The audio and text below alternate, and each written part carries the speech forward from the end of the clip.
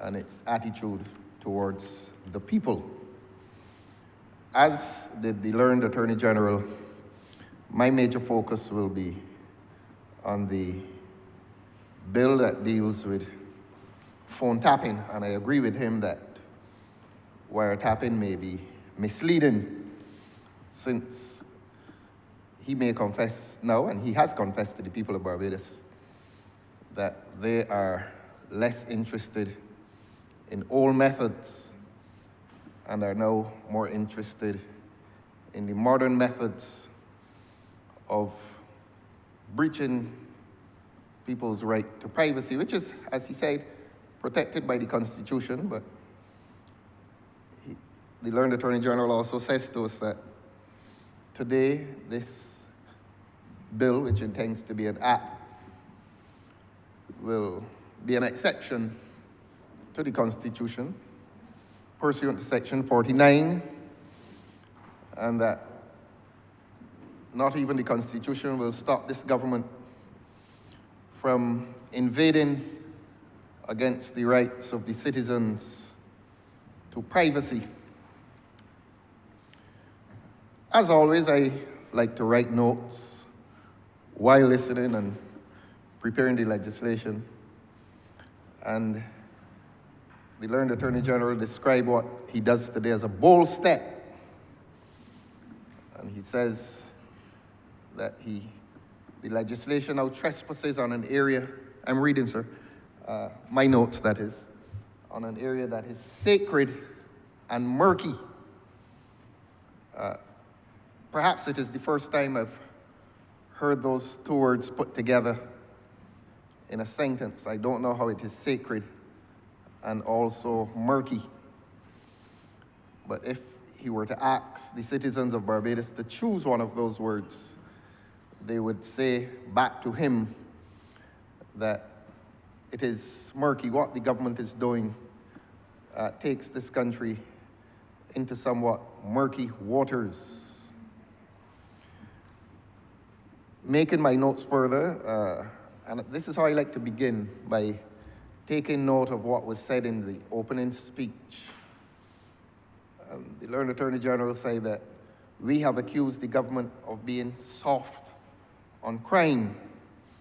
And his proof, the Honourable Member's proof, that the government has not been soft on crime is that the government has passed a large quantity of legislation.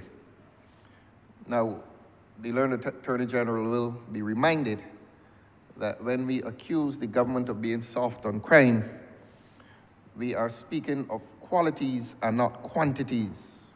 It is quite possible to pass lots of legislation, but the nature and the depth of that legislation must reveal an intention to arrest criminality. And I don't think the public is yet convinced that the government is serious about any effort to curb crime and to curb violent crime in this country. We normally hear the speeches about the appointment of many judges and making the Department of the Director of Public Prosecutions a lot larger. These days, I don't hear too often the boast about the new Bail Act. That new Bail Act, and I speak about this often, and I'm going to speak about it again today. That new Bail Act was supposed to change a situation in which young men on bail for murder are committing murders while on bail. Now, the Honourable Member for St. Joseph did not produce any statistics, but since that act has been passed, there have been more murders per month and per capita in Barbados.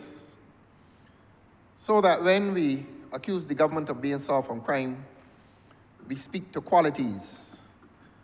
And when one considers that the murders have continued, and not only continued, but that they have increased,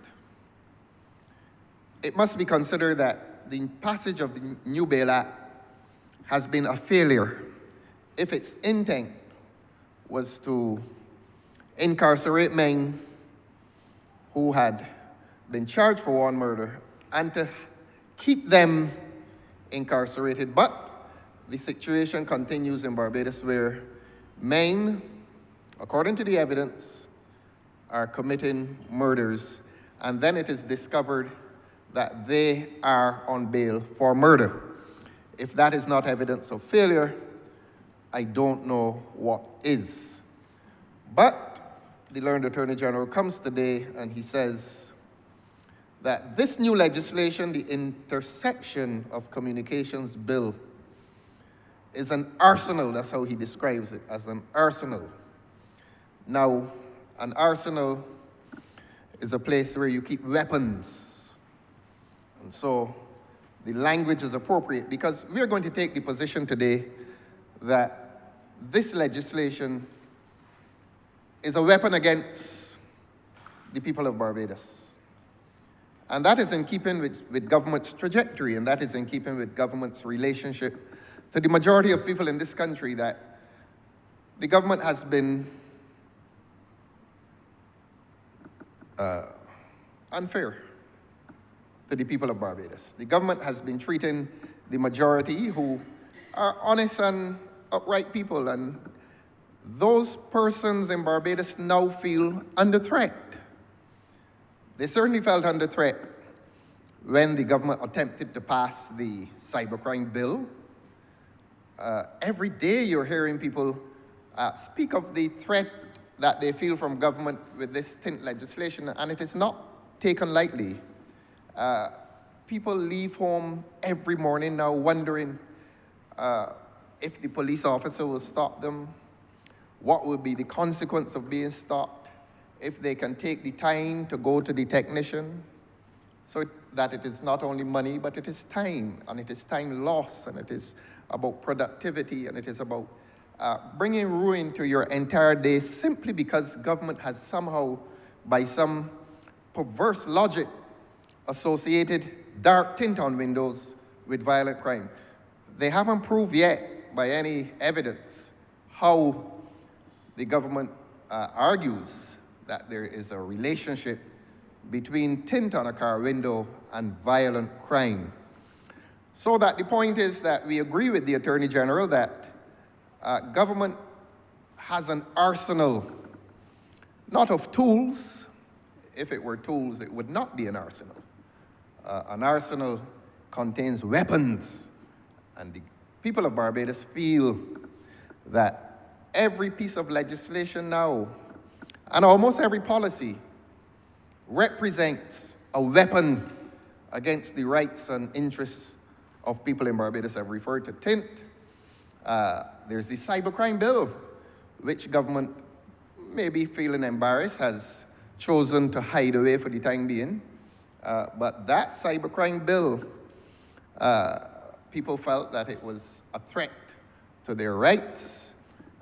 One of the least among them had said at the time of the bill that it was there to protect ministers.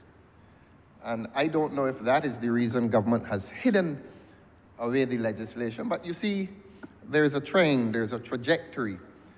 These pieces of legislation reveal government's propensity to go against the people of Barbados rather than going against the criminal element. So that today is just another one of those weapons being used against the people of Barbados. Now, we all know about the literary character Don Quixote. He used to tilt at windmills. He would see a windmill, and in his imagination, that windmill was a giant, large giant. And he would tell himself, look, I am going to beat that giant. But it was just a windmill. Now, I make that analogy with the Attorney General speaking in relation to the police service. And somehow he manages to reason that there are those in the opposition certainly, according to him, and others, who want to hobble the police force, the police service, beg your pardon. And that is the tilt, I beg your pardon, not tint. That is the tilt at windmills. That is an argument invented conveniently. Nobody in Barbados wants to hobble the police service. In fact, I correct myself, if there's anybody in Barbados that wants to hobble the police service, it is the government. The government has not been kind to the police service. The government has not been fair to the police service. And indeed, the government has been interfering. And we've said this often. The government has been interfering in the work and the operations of the police service. And we say that based on the evidence. Whether some Good Fridays become Bad Fridays or not, the evidence is there that this government has undermined, hobbled, to use the word of the learned Attorney General, the police service. And when we hear self-congratulation, and I know this is a debate that stretches across all 4 pieces of legislation today, when we hear self-congratulation about inducting special constables into the police service, I confess that one of the expectations I had today was that I was coming here to hear government applaud itself in relation to the senior constables, men who have served for 20, 30, and 40 years and are still constables, men who received the promise since March last year from this compassionate government that a man who served 20 or 30 or 40 years, and 20 at least, in the service, in the police service, without promotion, that he would have been promoted, and that promotion and consequent increase in salary would have taken place since last year, March 2024. This is August 2025. And it has not happened, so that if anyone has hobbled the police service, it is the government. There are several police officers in this country, in this service, who are in a state of discontent. Not discontent with the people of Barbados, but discontent with the government. And so that is why I said the Attorney General, the learned Attorney General, must now be seen as tilting at windmills in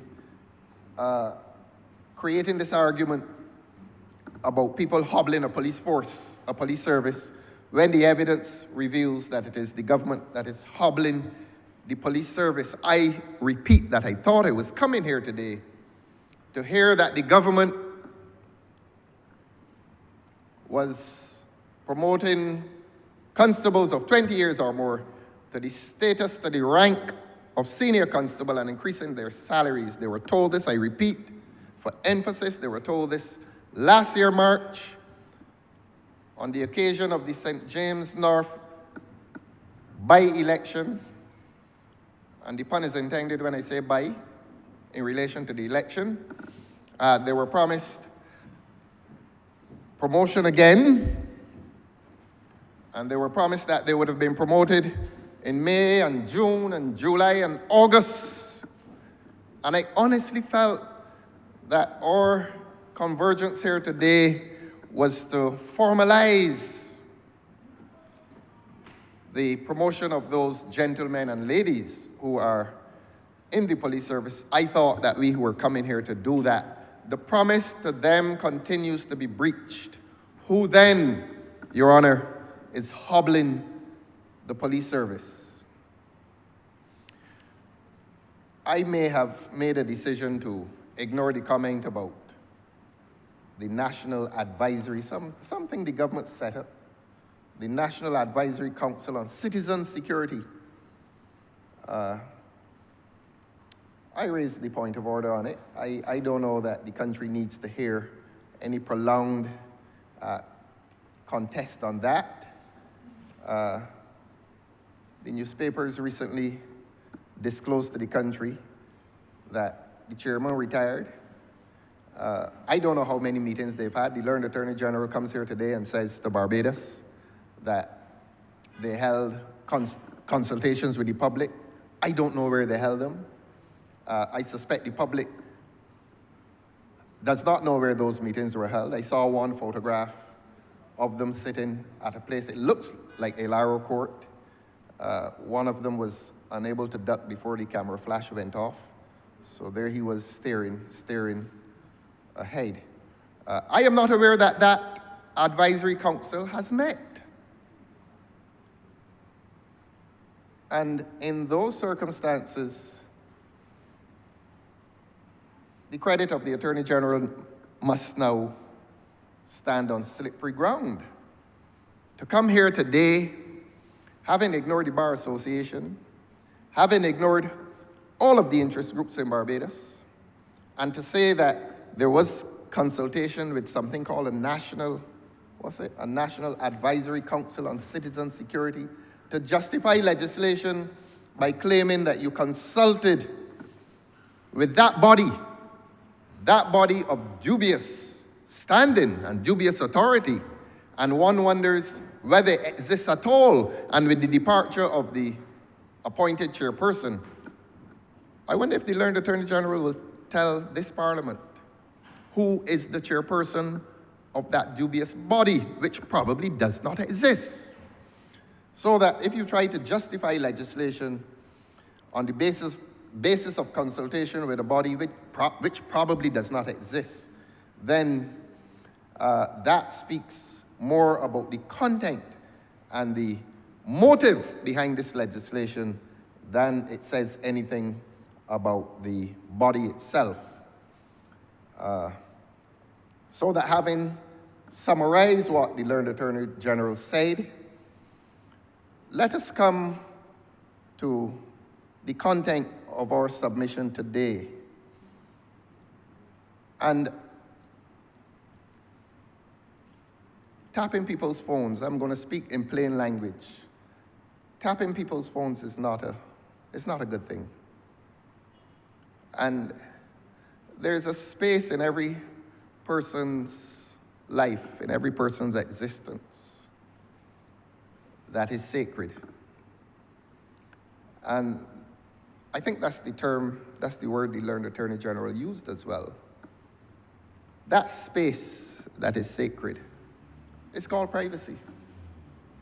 And whether it pertains to a personal relationship, and let us be frank, whether a personal sexual relationship, it could be a relationship with someone at church, at a club, but whatever is contained within that space of privacy, I don't think there's anything in human existence that is cherished more than that space called privacy, even sometimes more than money. Privacy, private relationships, personal relationships. That is indeed sacred and cherished space within one's existence. And a lot of that privacy finds expression by telephone. You are aware, sir, that when people retire, and, well, not by experience, because you're not retired, nor am I, but we watch our parents when we have them, and they spend a lot of time on the phone. And they do that as an expression of sometimes loneliness. They want to make contact with their friends who are still alive. But that is private space, time spent on a phone. Nobody writes letters these days, and if you write a letter, it is done by WhatsApp. And I'm going to say something about WhatsApp as well, because I can guarantee you, sir, that the overwhelming majority of Barbadians have abandoned the regular line on their cell phone, and they only speak by WhatsApp. And that is a statement in a lack of trust in somebody or some persons that sacred space called privacy has been breached by some person or some persons. And people in Barbados believe, and I'm saying this to the government, people in Barbados believe that the government is actively involved in tapping telephone calls. People believe that. And it is not to offend, it is not to confront the government with offensive material or offensive statements. But I know the government knows this because even members of the government have restricted themselves to WhatsApp calls and to WhatsApp messages. Well, it may distress Barbadians today to hear that by this legislation, which expresses a certain tyranny, that the technology is available to decode what we were being told was this thing called encryption. And everybody, in preserving their privacy, in locating themselves in that space called privacy, everyone was very happy to hear about this WhatsApp thing and it's encrypted, and no one can breach it. Well, today, the people of Barbados will learn, not from me, but the people of Barbados will learn from a government that confesses. And I suspect there will be speeches after this, and I will ask anyone who speaks after me to dare to be honest enough with the people of Barbados and tell them that the technology is available to breach WhatsApp codes, this concept of encryption, and that is distressing, that is dangerous, and the whole discussion becomes very, very serious when we have abandoned regular lines over the last few years, and we have made resort to WhatsApp. And today we hear by any government member who confesses that WhatsApp can be decoded by the order of the government, so that the citizens of this country have lost that sacred space called privacy. And the citizens of this country will now understand that the government intends to do what others say they have been doing for a long time. I'm going to be very brutally frank in here today, because this is a very serious matter. That they will discover that not only have they lost that WhatsApp luxury, but that today's legislation will formalize the government's intrusion into private spaces. And I don't wish to target anyone, but I said it before and I'll say it again. There may yet be another speaker in here today who will confess. Who will confess that he or she uses WhatsApp, and that he or she uses WhatsApp because he or she is afraid of the distinct possibility that he or she is subject to invasion of privacy by the way of telephone calls. This is a very serious thing. We all leave here today, this Parliament, and we all leave this Parliament, all 30 of us, with the realization that we too may be victims.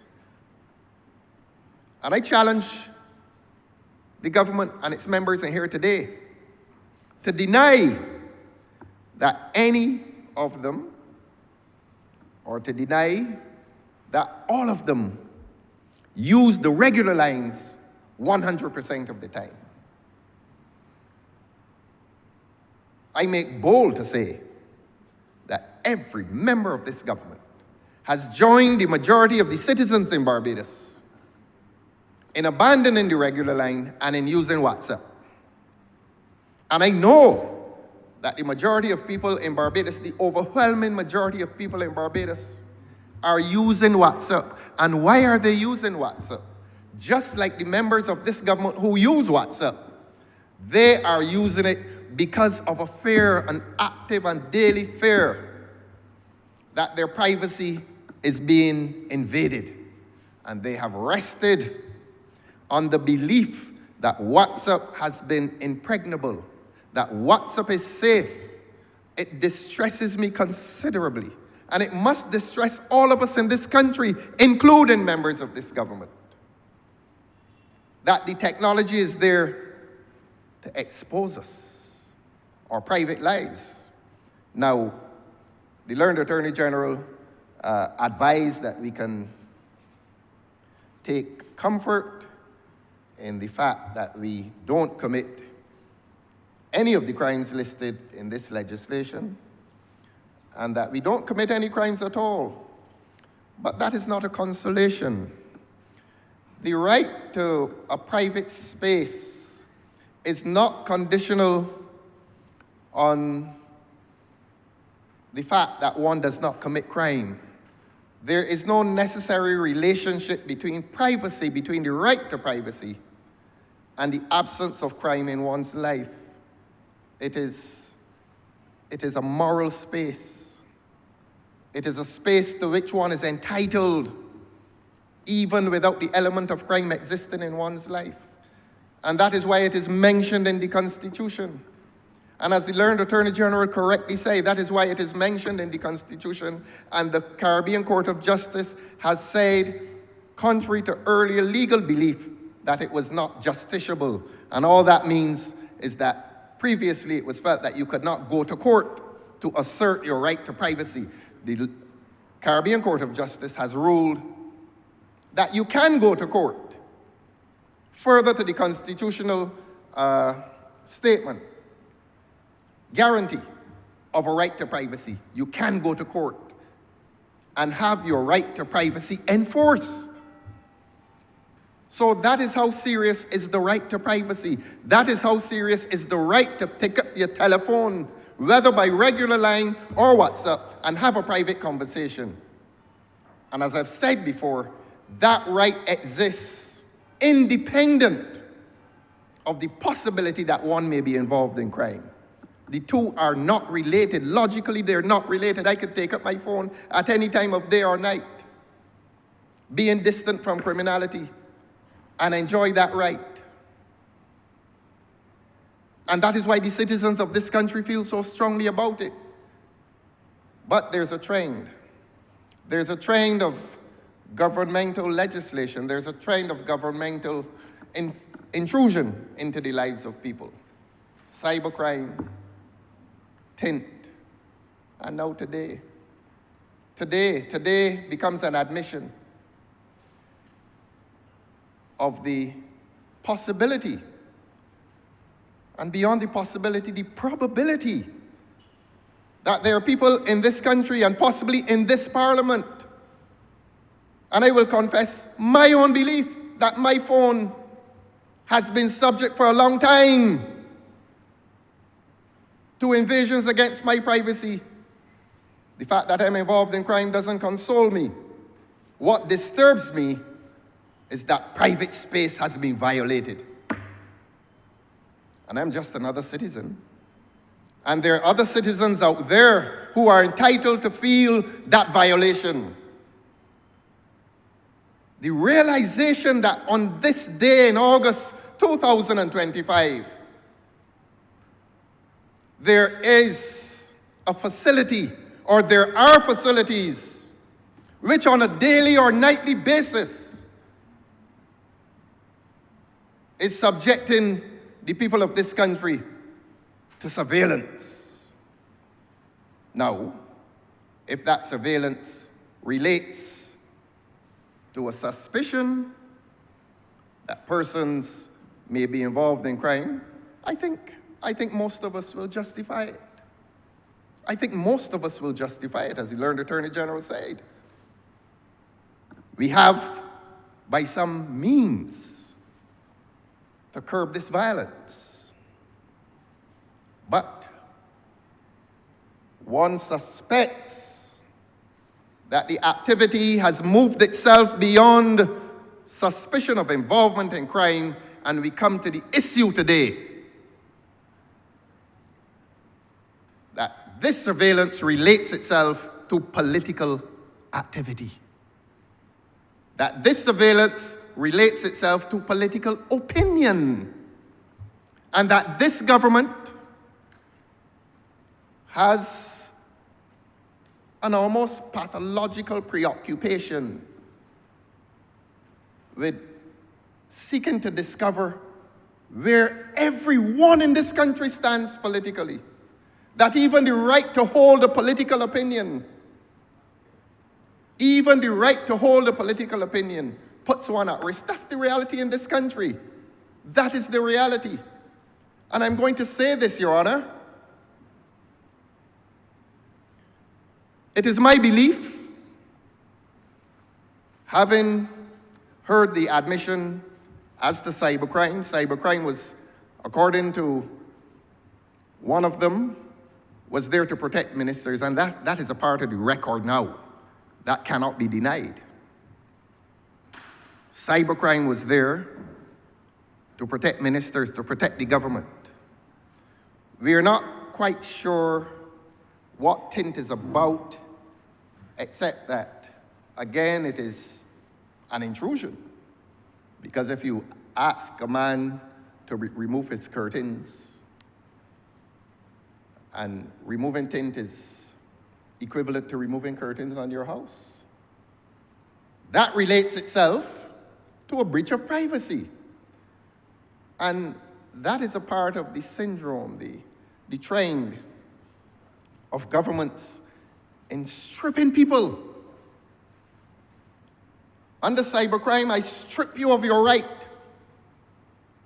in your private circumstances to express yourself.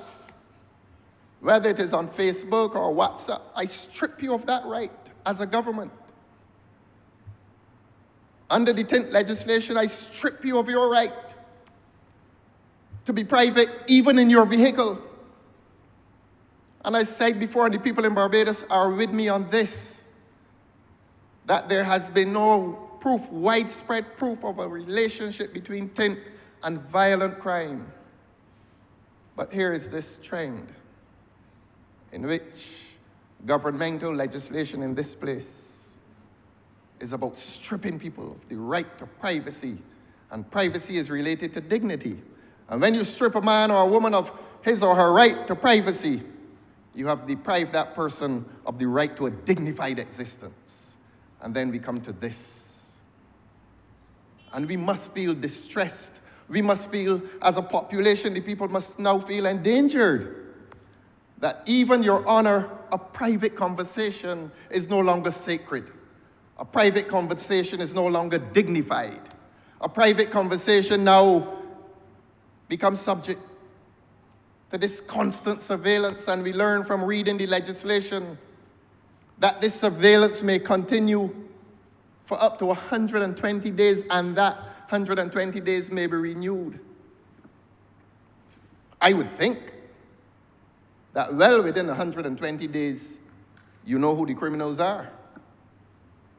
And I will never accuse anyone, not even in this parliament, of being involved in crime. But no one whose life connects to crime deserves that kind of treatment. No one. If the police have the evidence, the police service has the evidence, pursue it. And that is this party's position, that we support the power of the police service in conjunction with the high judiciary, and I say the high judiciary, to administer a system of surveillance, even by telephone. But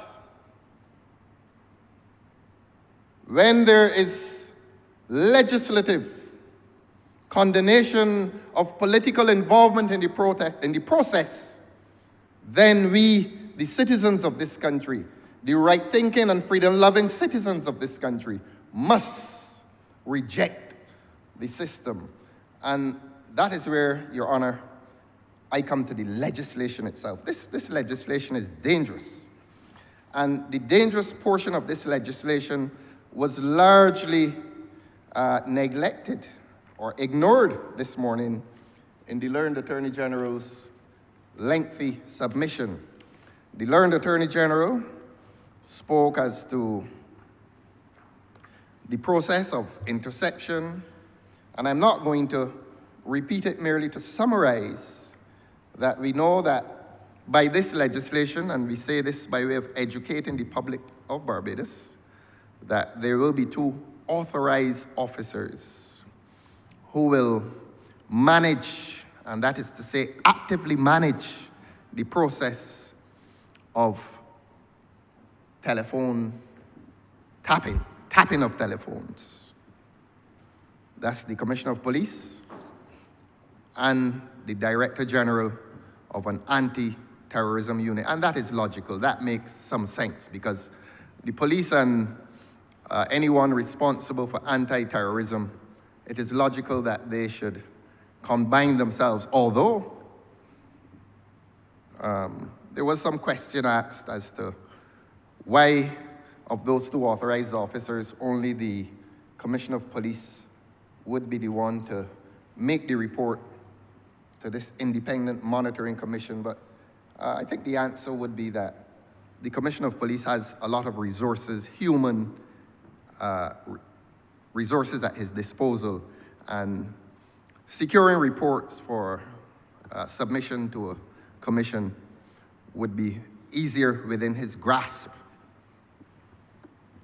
There are a lot of questions that one may ask about the process. It's been dealt with before.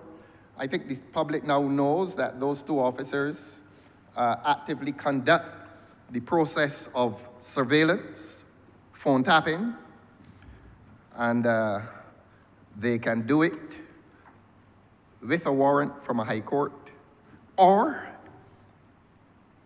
they can do it if they believe that national security is at risk, economic well-being is at risk. It is a judgment that they make. And to be honest, Your Honor, I believe in the principle that you have to have some trust and confidence in your military services. You must have it.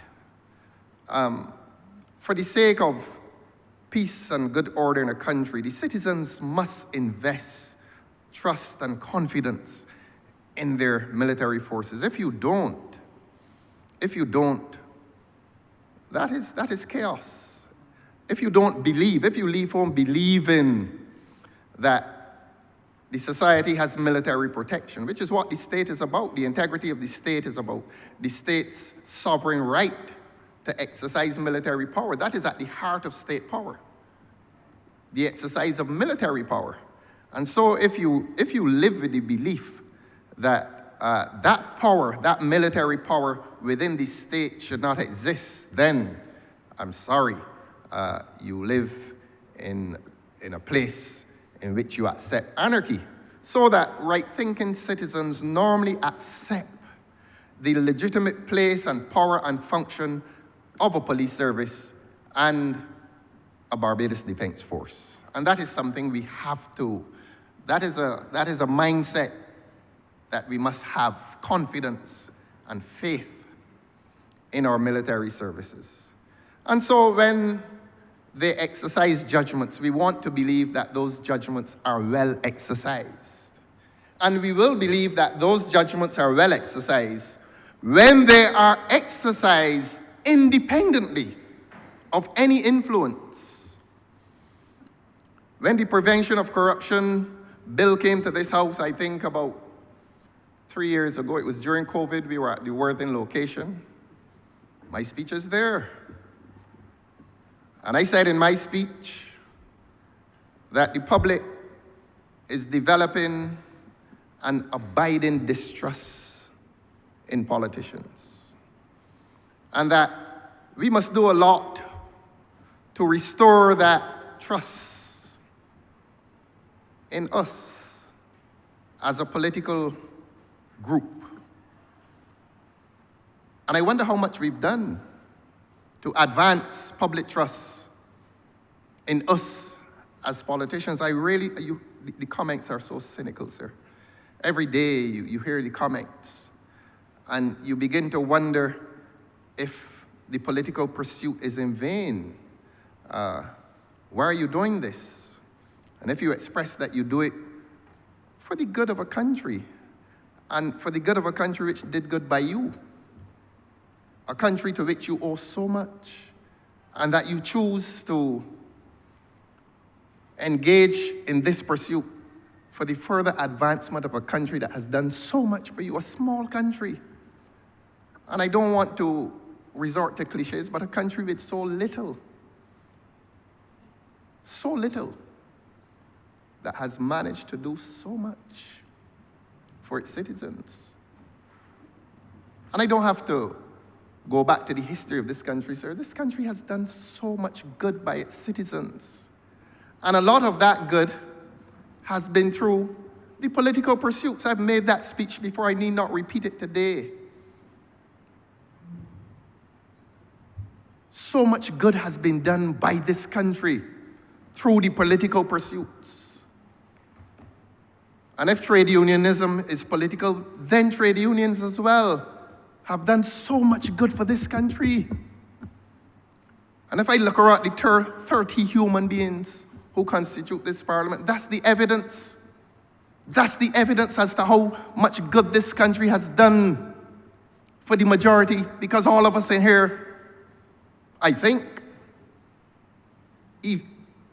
emerge from that majority population, which historically has been the disadvantaged part of the population. And yet, there's a crisis in confidence. But some of us persist, Your Honor. Some of us persist. But today is not a good day. If the people of Barbados want to continue to feel invested in our political system, this is not a good day for the political system. This is not a good day for democracy in this country. This is not a good day when people will begin to believe that a government is itself infringing on a sacred right, not merely to suppress criminal activity, but to identify political adversaries. And I have to be honest with you, sir. And this statement is based on history, the history of the emergence of dictatorial regimes. This is how dictatorial regimes are born. I know people will be upset and people will be disappointed. But this must be said. I wasn't sent here today by Dale Carnegie to win friends. I come here to speak the truth, you know. I come here to speak the truth. And it is legislation like this that evidences the birth of dictatorial regimes, when people's private conversations, when people's private opinions cannot be held and cannot be held freely, especially when they are political opinions. This legislation today, according to my submission, sir, travels beyond crime. This legislation travels into the sacred area of political opinion and the right to political opinion and the right to freedom of association and the right to freedom of assembly. Whether it is a church or a political party or a trade union, it is a sacred right which must be protected by this government, because the Constitution already says we have that protection. But today, we come to change the Constitution by this legislation. And the reason this government must change the legislation, must change the Constitution, I beg your pardon, is because this government recognizes today that this is an amendment which trespasses on sacred private property, and that sacred private property is called privacy. Your Honor, It is my solemn view and my belief that today's legislation is about a government advancing against the political rights and interests and entitlements of people within this population, whether they intend to vote or not. This legislation has the capacity today and hereafter to identify people, tag them, and target them, either for political favor or political disfavor. This is where we are today. Is it a happy day? Well, let me demonstrate to you, Your Honor, why this is such an unhappy day. We were talking about the process by which you may tap a person's phone, a person's telephone, that it is done by the Commissioner and the Director General who is responsible for anti-terrorism, and they go to the High Court and they receive the High Court's condemnation for the activity. All well and good. But I accuse the learned Attorney General of having conspicuously avoided contact with Part 4 of this legislation. Part 4 of this legislation speaks of an independent monitoring commission. And the public will need to hear what is this independent monitoring commission. I've spoken to the two authorized persons, or the two persons authorized to administer this legislation, and more directly to administer phone tapping, because we need to speak clearly to the people of Barbados that today is the official start of the acknowledgement of something that has been happening in this country for a while. We know that. And if it were not so, high-ranking officials in this country would not have been restricted themselves to WhatsApp, and I'm going to say the other one, to Signal. People are finding all creative means to avoid the traditional means of communication, the traditional modes of communication.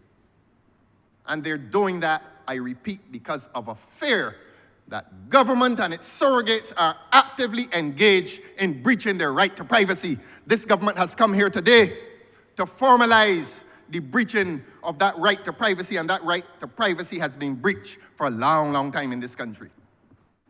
You don't have to be Oinatha, or you don't have to be reminded of Oinatha's voice in relation to something that is suspected. Who wants to get angry with me? Be angry. I have a public responsibility. I have a public moral and political responsibility to justify my presence here. And I don't sit on a cushion of lies. Let the truth set us all free. And so, I repeat, Your Honor, the position we take is that in an environment where crime, to use the learned Attorney General's words, where crime has become so sophisticated, it must be fought with sophisticated weapons.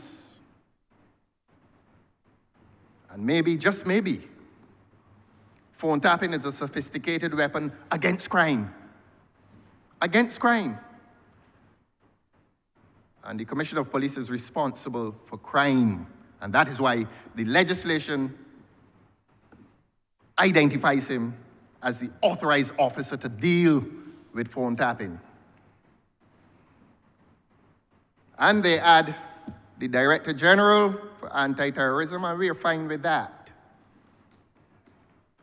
And condemnation by the High Court, we are fine with that. But there is no place in this system for a politician.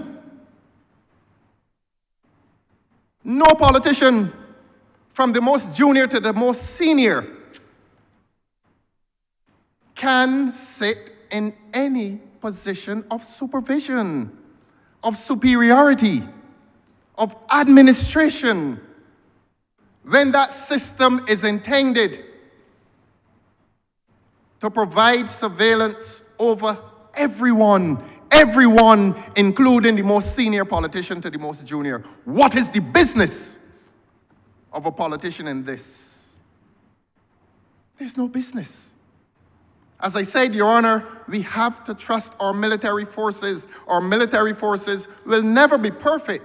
Being humankind, they will never be perfect, but we have to trust our military services. And there are some of us who do. But we cease to trust our military services when they become contaminated by political involvement, political contamination, I say, because there are many politicians whose sole interest is perpetual power. And some politicians believe that you can travel the road to perpetual power only when you suppress freedom and democracy. And this legislation is one of the means by which you may suppress the right of the individual and the right of the collective to freedom of expression, freedom of political opinion, freedom of assembly, freedom of association, all of his freedoms that are acknowledged by the Constitution may be violated by what comes to this Parliament today. The intersection. I want to read the title. Intersection of Communications Bill. I've spoken as to the involvement, the undue involvement of politicians. And that is not a mere speech, because this legislation reflects that it is intended that politicians will continue to be involved in police work. The intersection of communications is a police job. It is there to suppress and to prevent those offenses at the first schedule: murder, treason, trafficking, kidnapping, money laundering, the drugs offenses under the Prevention of Corruption Act, which is an offense pertaining to politicians and public figures. And if the legislation, beg your pardon, sir, aims to prevent offenses among politicians and public figures, how do politicians and public figures become part of the administration of this legislation, of this system? How do they become that? Are there judges in their own cause? That is a breach of the principle of natural justice. A man cannot be a judge in his own cause, and he cannot be a judge for his own cause. A politician must not be present within this system, sir.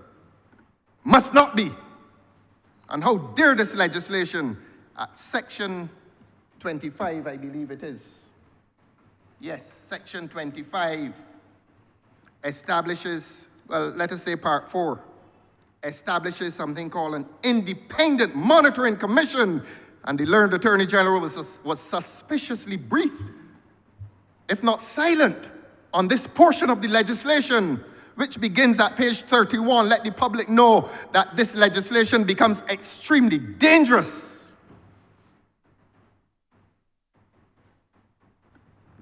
At page 31, part 4. Let me read it, sir. Establishment of Independent Monitoring Commission. Section 25(1). There is established a commission to be known as the Independent Monitoring Commission, and that word independent will become important.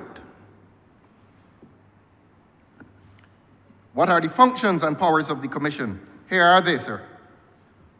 At Section 26, the commission, and look, I am quoting the sections, Your Honor, because I want the people of Barbados to get hold of this legislation. I want them to read it. It's written in English.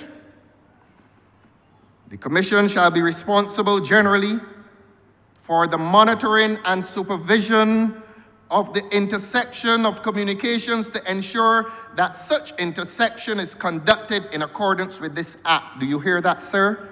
The Independent Monitoring Commission is responsible generally for monitoring and supervision of interception. It means that all interceptions, all instances of phone tapping in Barbados will be under the monitoring and the supervision of something called an independent monitoring commission. That sounds good.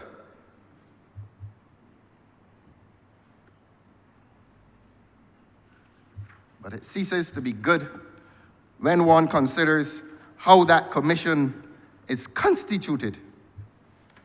And this is the section of the Act in which the word minister starts to appear. It is my submission, sir, it is my contention, previously and still held, that there is no place in this legislation for a minister. None of us,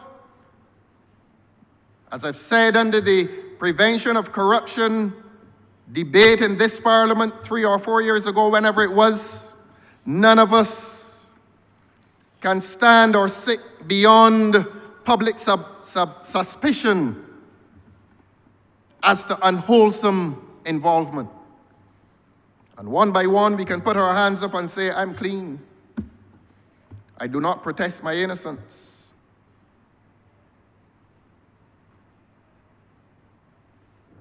But whatever we think of ourselves, whatever is our opinion of self,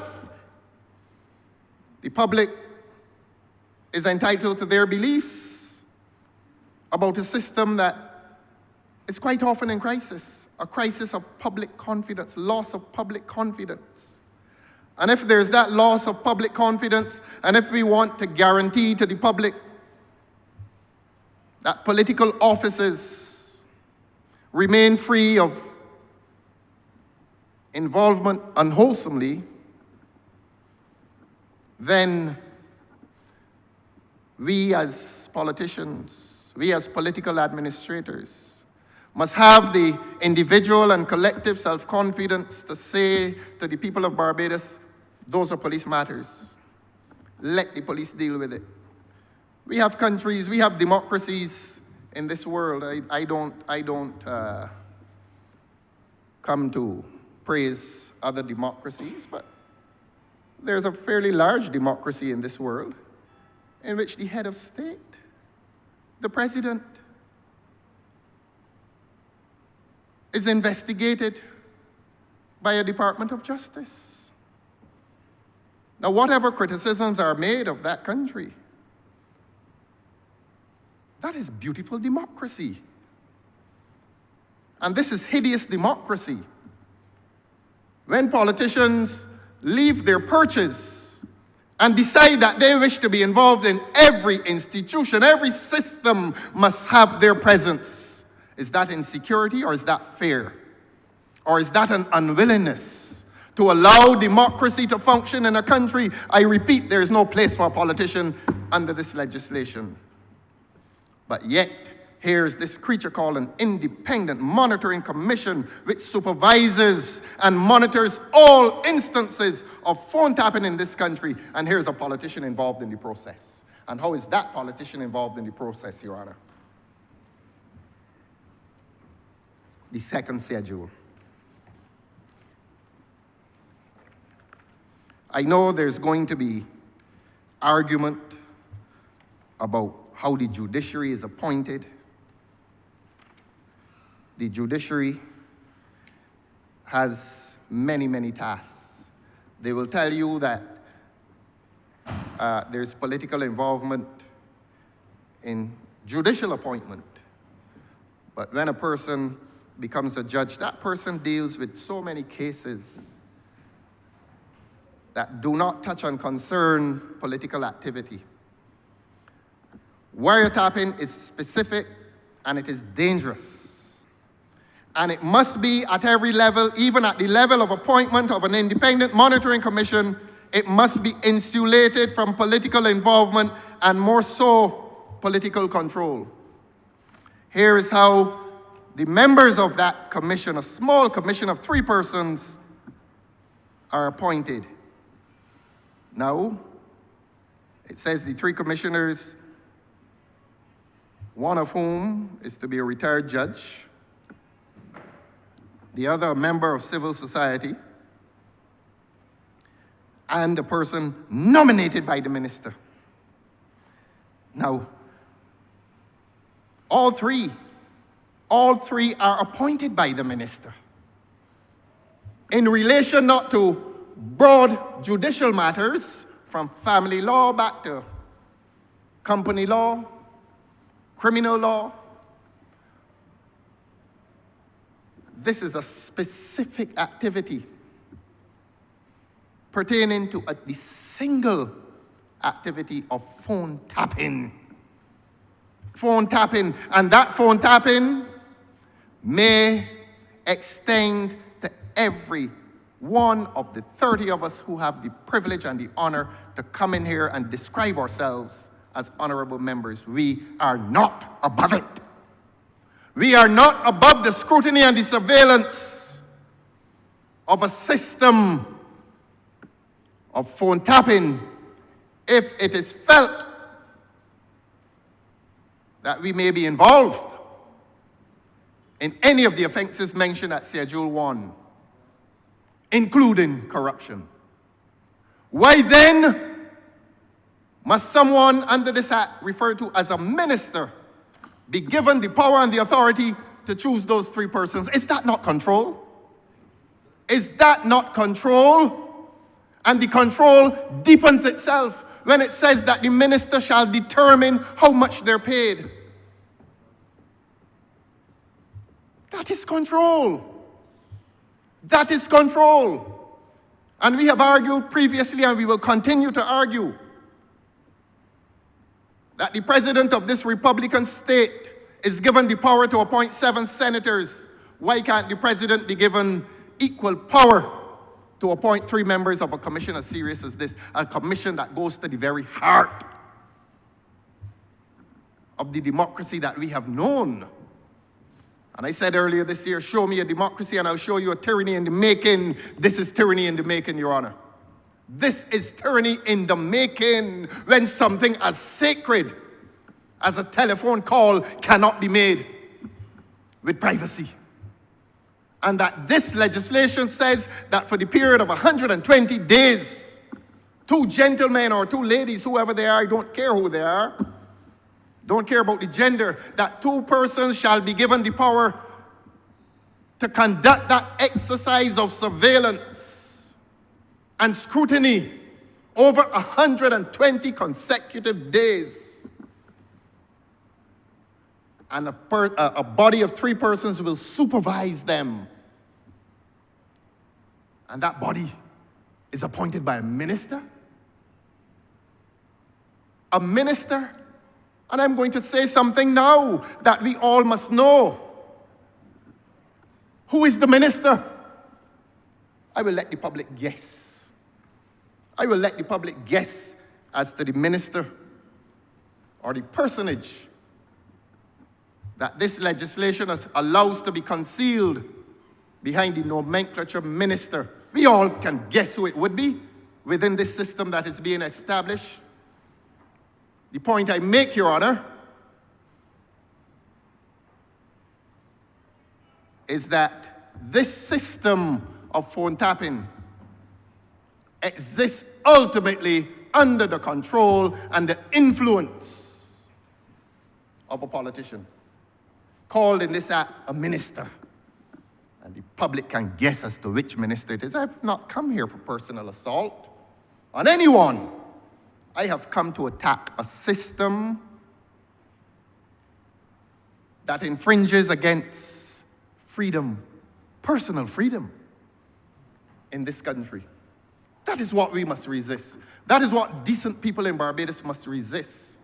And people in Barbados must extricate themselves out of those cocoons of fear, because it is fear that makes us run to WhatsApp and the other systems of encryption until we discover that encryption can be decoded.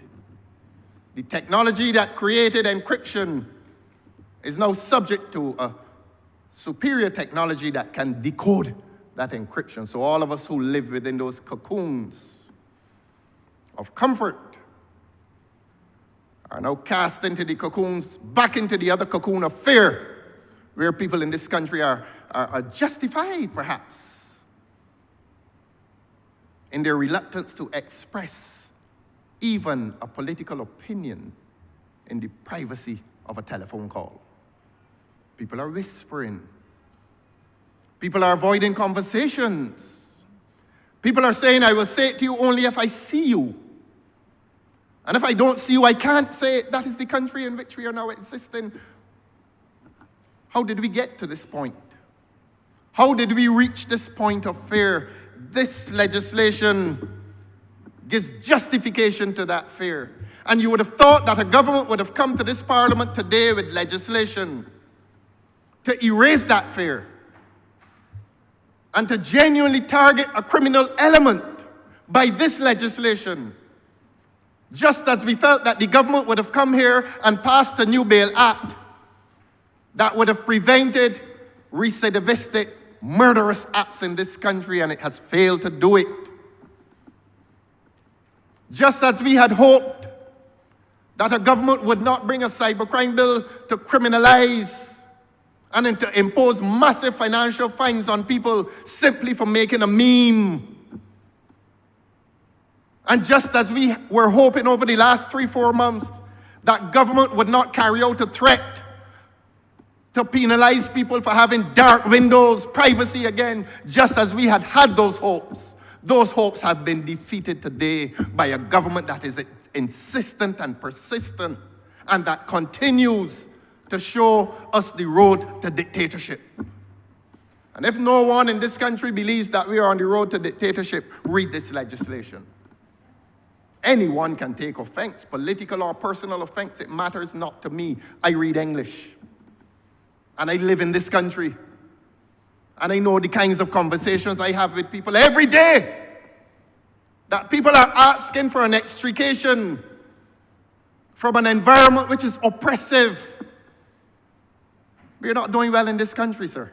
We are not doing well in this country. And I'm not restricting my argument to our material well-being. There's a spiritual darkness. People feel defeated. People feel a lack of freedom. People feel that there's a need to breathe anew and to breathe afresh. And when we hope that we can breathe anew and breathe afresh, along comes legislation like this. We were so happy when the cybercrime bill was put on the shelf. We were really happy. And apart from being happy, we were hopeful that the TINT legislation would not come, and up to yesterday the threats are made that they're coming, and that they're coming on September 1st. This one. This is the most dangerous of the three. And so I say to the learned Attorney General, it is not about quantities of legislation. It is about the quality of governmental conduct. The governmental conduct that shows that power must be reserved to this government in this country. And people wonder why I say what I will say now. Governmental discomfort reveals itself in a political environment and a political atmosphere in which you get a sense that government never really settles into office. And I can say to you, sir, that the dominant conversation in this country over the last 3 years, 3.5 now, has not been on developmental issues. It has been on when government will call the next election. That we have found ourselves as a country in a frame of mind in which we wake every day and people are asking, when will the government call the election? Because the people in this country believe that the government is more concerned with an election than it is with the country's welfare. And we live in a system in which the people of this country give the government 5 years. 5 years. And after 3, there's this restlessness, this discomfort, this governmental restlessness. Is it a government that is insecure? Is it a government that is never comfortable with its mandate?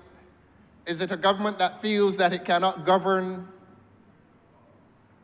and find public acceptance unless there's always that threat of an election looming over people's heads and making them restless and uncomfortable?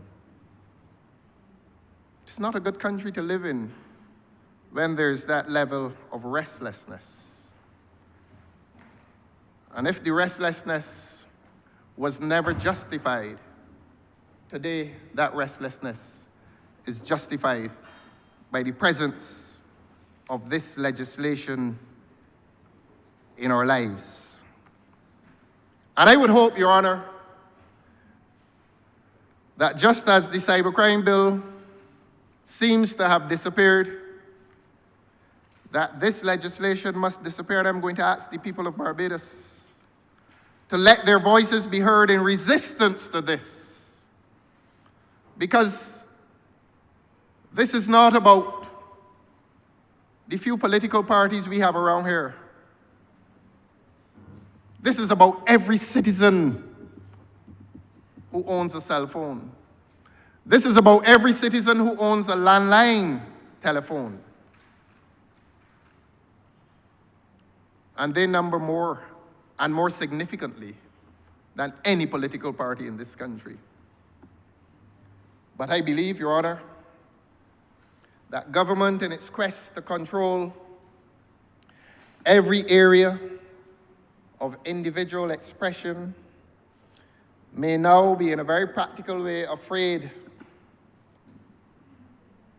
of who are those persons who oppose the government, whether they do it by way of artistic expression. There are people who create videos, and I think you call them memes. These little videos, which in some countries have won elections, and just maybe this government has no intention to lose an election through social media. And this legislation will become a chance for the government to suppress freedom of expression in private spaces. WhatsApp. If a man or a woman has the power to send out 100 WhatsApp messages, 100 memes, and those 100 people can send to 100 people, that is power. That is political power. And is that the political power of which a government is afraid? And is that the political power that a government intends to snuff out by tapping people's phones and identifying them? And we all know, and the people of this country know, that this government is a government of transactions. And that there are people who express favor, and in exchange, they receive favor. And that is who many of us have become. That political thought and the integrity of political thought now suffers at the anvil of the transaction, the benefit. You can curse a government one day and praise them the next, and it does not disqualify you from receiving a favor. That's happening in Barbados, in broad daylight. And so the cause, the political cause, the philosophical moorings, the political thought in Barbados is not a risk of death, because the transaction has become people's mode of survival. It's a vulgar political world. And causes are dying. Causes are dying, sir. And if a cause is alive and it refuses to die, you can kill it with this legislation. You can say to that person, I defy you and I deny you the right to express a political opinion because I'm going to hear you, and hearing you, I will punish you. That is what this legislation is capable of doing. Show me a democracy, and I will show you a tyranny in the making. Here is the tyranny revealing itself.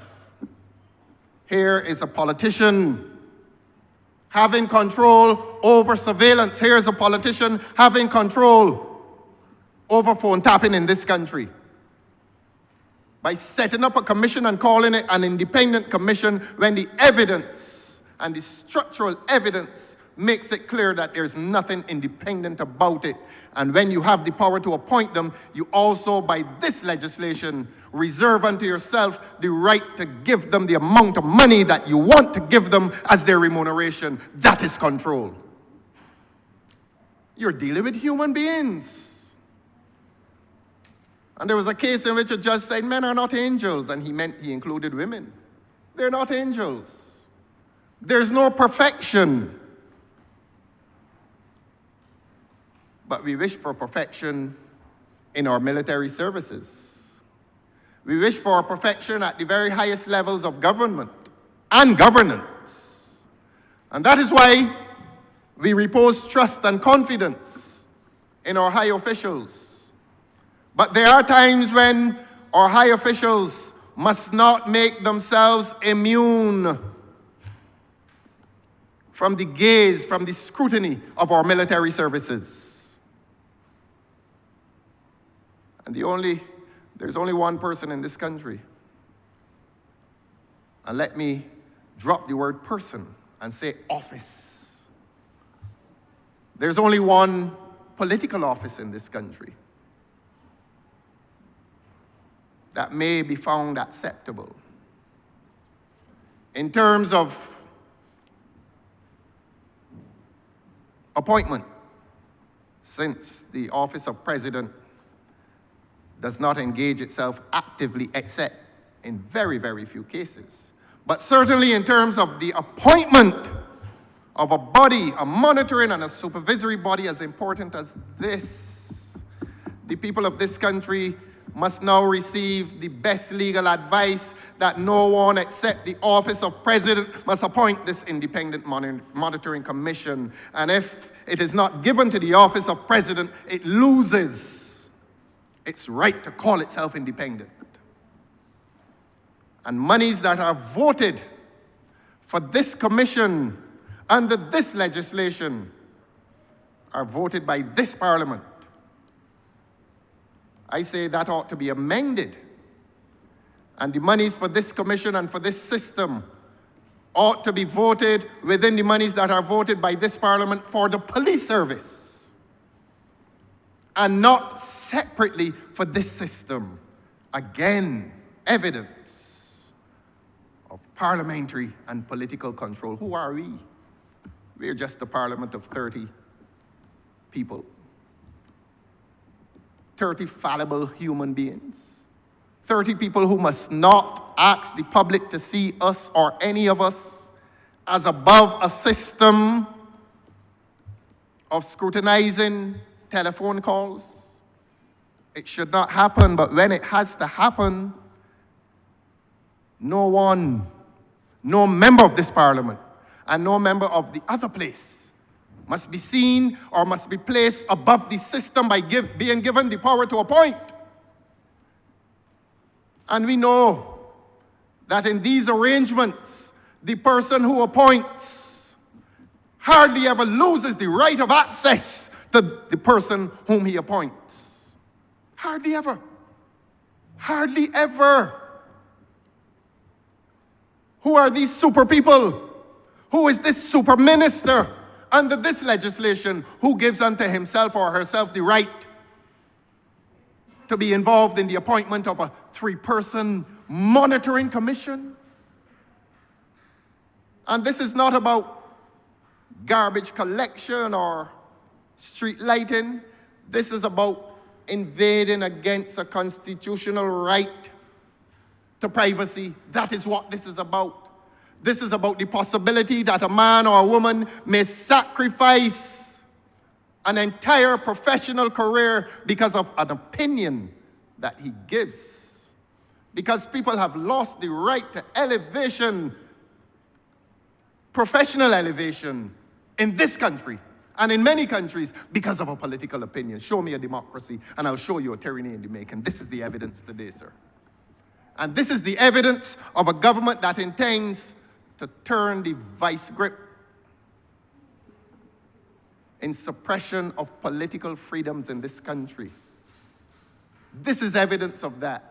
No freedom-loving Barbadian can conscientiously today stand and give support to this legislation. It is dangerous, it is sinister, it is sinful, it is immoral.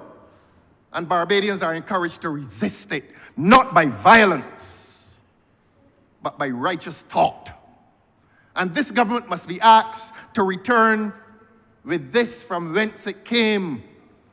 And in my view, it comes out of the bowels of tyrannical intent, a belief that you must hold a country in the palm of your hand and give dictate. Give dictate indefinitely. And while you intend to give dictate indefinitely, the people of this country say, give us our freedom. Give us our freedom, and we will only have that freedom if this legislation is reversed. The people of this country reverse cybercrime. The people of this country would love to reverse tint. Will this legislation be reversed? Will this legislation be reversed, sir? And if it is not, the very constitution that this legislation infringes today will become subject to even greater infringements. Today, this legislation, this government acknowledges and admits that it infringes against the right to privacy. This government admits that. When will they infringe the right to freedom of association? When will they reverse the right or infringe the right to freedom of expression, political opinion? These are all sacred rights, sir. This legislation today is capable of infringing against all those rights. Because those rights, Your Honor, begin with thought. And when thought transfigures itself into speech, and the speaker is identified as being a potential enemy of the government, a government may decide, you being our enemy must not survive. And that is the reality in a lot of countries. That is the reality in many countries, sir. That many people are imprisoned for their beliefs. Many people are imprisoned for their opinions. Many people are imprisoned for their speech, for their spoken and written speech. That is where we are today. We are on the threshold of that tyranny. We are on the threshold of that dictatorship. Can we and will we as a country take this specter? That is how I describe this legislation. This specter of tyranny. Can we take it seriously? Or will we say, well, it is the government, and the government has the numbers, and the government has the power. And what will we do? Will we endure it? Or will we have the will? Will we have the political will? Will we have the political might to resist this? This is worthy, Your Honor, of resistance. I ask the people of this country to study this legislation, to take it seriously, to consider it for what it is worth, and it is worth nothing except a threat against all of their rights. And to consider that there is no invasion more sinister than an invasion against privacy. We understand that people will get hungry and invade the stores, the supermarkets, and steal. But that is theft of a material product. This represents theft and deprivation of the right to think and the right to turn those thoughts into conversation, and the right of a government to say, if you converse in that way, chances are you'll act in a way that we do not like, and that we will ensure that you will not survive politically. And it can become more dangerous. There are countries in which the government, an autocratic government, an authoritarian government, a despotic or dictatorial government will say, you will not have the right to exist at all. And sometimes they imprison, and sometimes they kill. Is that the road on which we are, sir? We've never seen it before.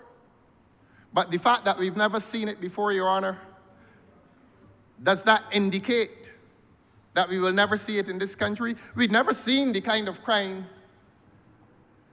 in this country that we are seeing now. From where did it come? Barbadians are committing that crime. Never used to happen before, but it is happening now. And if that quality of crime can happen now in this country, are we going to have a government that is capable of doing what this legislation portends? And this legislation does not portend well for the people of this country. This is called a cognate debate, and I have no intention of allowing this sinister and dangerous legislation to be hidden away among legislation dealing with jurors and special constables. But a word for the special constables, sir. I have previously been petitioned by special constables for their induction fully into the police service. And today, I am pleased, and if I remember the number correctly, 46 out of 47, as stated by the Honourable Attorney General, will be inducted fully into the police service. And I'm therefore happy for those special constables. But I cannot express similar happiness for the continuing plight of a constable who has served 40 or 30 or 20 years, who after that time, and after many promises over the past few months, still cannot see the light of promotion, and certainly cannot see the light of increased pay.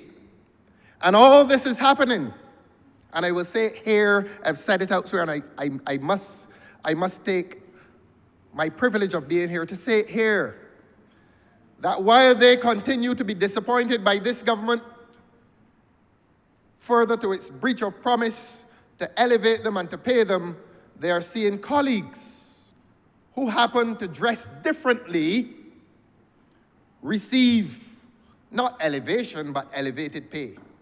Divide and rule, Your Honor.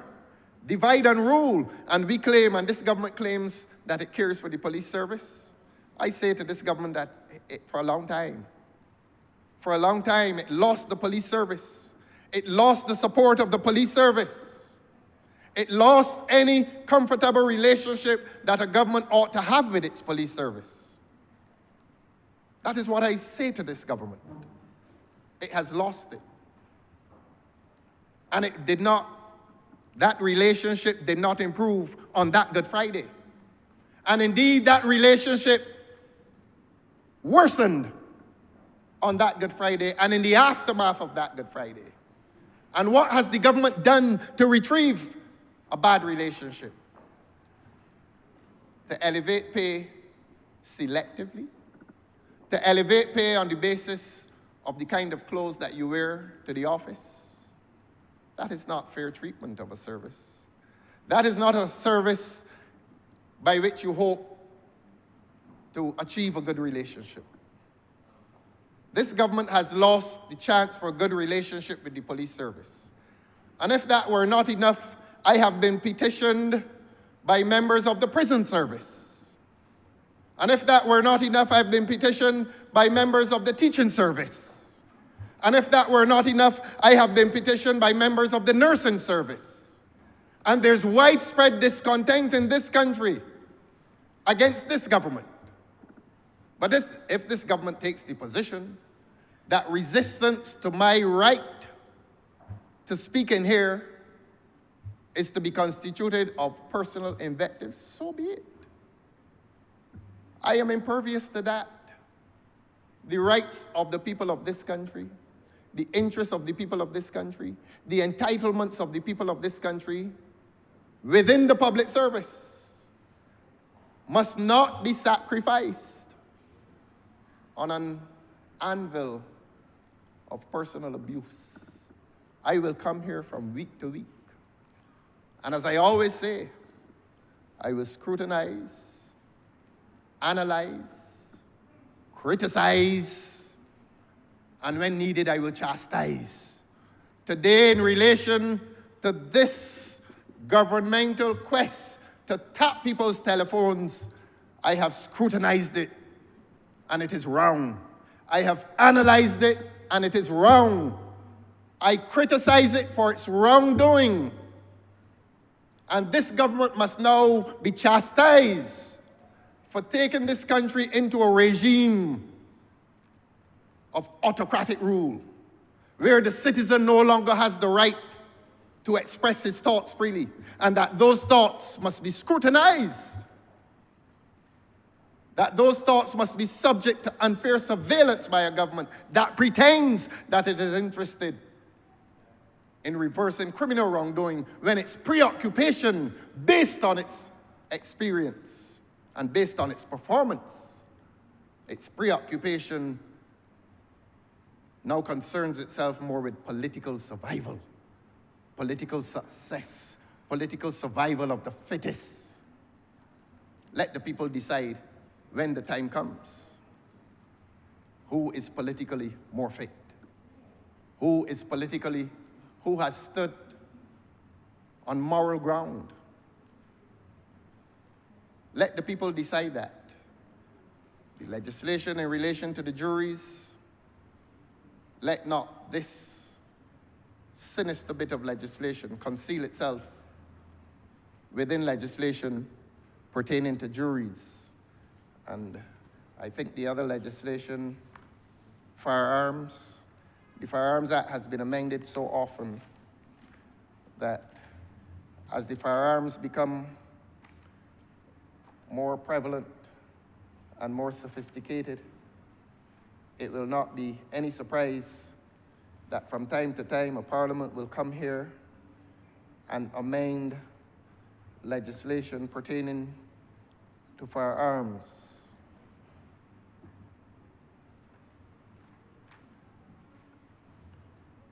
I will end by quoting the learned Attorney General when he said, "The thousands who are law-abiding have nothing to fear." I reject that, sir. The thousands who are law-abiding do have a lot to fear. And they've feared for a long time. And that is why, apart from the unsuspected and those who are indifferent, they still use the home phone, the landline. A few will still use the regular mobile phone line. But the majority, including the majority in here, use WhatsApp. And so the people of Barbados will now be told today, and if it is the final thing I say, I will say this: let the people of Barbados be aware that your precious WhatsApp calls and conversations can now be decoded by this government. And I say this government because it is my view that this government will continue to be involved in police work. And if this government is asking the people of this country to accept that they will set up something called an independent monitoring commission and that they will distance themselves from that commission. Who they think they're fooling? Who they think they're fooling? You appoint 3 people. You set the salaries of the 3 people. You don't think you're going to call the people and say how things going? Let me know what happening. Who names you got down? You got down so-and-so. They think we born yesterday. They think that the average citizen does not know how humankind functions and the mind of humankind. You think the average citizen does not understand the words influence and control, and that when you appoint a man and set a man's salary, that you're likely to return to that man and seek an exchange of information against your political adversary. They think they're talking to fools. Well, the people in this country are not foolish. And they've endured cybercrime, and they are enduring and they're now asked to endure phone tapping. By this government's admission that this phone tapping is an infringement against a fundamental constitutional right. And this government comes here today to remove that fundamental constitutional right in favor of criminal investigation. But I say again, sir, it is not only about criminal investigation, it is about political inquiry against your adversaries. It is about further empowering yourself by knowing who is with you and who is against you.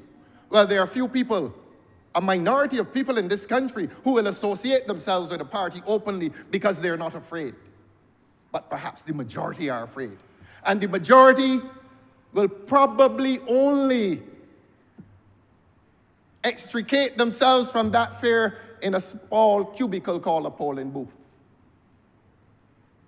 But for the time being, they will remain silent. And in the interim, they used to do the WhatsApp calls and the WhatsApp messages. This government now has the power to invade and to decode the WhatsApp messages. Let the people of Barbados understand that is where this country is. Let the people of Barbados understand that that is where this country is. And that this precious WhatsApp medium is no longer precious. That this government has the technology, the power to invade against WhatsApp. Where can you run to now, people of Barbados? Where will you run to? Will you meet and do the face-to-face? Your Honor, you have been kind and you have been patient. I'm obliged to you, sir. Honourable Member for St. James Central. Mr. Speaker, sir, I just rise to move that the House be suspended until, that the sitting be suspended until 20 minutes after 4. The question is that this Honourable Chamber be suspended until 4:20 p.m. All those honourable members in favor, please say aye. Aye. Those against, please say no. We think the ayes have it. This Honourable Chamber stands suspended until 4:20 p.m.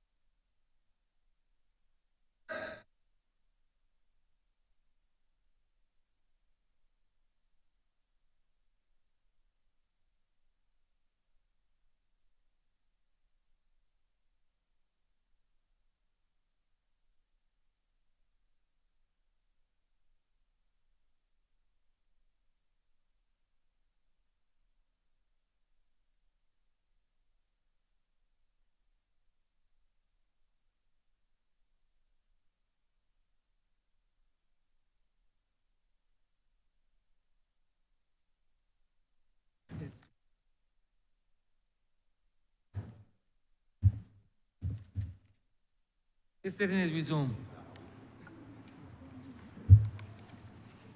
Honourable for Christchurch East. Sir, I rise to add to this cognate debate on what I consider to be 5 very important steps towards leveling the playing field, correcting some things that were wrong, and putting the police, the judicial system, and the whole criminal justice system on a relatively good footing. What I did not expect, sir, was to come after such a presentation as the last one by the Honourable Leader of the Opposition. I commended the AG, sir, the Honourable Attorney General, after his presentation, because while we have had a number of cognate debates in here, I can't recall one. I think when we did the suite of business legislation, when the Honourable Ronald Toppin was the minister, we had a suite in a cognate debate, but outside of that, I cannot remember us dealing with 5 pieces of legislation in one debate, 3 new and 2 amendments. And I commended the AG for the fact that he was able to deliver, touch on all, and show the link. And I then waited with some level of anticipation to hear what the Honourable Member for Christchurch South was going to say, because he's not necessarily known to be one with structured responses. And I was curious to find out how he was going to tie the 5 together, and I was not disappointed he didn't. What we were treated to, sir, was, I can't even, somewhere in there tuned out. I cannot even recall the length of it, but we were treated to a diatribe effectively on one subject. And after a while, it dawned on me, and I'm sure it dawned on other people who were listening, that the reason we had the concentration on the one subject was because he was woefully unprepared for the others. So he could not, the Honourable Leader of the Opposition did not touch upon the jury's legislation because he probably was not prepared to deal with it. He couldn't touch on the amendments to the Police Act because he probably was not prepared to deal with that. He could not touch on the witness anonymity. I mean, I would have thought that as an officer of the court and somebody practiced and steeped in the law and courtroom procedure, that would have been, that's a game changer there. That's novel, cutting-edge legislation. I would have thought he would have something to say on that. Nary a word. So the Firearms Amendment, the explanation and rationale given was this thing is being amended so many times that, and it probably going to be amended again, that he need not touch on it. And he spent his entire presentation, sir, on the wireless, the interception of communication. And what struck me, he kept saying, show me a democracy, and I will show you a tyranny in the making. He kept saying it. He kept saying it, sir. He needs to extend that. Show me a man who pulls the grenade pin, throws it up in the air behind him, and walks and leaves it, and I will show you a coward. Because I expected at the end of this break to fully respond to the Honourable Member for Christchurch South and to confront him on his misrepresentations, on his salacious comments, on his inflammatory innuendos, on everything that he did, and to give him a chance to respond and interrupt me on anything that I said was wrong. Sir, we took a decision, in case people who are watching say to themselves, nobody said anything, so everything he said must be true. We took a decision to not interrupt the Honourable Leader of the Opposition in his presentation.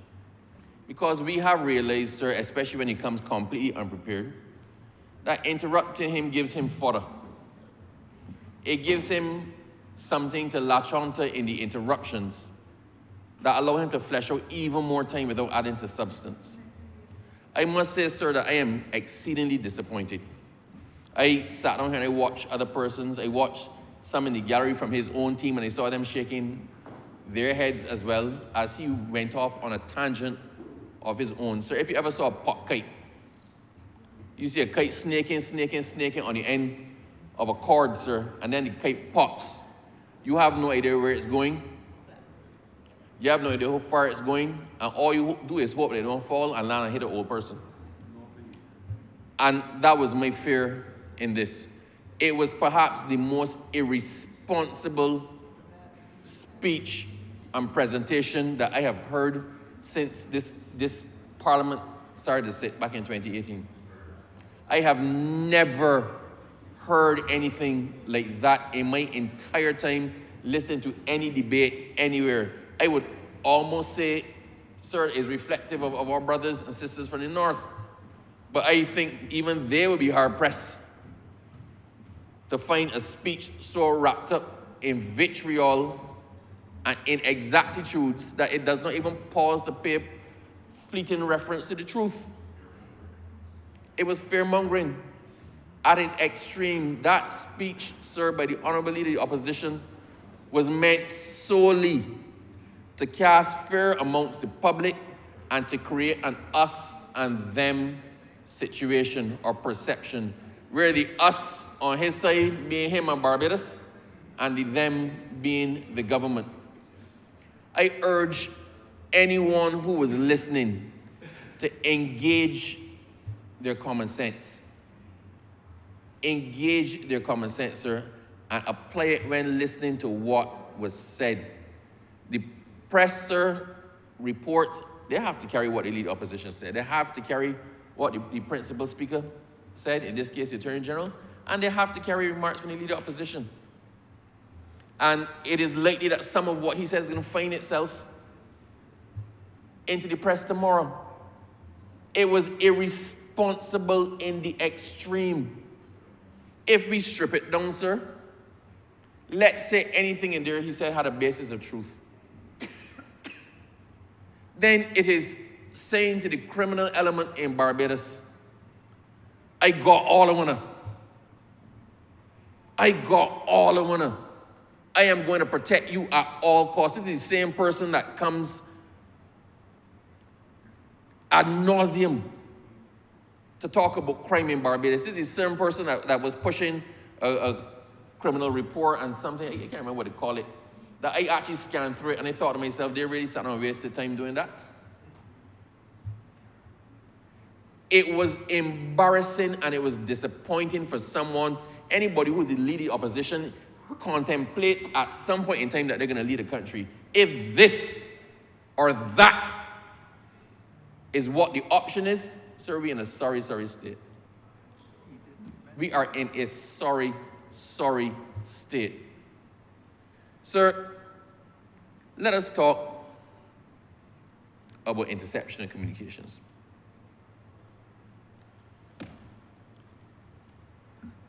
You know, sir, I know the AG said it, he led off with it, the leading opposition led off with it. We know where tapping happens. It has happened from the time you were practicing, you started practicing criminal law, sir, before it predated all of us. We don't necessarily understand how it works, but we know it happens. At no point in time was this government trying to say, we got something on you? Well, sir, we would have to be the most foolish government in the history of governments to be trying to capture people or pull one up on people and legislate it and then talk about it. It occurred without legislation. It occurred unsupervised and unregulated. Nobody knows exactly how far the police have gone with this up to this point in time. They were not required to get a warrant. There was no oversight on it.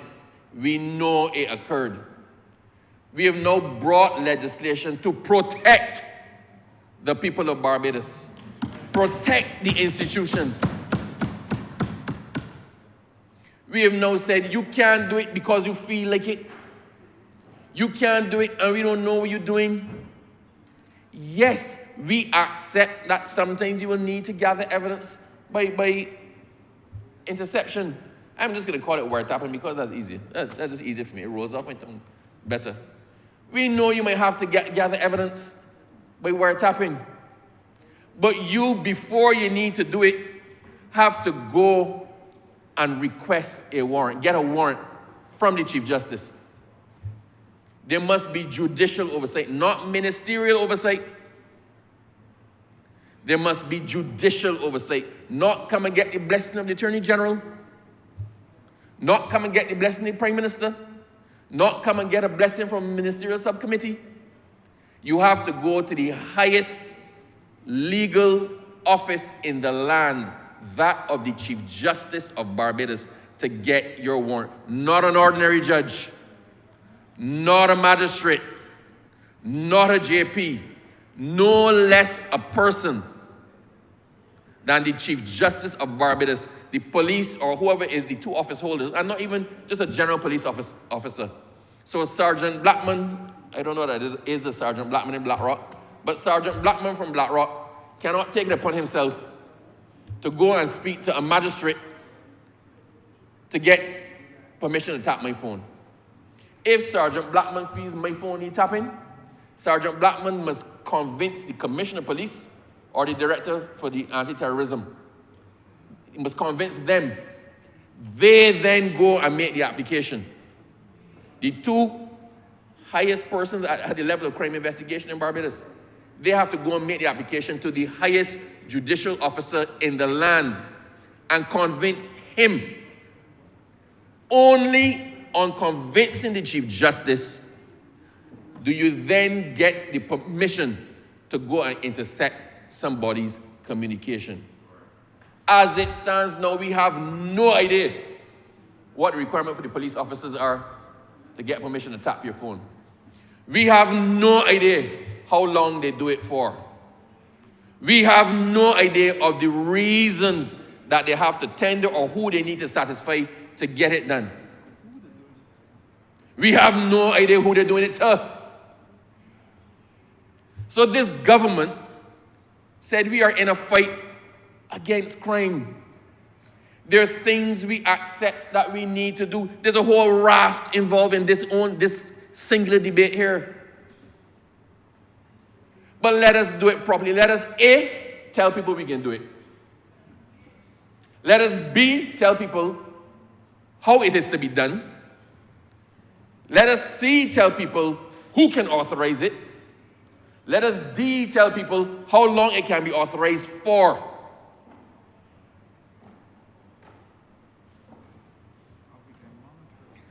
Sir, if that is the action of a government trying to pull one over on people and prying into people's personal business, then we're going about this all wrong, sir.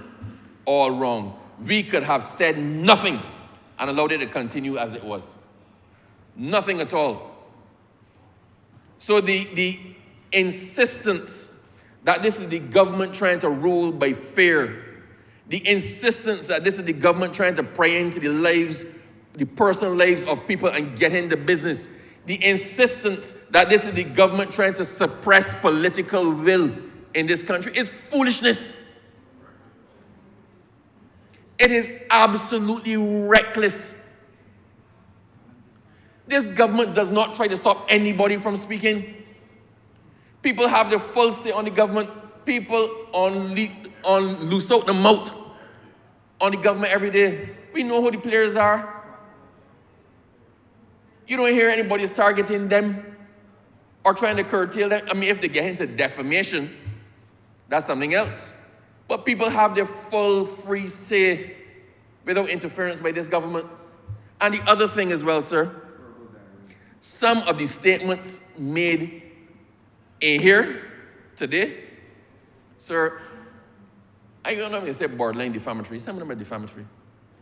What was said in here could only be said by the Honourable Member for Christchurch South inside this chamber. because he cannot be prosecuted for what he says in here, and he fully well knows that.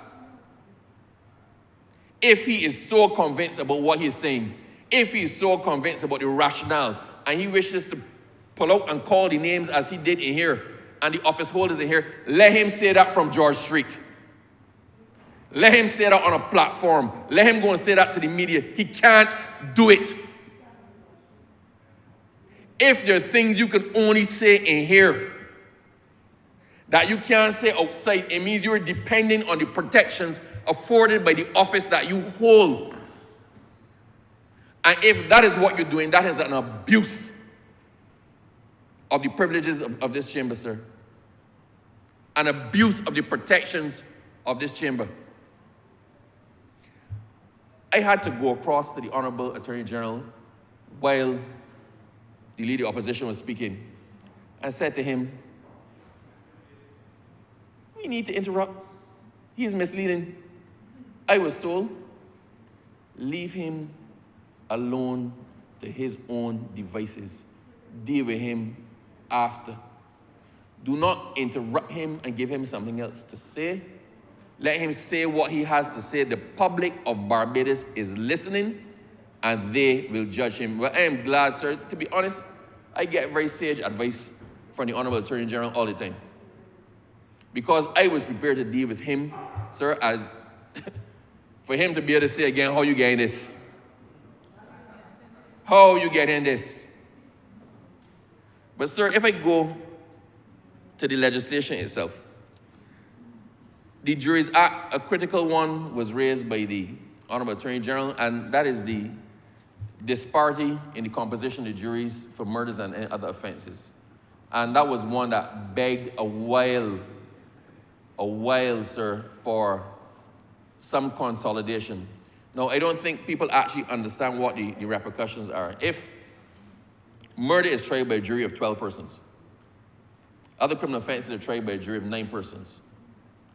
So, if a crime happens where somebody died, you need to decide in the trial whether you're going for the lesser offenses or whether you're going for murder, because it affects the composition of the jury.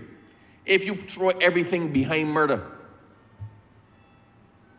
and the person is tried for murder and for some reason they get off murder, but all the other ingredients for the lesser offenses were there, they cannot be found guilty in the course of that trial, although all of the evidence points to the fact that they had a gun, that they did some other violence, that they broke and entered. All the other offenses there, you skin it or you hang it all on the murder charge. And because, sir, of the usual consequences for murder, then the standard of proof is proof beyond a reasonable doubt, sir, but it goes past that because of what the consequences were. So I am glad that we have now consolidated that. The bar has been crying for that for a while, right? We've mooted this, we've dealt with this, we accepted it was a loophole, that it was a shortcoming in legislation, and it's taken us a while to get here, but we have gotten here, sir, and this, I think, plugs a hole to allow for greater efficacies for trials. When somebody, you could throw the book at somebody now. When they have done a series of offenses culminating in death, you can try them for all at the one time. They stand trial for all. So even if you get off of the heaviest one, you stand still to be convicted of the others in the same trial. And I think that is a great, great plus for us, sir. Sir, the witness anonymity, I am surprised, as I said, that that was not touched on by the Honourable Leader of the Opposition. Some people may say, I have a right to see who's confronting me. I have a right to see who's accusing me, right? But it is not only for the complainants, it also deals with witnesses. And in many situations, in particular, sir, sexual situations which occur in families, a family member may inform on another family member, but they obviously do not want to be the one giving the evidence. They don't want to be one giving the evidence in case the person gets off. They don't want to be the one giving the evidence in case the person is convicted.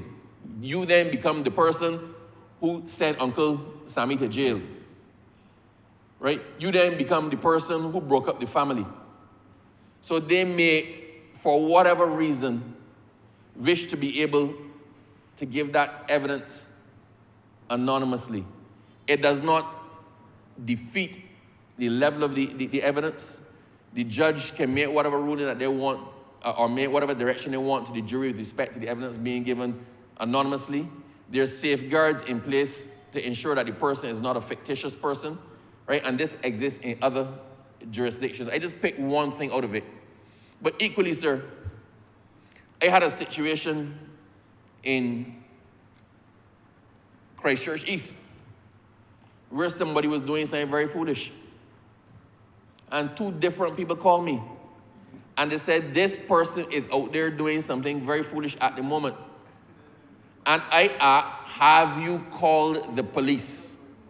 And the person said, no, we called you. I don't want to get in that. That is what the person said. I don't want to get in that. I, as an MP, can't pretend that the foolishness was not going on.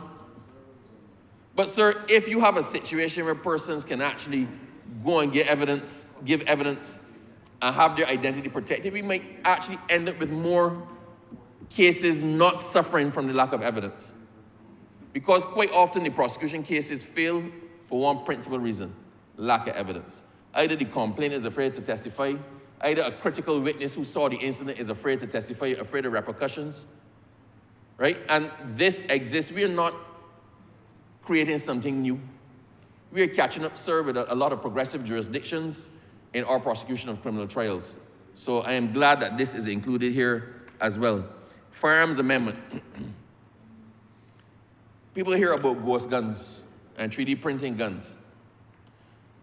What happens, sir, is a lot of the firearms that come into Barbados, or a lot of firearms that exist out there, the major parts that can evade detection are polymer based. You require metal for the barrel. You might require metal for certain component parts, small parts inside the gun. If you ship a whole gun, a scanner is going to pick up a whole gun. Even if it picks up the plastic and whatever, it's going to pick up an entire gun. So what people then do, sir, is send the gun in parts. You send the trigger one way, you send the housing, the slide somewhere else in a bunch of other metal parts that it can get lost in the scanner on. And when the gun arrives at its destination, you assemble the gun.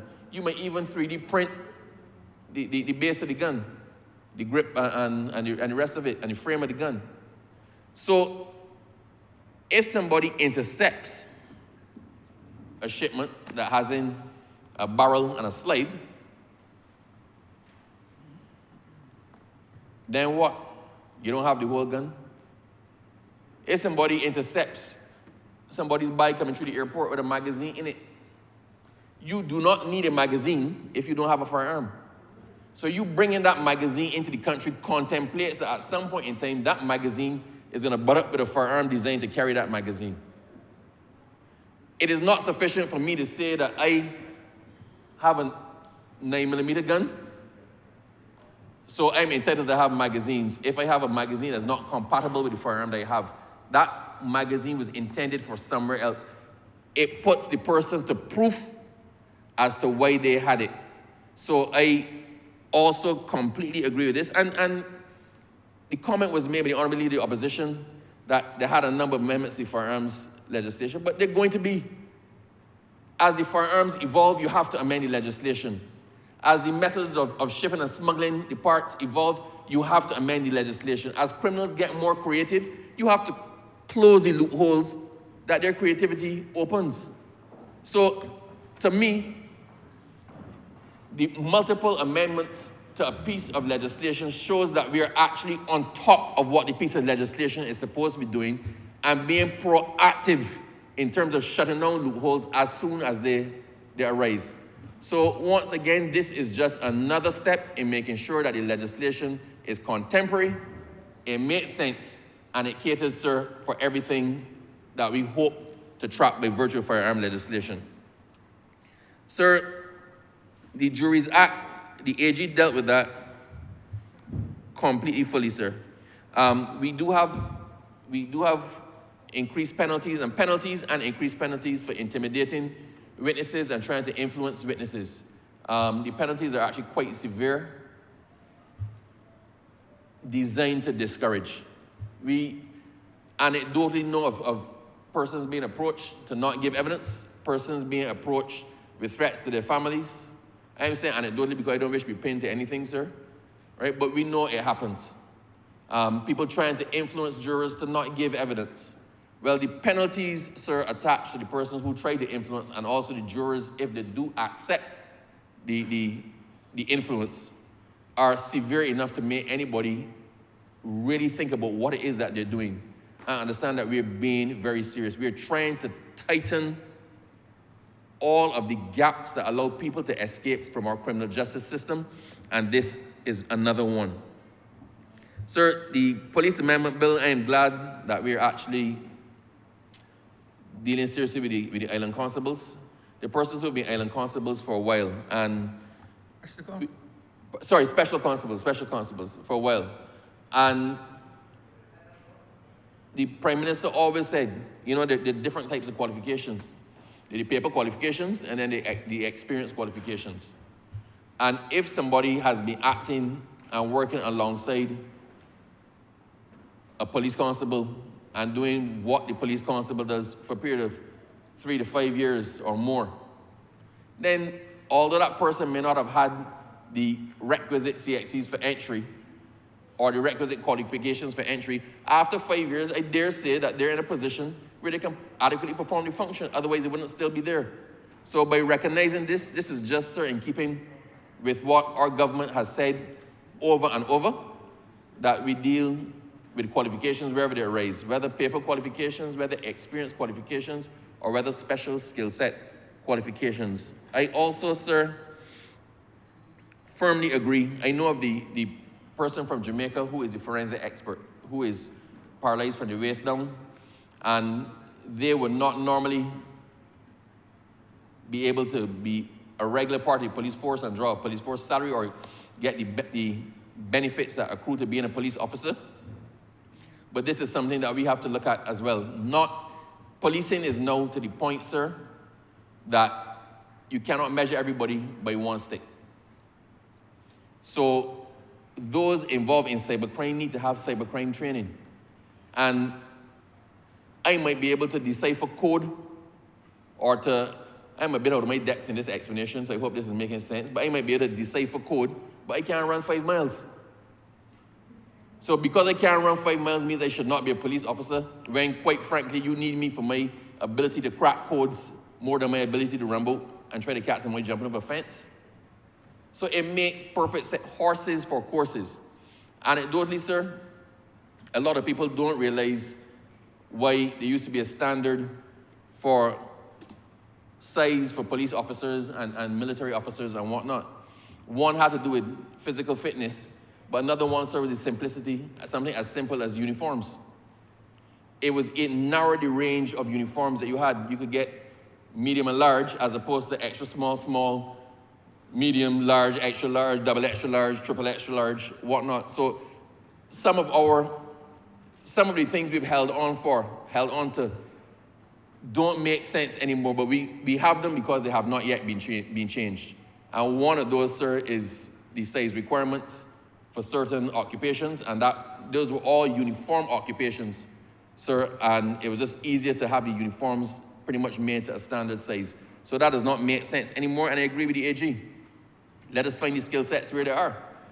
Let us hire the persons into the police force. Let us pick the horses for the courses that we want them to run, as opposed to painting everybody with the same brush. For example, even the cybercrime person. If you wish to be a cybercrime officer attached to a special cybercrime unit, your requirements academically or qualifications might actually be higher. You might have to have a PhD or a master's. You might not be able to run 5 miles, but instead of getting in our 3 or 4 CXCs, you now have to have a doctorate. So let us pick the persons and pick the qualifications to match the skill sets that we actually require. So, sir, the Honourable Leader Opposition also said that the new Bail Act was a complete failure because the Bail Act was meant to stop persons who have convictions or who are associated with criminal activity from being on bail. So we're the legislature. He wishes to talk about separation of powers. We make the laws. The judiciary interprets those and applies those. We can make whatever laws we want, but if the judges insist on giving bail to persons, then there is nothing that we can do from this end. So if you wish to point at the Bail Act being a failure, and I do not agree that it is, I will say that the contemplated application of the Bail Act did not translate into reality. And we may have to look at the way the judiciary approaches that, but it can't be a hands down. It can't be a dictate from the Attorney General. That has to be something that is dealt with by the judiciary of their own recognizance. So I do not agree with him on that at all. And he wished to talk about his notes, and he was going back to his notes, and he quoted extensively the Honourable Attorney General. I wish to quote something that I cannot believe he said. If we go back to the interception of communication, the words were, "No one, even somebody connected with crime, deserves that sort of treatment and surveillance, even by telephone." I could not believe that I heard those words coming from the mouth of the leader of the opposition. No one, even somebody connected with crime, deserves that sort of treatment, ... including surveillance by telephone. Sir, I think that he started to speak and his mouth ran away with him. I think he started to speak, sir, and the words outstripped the process, the synapses that need to be firing to actually connect cohesive thought with spoken word. I believe, sir, that the leader of the opposition could have helped himself by preparing. Yes. He could have helped himself by preparing. Yep. The Honourable AG came in here and did a cognate debate of 5 pieces of legislation. 3 new ones, 2 amendments. He did it in a fluent, cohesive manner because he prepared. I know he prepared because he sent us all briefs. We all got the very plain, simple, easy to understand, easy to follow briefs on the legislation. So I know he was prepared. The fact that he was insulted by a response that concentrated on one aspect and ignoring all of the rest, and not even concentrating on that aspect, sir, with the purpose of dissecting the legislation and suggesting proper changes, but simply to raise fear among Barbadians, as the Honourable Leader of the Opposition seems to have made it his mission to do. Come in here and stir it up. Stir up, make the pot boil, impute all of the negatives on behalf of the government. Impute all of the fear. The government is trying to get your business. The government is trying to stop you. The government is trying to tie your hands. The government is trying to monitor your calls. The government is trying to monitor where you go. The government is trying to see in your car. The government is trying to take down your curtains and look in your house. The government is trying to do this. The government is trying to do that. And actually contributing nothing to the substance of the legislation coming out of this parliament is disingenuous in the extreme, sir. And I think it is borderline. Actually, it's not borderline. It is dangerous. It is an irresponsible act from a person constitutionally recognized and a person with high power. It is an irresponsible act from the person who heads the other major political party in Barbados. It is an irresponsible act from the person who gets the second most press coverage in Barbados.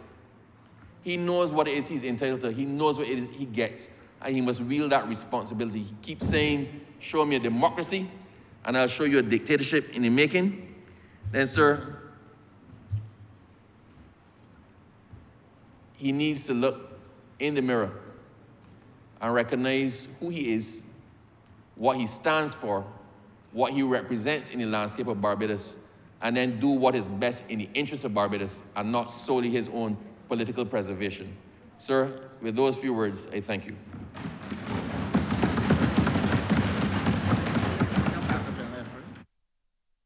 Honourable Prime Minister.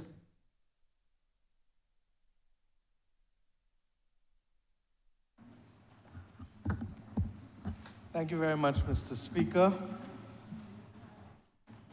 I rise to participate in this debate and to share some perspectives that I believe to be appropriate as to the perspective of government, as to the intention of government, and as to our communication and partnerships in seeking to bring together, for the third time since assuming office as the government of this country in May of 2018, a national approach to a national problem.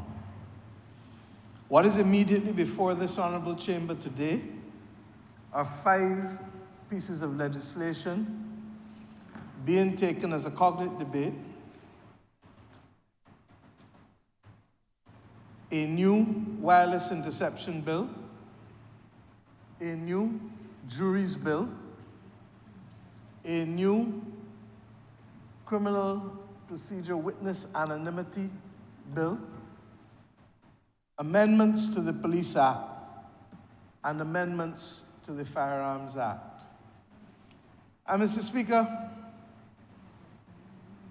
I simply make the point that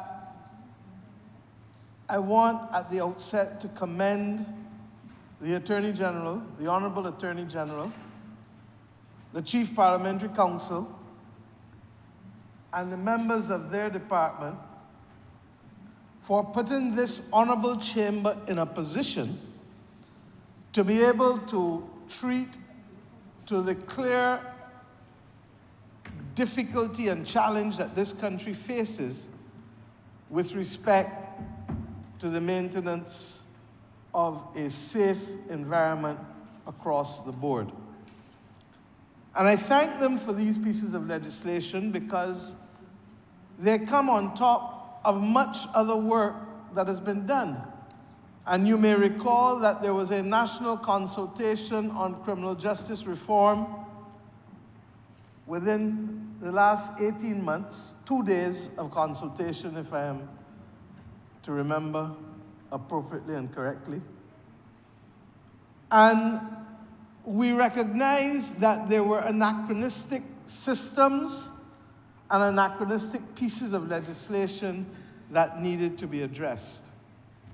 Separate from those consultations at the national level, which were broad-based, including members of the legal profession right across to those who work within the social services of this country. In addition to those national consultations, we had the honor of participating in a regional heads of government meeting, 2 of them, one in Trinidad and Tobago, and one in November last year in Georgetown, Guyana, that was actually supposed to be in Barbados, but we shifted it to Guyana at the last minute. And out of that last meeting came a number of critical decisions embodied in the George Bridge Declaration and reflecting and improving also the issue of our position on the Needham's Point Declaration, to which the Honourable Attorney General spoke today. I just start to give that contextual framework at the outset of my speech so that persons understand the framework within which we started. But the government has not stopped there. Over the course of the last 6 weeks, we have been meeting with the social partnership of this country. We have, in fact, expanded the meetings with the social partnership to include the Social Justice Committee, which invariably involves not just the Barbados Christian Council, the Barbados Evangelical Association, but also the Social Workers Associations, MESA, and a number of other NGOs that are there. And the government did this while at the same time extending a hand to the opposition to be part and parcel of this process. And more specifically, in the context of the participation in the Advisory Council on Citizen Security. Now, Mr. Speaker, it is perhaps a matter for which many of us, not just myself, regret that the opposition has chosen to take a partisan approach in these matters pertaining to life and death and national development in this country in circumstances where the government, for the third time since assuming office, is trying to establish a national approach to a national problem. An approach that goes beyond the government of Barbados as a player. When we confronted our issues upon assumption of office with respect to debt, when 69 cents in every dollar was going to service debt and not be able to do substantive programming or activities within the government of Barbados as it was then, we had a national approach. And I stand here today as Prime Minister proud that after 7 years of working with the IMF, largely because of the initial 4-year program and then the second 3-year program coming in the middle of COVID, that we are in a position now where this country has virtually reduced our debt. In absolute terms, it is still $3 billion less than it was when we took over. As a ratio, it has gone from 177% with respect to all the public debt and all that we owed through adversarial financing, as we called it, from 177% debt to GDP ratio to 102%, and we are scheduled to go below the 3 digits by the end of this year. Mr. Speaker, we set a national framework to address a national crisis with our economy and our fiscal circumstances. And Mr. Speaker, it is fair to say that with the help of the social partnership, with the help of the Social Justice Committee, with the sharing of the burden by all Barbadians, we succeeded.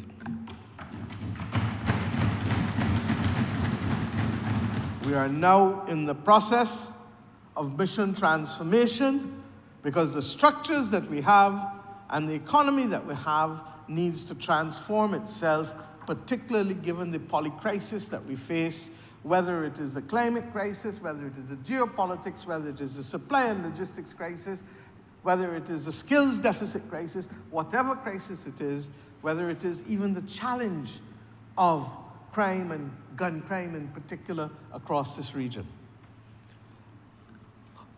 In 2020, we had a similar national challenge, and that challenge was the first major pandemic for 100 years. And I want to thank Verla de Pisa. I did not give notice of her name,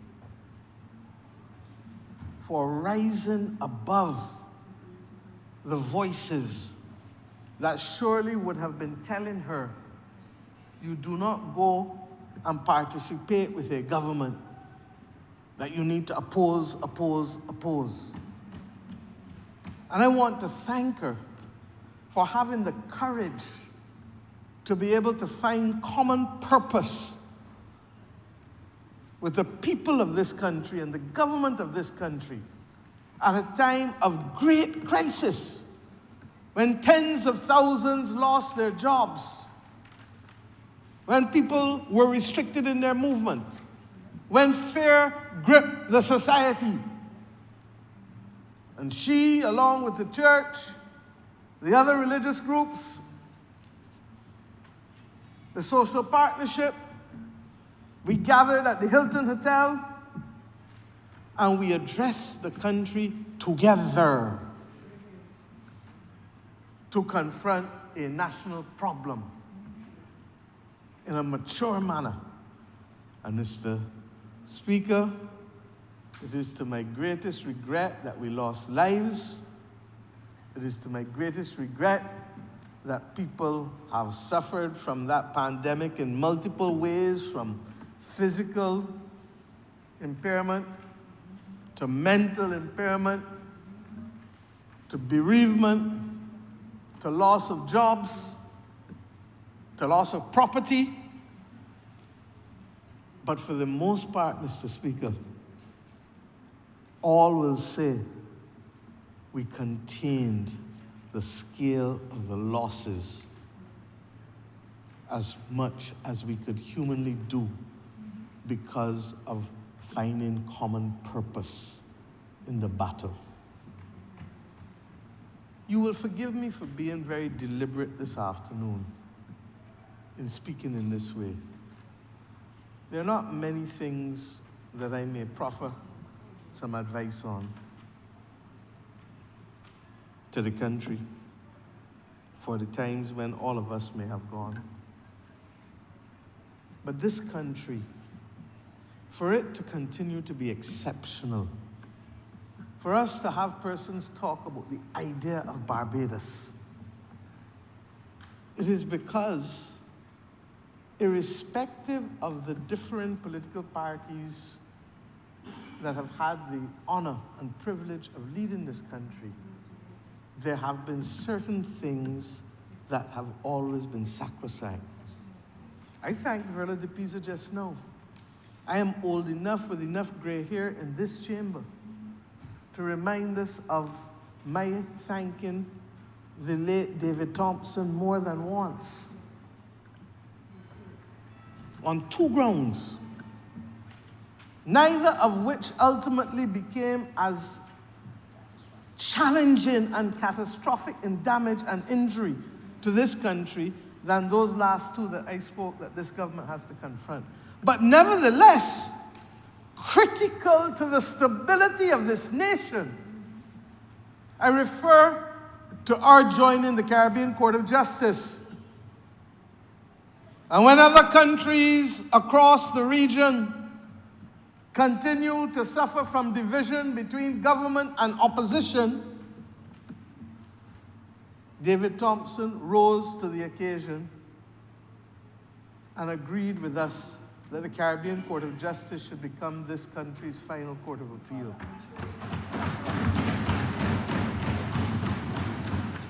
Similarly, when we, and the member for St. James Central will recall this, took the decision to invoke arbitral proceedings under the United Nations Convention of the Law of the Sea against our very close family, our sisters in sister government of Trinidad and Tobago, David Thompson also took special briefings. I know, because I was with Prime Minister Arthur when those special briefings were being given, because I was the Honourable Attorney General at the time, and therefore was required to provide the briefs. And yet again, there was common purpose ultimately in that. There was conversations before that about solving the problem over Bola Cuckoo in Glen Burnie. But when the real time, and I to give context, but when the rubber hit the road and national interest came to be regarded, we came together as one. I go far further. In that first term I spent in this parliament in 1994 to 99, The Honourable Branford Tate, who later became President of the Senate under the Democratic Labour Party, was in opposition at that time. And we came together in common purpose to support and campaign for Sir George Allen to become the Secretary General of the Pan American Health Organization. And Mr. Speaker, if I had more time here and I wasn't looking at the clock, I could give you example after example. I could give you the examples in education, the seamless continuity between Erskine Sandiford and Louis Tell and Billy Miller and Cyril Walker and Keith Simmons and myself and Cappy Greenidge and Reginald Farley and Ronald Jones. You know what the point I'm making is, sir? That there are certain things that make this country exceptional. And I speak as much for the members of Parliament today because I'm conscious that most of them have not served as long as I have in this chamber and in the other place. But I want them to retain the memory. And more than the memory, I want them, when this party ever goes into opposition again, to remember that the hunger for power must never exceed the absolute necessity for patriotism that is designed to ensure the stability of this nation and its people. Now, I start here because I feel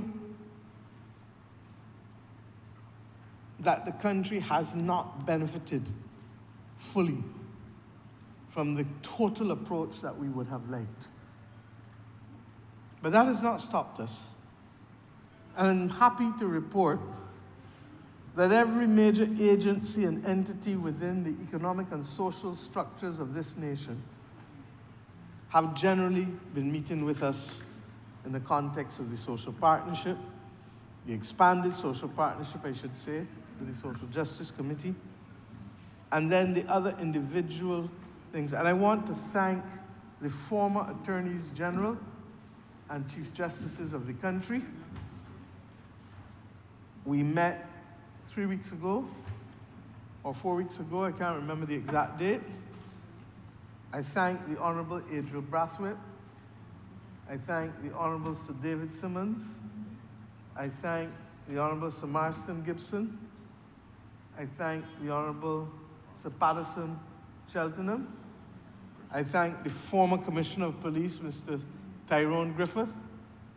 I thank Sir Elliot Motley, who, as a former Court of Appeal judge in the Northern Caribbean, also would have come.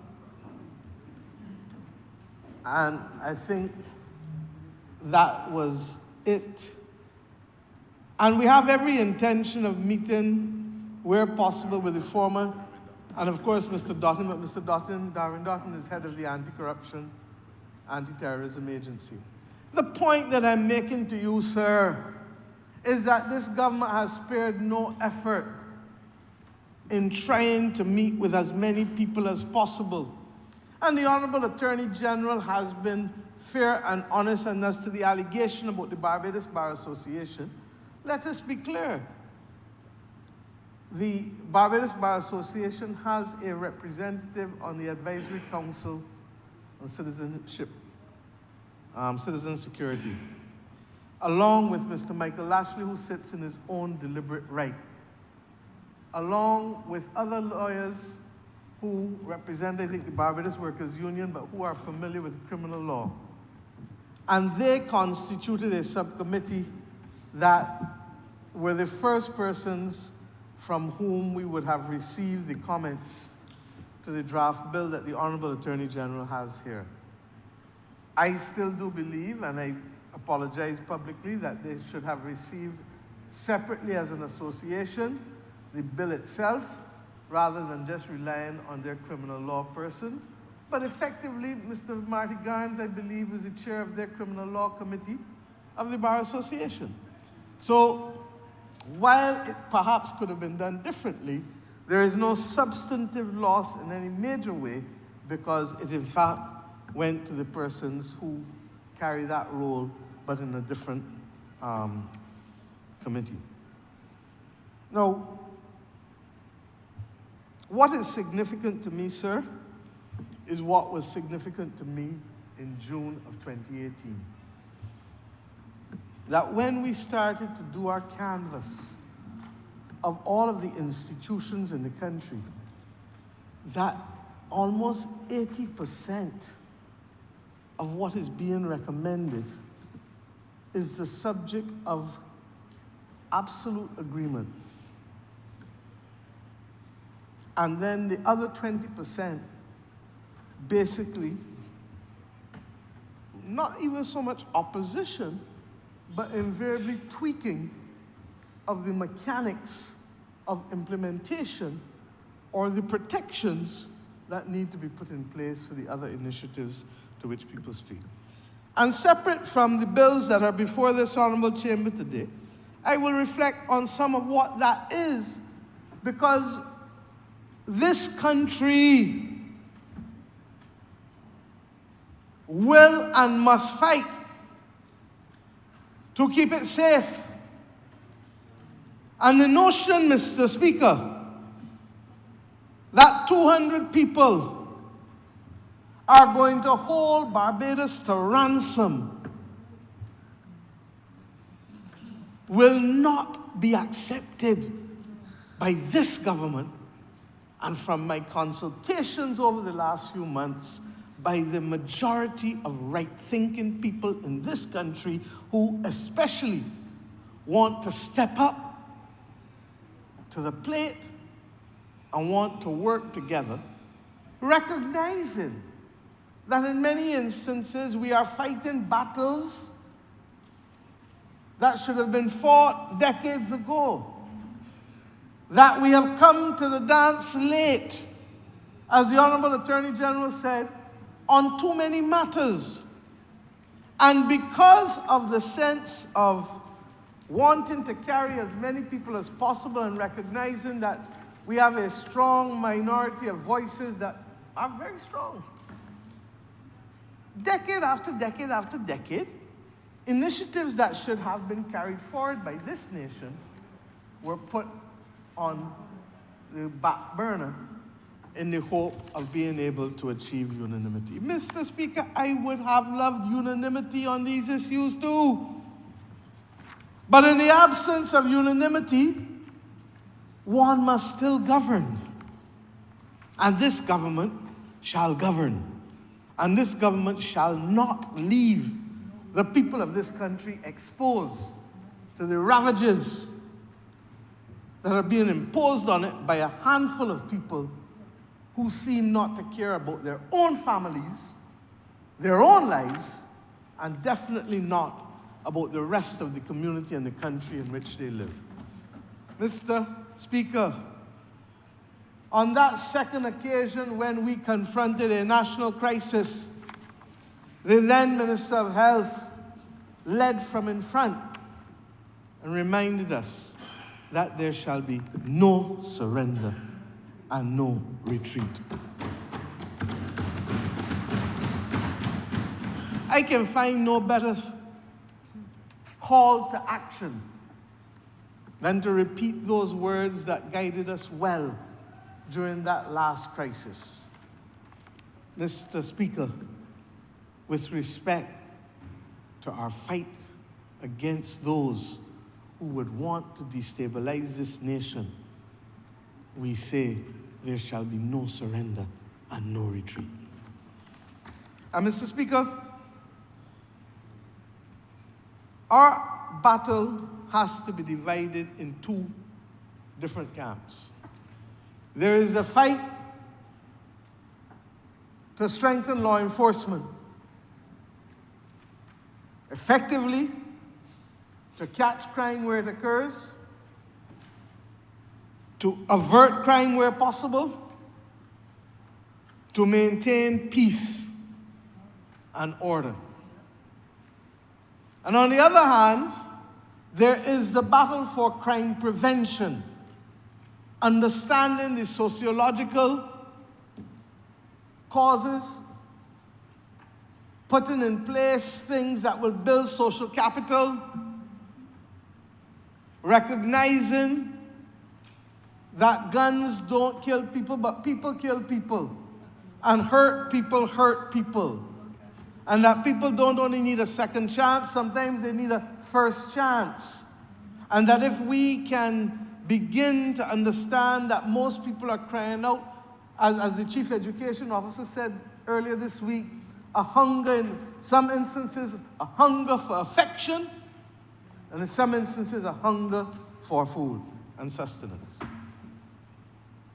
And this is a country where this country at emancipation received the worst of the worst circumstances when the Located Laborers Act was put in place that effectively continued slavery for another century.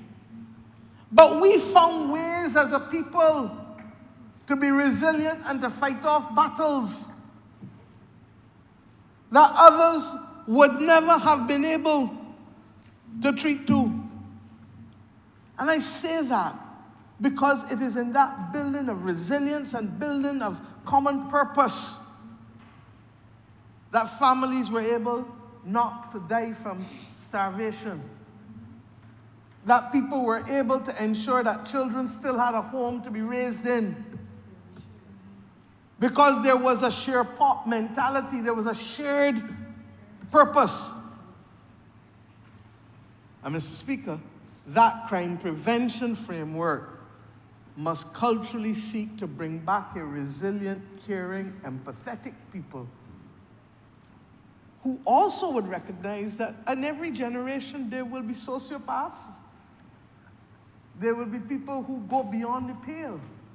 But they must not be allowed to do so at the risk of the stability of the community or the country. So we don't expect that we can do what has never been achieved in the history of mankind. But we do expect that we can contain and minimize. Now the difficulty is that the country finds a confluence of things happening at the same time that we have to address. A propensity for violence, an inability to resolve conflict in agreeable ways, access to technology that is lethal. The same technology that conquered Africa, allowed Europe to conquer Africa. Handful of Europeans conquer as a result of gunpowder. Without gunpowder, they would not have won. And the same gunpowder in bullets, and worse still, in automatic weapons, creates an imbalance in power that effectively gives the ability of a few to torment and terrorize the majority. 3, an increasing prevalence of substance abuse yet again. And I speak now from history again. When I became a young attorney at law at the age of 21, just the other day, in 1988, this country was facing a problem with crack. You remember? And that's how the word paro came about. And we had already seen an increasing use of marijuana, which started among the expat community in the early 70s and white Bajans, moved its way to professional Bajans, and by the mid-80s was in every community across the country. And the attitude to it has equally also changed with respect to the use of marijuana. But the prevalence, I knew about heroin cases when I was practicing in the early 90s. And then we went through a period of time where you didn't really hear much about crack, you didn't hear much about heroin. Admittedly, we saw an expanded utilization of marijuana. And in those early days, late school days and early days as a lawyer, you also heard more then about amphetamines and other synthetic drugs. We have now seen a resurrection of some of those other drugs. And I've asked the Minister of Home Affairs to ensure that the National Council of Substance Abuse goes from community to community to community, as it did, ensuring and showing the social partnership what is out there. And the member for Christchurch West Central is passionate about this because in his substantive profession as a pharmacist, he fully understands and appreciates the danger of what he describes as polydrug use, where a person will move and take at the same time what they call mollies, while at the same time drinking some lean. And what is lean? And why is it called lean? Lean is called, I'm told, because persons would walk literally at an angle leaning after they take it in the States coming out. And why is it so dangerous and prevalent? Because your child can go in the supermarket and buy a Sprite, Jolly Ranchers, and when he go home and you got cough syrup in the cupboard, then you begin to have a problem in terms of how they mix it. In addition to that, you have fentanyl. And you heard President Trump at the beginning of his term state much of what he was doing, even with tariffs, on the whole issue of the illegal trade in fentanyl and the extent to which it is creating havoc across cities in the United States of America, and more to the point, amidst and amongst families. And the danger is that the manner in which many of these things can be smuggled is relatively easier than moving 100 kilos of marijuana or 100 kilos of cocaine, which by virtue of the size and density is difficult to move, but with respect to the fentanyl and the amphetamines and the other things, they are so small and they look no different from the majority of pharmaceuticals that persons carry, from blood pressure medication right back through to headache tablets, etc. And therefore, that is the challenge. And when you get the fifth area coming in, which is mental health challenges, you are beginning to see the confluence for a perfect storm. I have said over and over that this region bears a heavy price for the Second Amendment rights of the United States of America.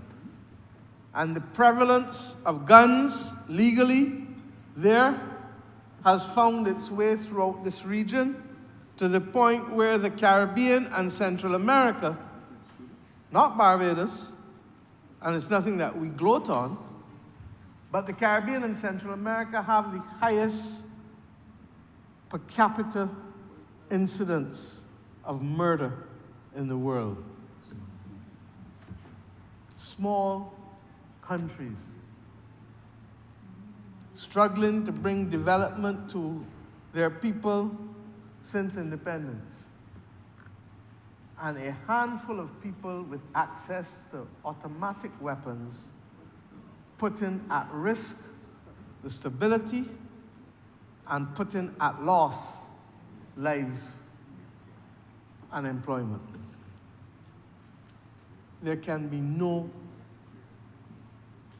doubt in anyone's mind about the resolute nature of this government in addressing both limbs, the law enforcement and the crime prevention aspect of what we are doing. And Mr. Speaker, you will forgive me if on this Friday evening I take my time, because this is at the core of this country's future stability and prosperity. And that is why I so regret that the honourable member did not find the courage, the honourable leader of the opposition, to stand up and be in a position to find common purpose with the people and government of this nation with respect to this fight. I know that they have, and let me be very clear, they have been offered on many an occasion. And today, he chose to do that which even he should be ashamed of, given his recent comments in a press conference on the 16th of June of this year.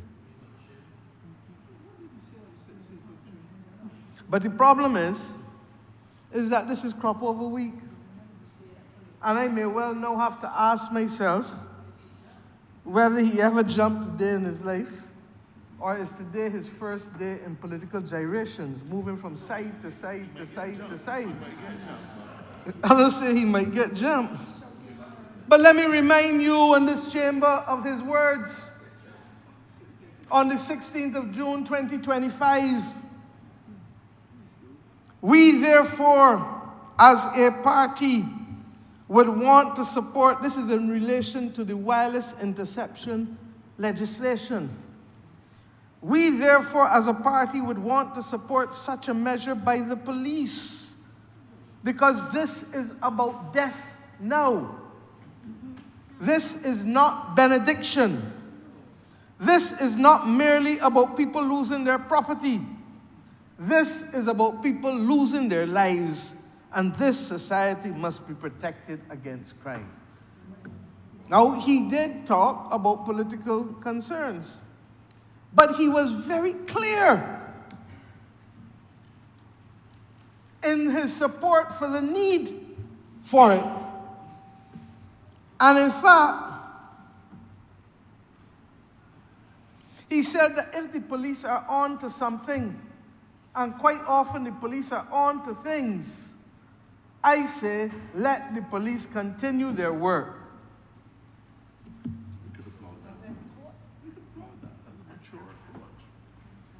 Now, this is the same man who spoke, this is the same honourable member who spoke to me and agreed that he would go on the Advisory Council for Citizen Security. And then, 2 days later, when the Cabinet Secretary was calling him, he told the Cabinet Secretary that he would be late to the meeting. So how can you deny something when you told the Cabinet Secretary you would be late to the meeting because you had to think? When he first spoke to me, he told me he was going to consult with his people. Told the Cab Sec he would be late for the meeting. But then this was the same honourable member who told me behind the chair of the Speaker that he would also meet with me and the Minister of Education and the Chief Education Officer and the member for St. James South and St. Philip West were downstairs waiting in the room, and the member for St. James North, he was then a senator, were all downstairs waiting in the inner dining room while we were waiting for the same leader of the opposition who committed to the meeting and bringing all of his members to the meeting for a lunch that was catered for them to the meeting. They had the lunch, but they didn't come to the meeting. This is the same honorable gentleman. I have been stung once. I have been stung twice. Today is the third time. It's true that he did not speak to us directly on this. He spoke to the country on June 16th. Now, if the honorable member had said in here that I don't like this provision for the monitoring committee, and I feel that it is not sufficient for that committee to be appointed by political persons in the form of a minister. Can we meet and change this? I would have said, let us do so. And the part of me that now has to go beyond duty and to stand up not for me or the Labour Party, but for Barbados, is going to stand on this floor of the House today and say that we will amend this bill in this Parliament to ensure that those 3 persons on the monitoring committee are appointed by the President of Barbados without consultation with either the Prime Minister or the Leader of the Opposition, so that there is no risk of political interference, as he would suggest to the country. Now, Mr. Speaker, if he did not speak and run, other people is hit and run, he is speak and run.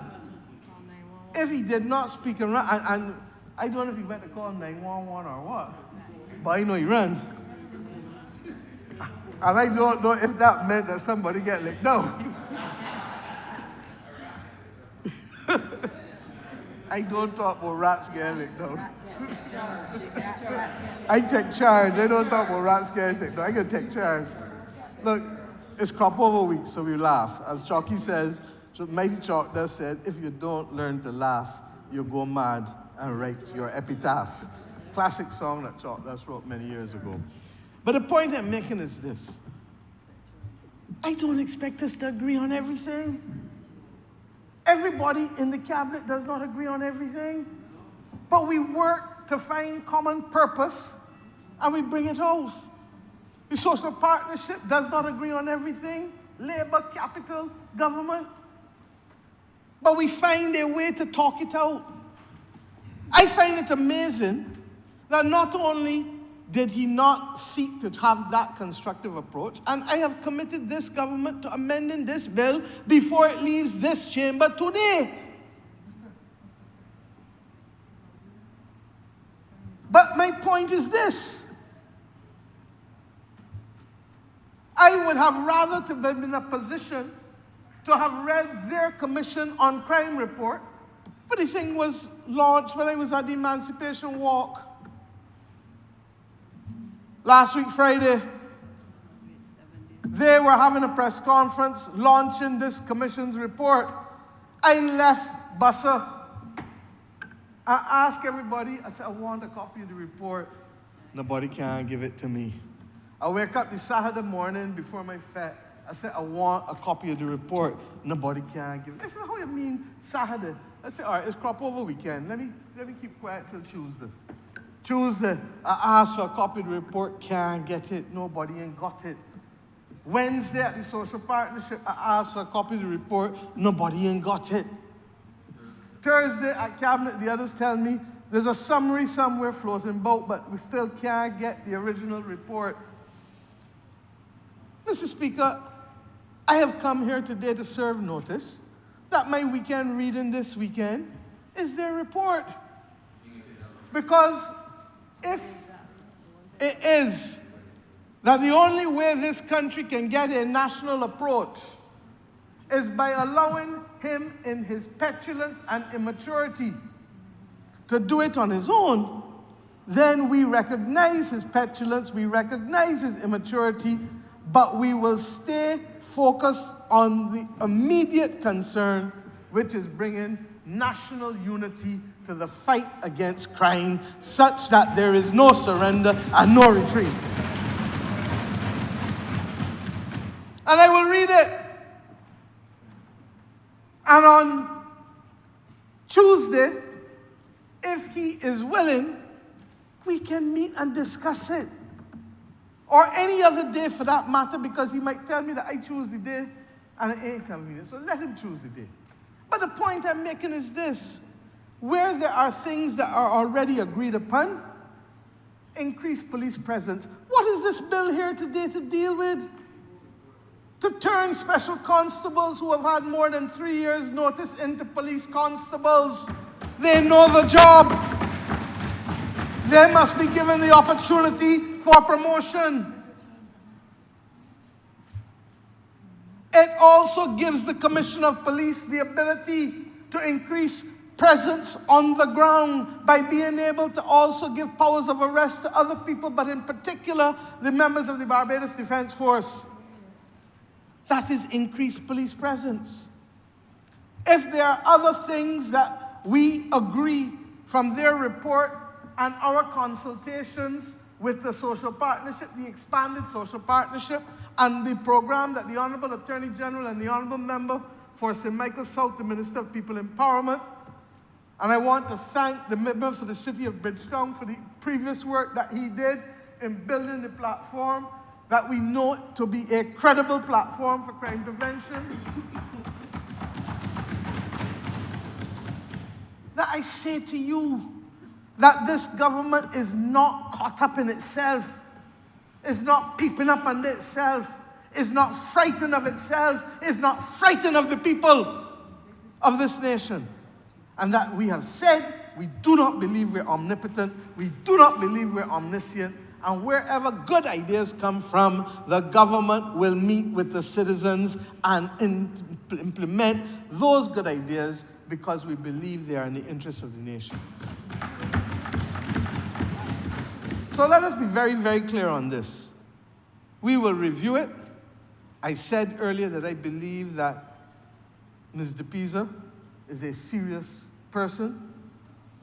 I have known her to put the country's interests at heart, and therefore any matter which she was responsible for in terms of chairmanship will command my time and my respect.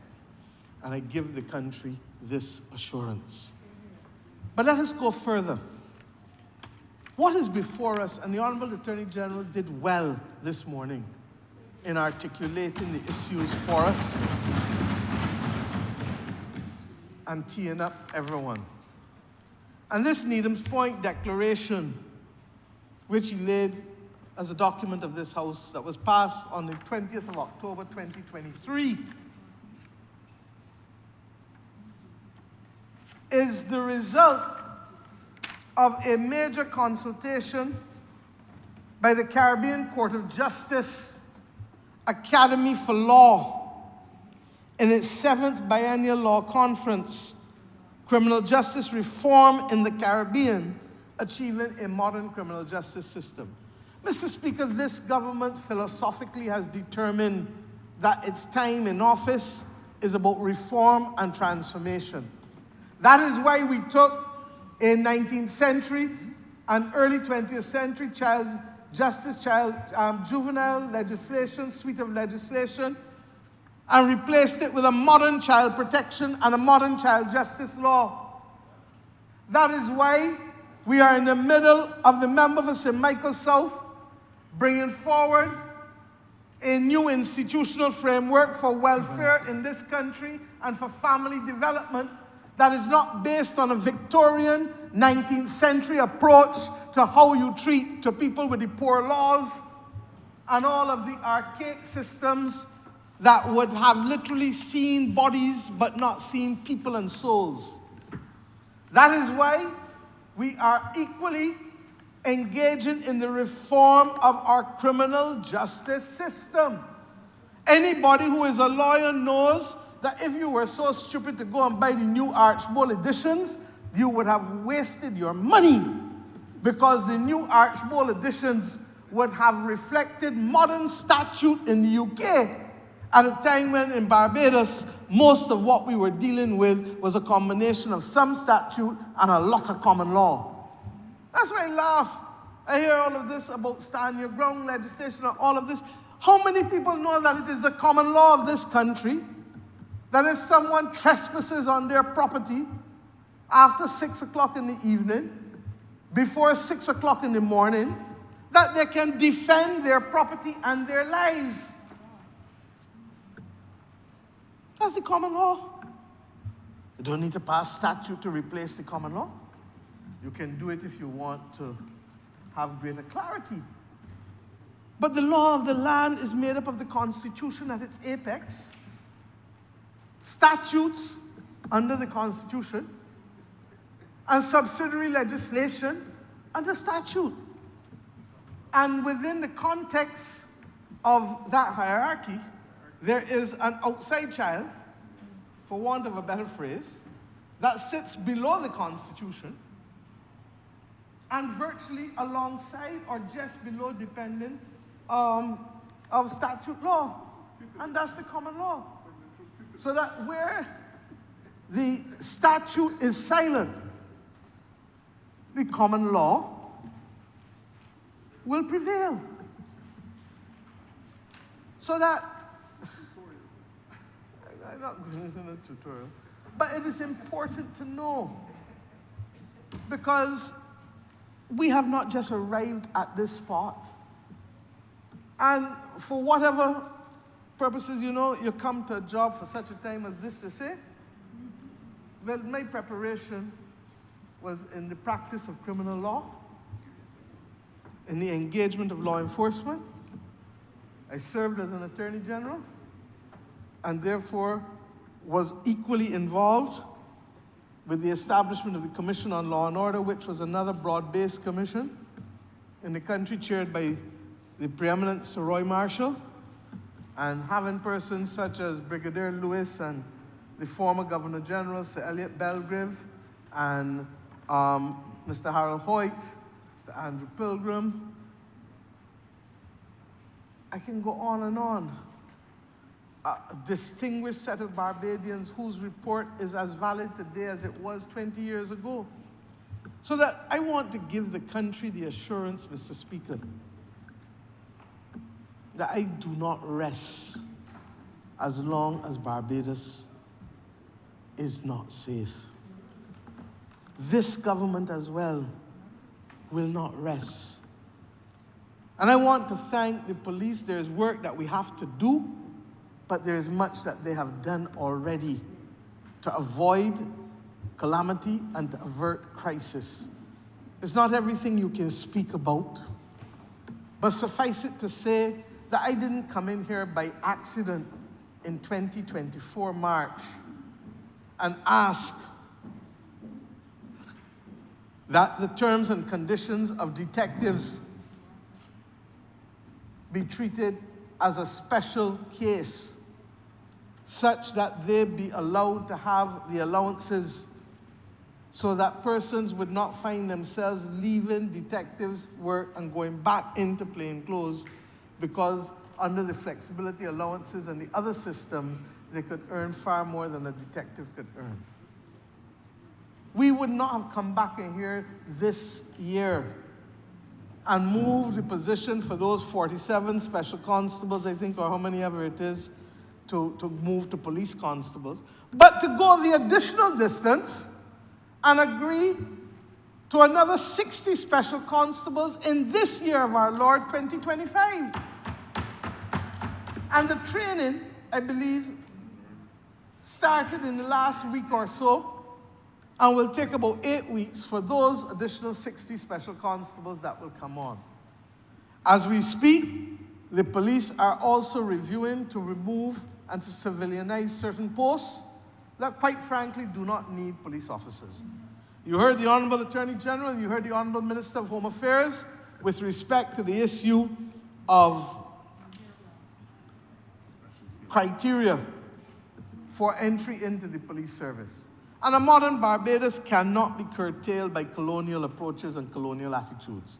And to that extent, therefore, this is but the first step but we recognize that there will be further modifications with respect to professional development of police and access to the force and the terms and conditions of the service, as we go forward. Similarly, we have made the decision, you've heard, with the extension of the power of arrest to the soldiers, but this country, certainly for the 34 years that I have been a member of this parliament, it's so long, 34 years, we have seen joint proclamations for the use of the police and the Barbados Defense Force in every single year that I have been a member of this parliament. And that is done by cabinet and previously the Governor General, now the President. In addition to that,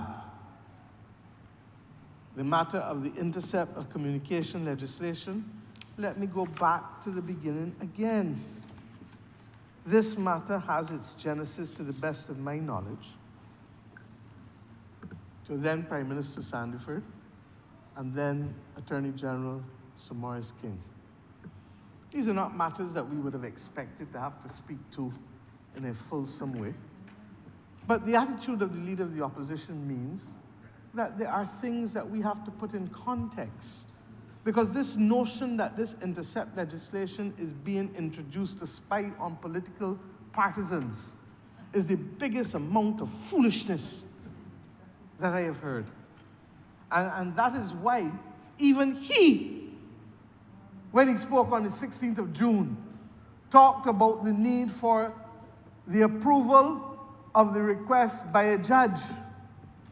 That's what this legislation does. And that is why the Caribbean Court of Justice Academy could recommend at number 18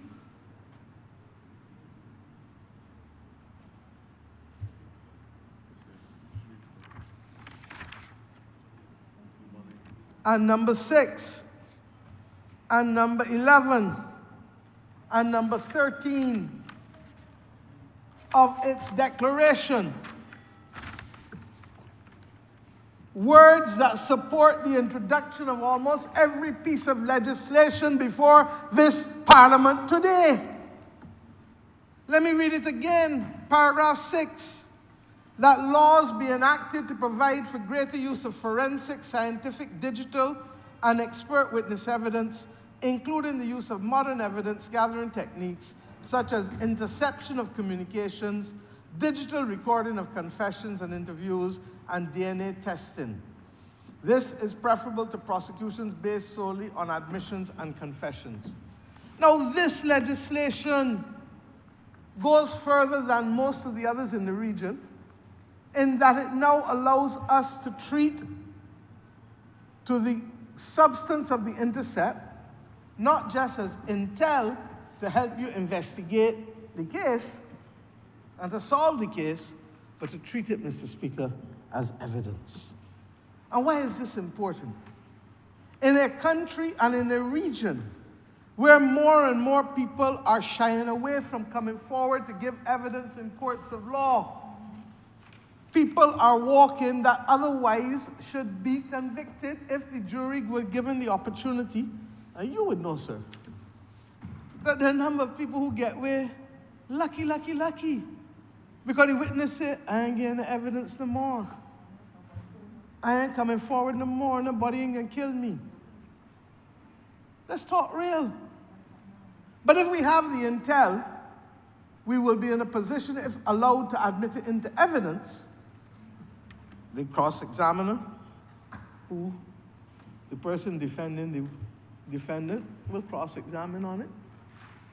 The prosecution will address it, and the judge and the jury will speak to it, and in the case of a jury, decide. In the case of a judge-alone trial, the judge will decide.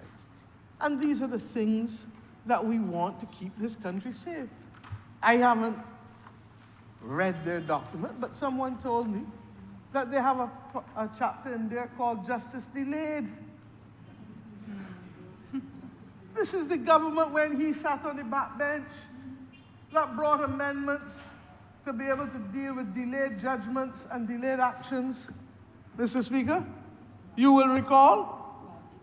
But this is also the government that increased the number of judges from 2 to 8 and doubled the number of prosecutors from about 8 to 16 to make sure that we can bring cases shorter.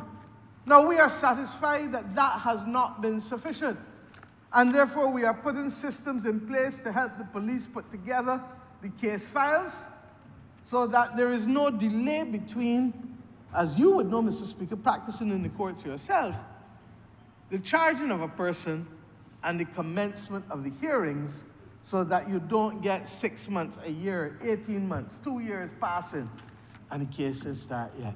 That cannot continue in this country anymore.